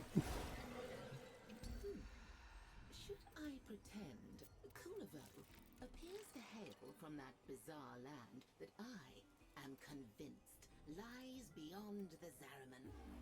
A violent and you remain endlessly fascinating.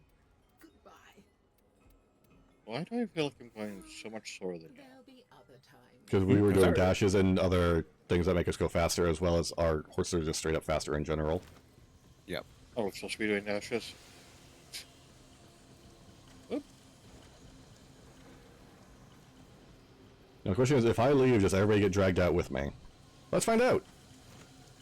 Nope. I'm pretty sure it just bumps us into our own little No, instance. it's an all. I think it's an all or nothing thing. Just get to the objective. Players waiting for you. 1. Yeah.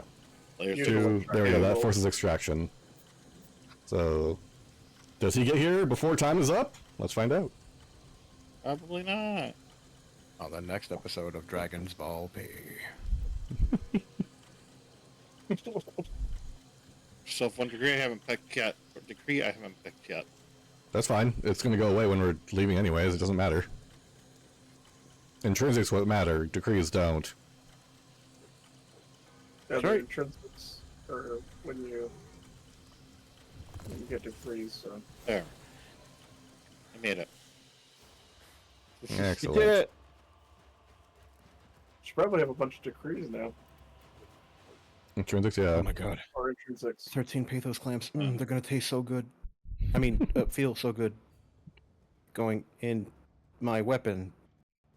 I'll stop. He's all good, my guy. I got the dialogue with Quincy. It was like, so can you tell me about your weird ass weapons? So Oh, are you yeah. talking about primes or are you talking about incarnates? The ones where they transform into things. That doesn't narrow it down.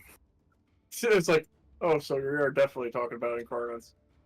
It's like, so yeah, how does that work? And it's like, oh yeah, you kill people. I think it like eats their soul. Your guns eat people. Yeah, okay, so that's the Have you met bad the Hema? result. He's like, you got guns that eat souls? You stay the fuck away from me.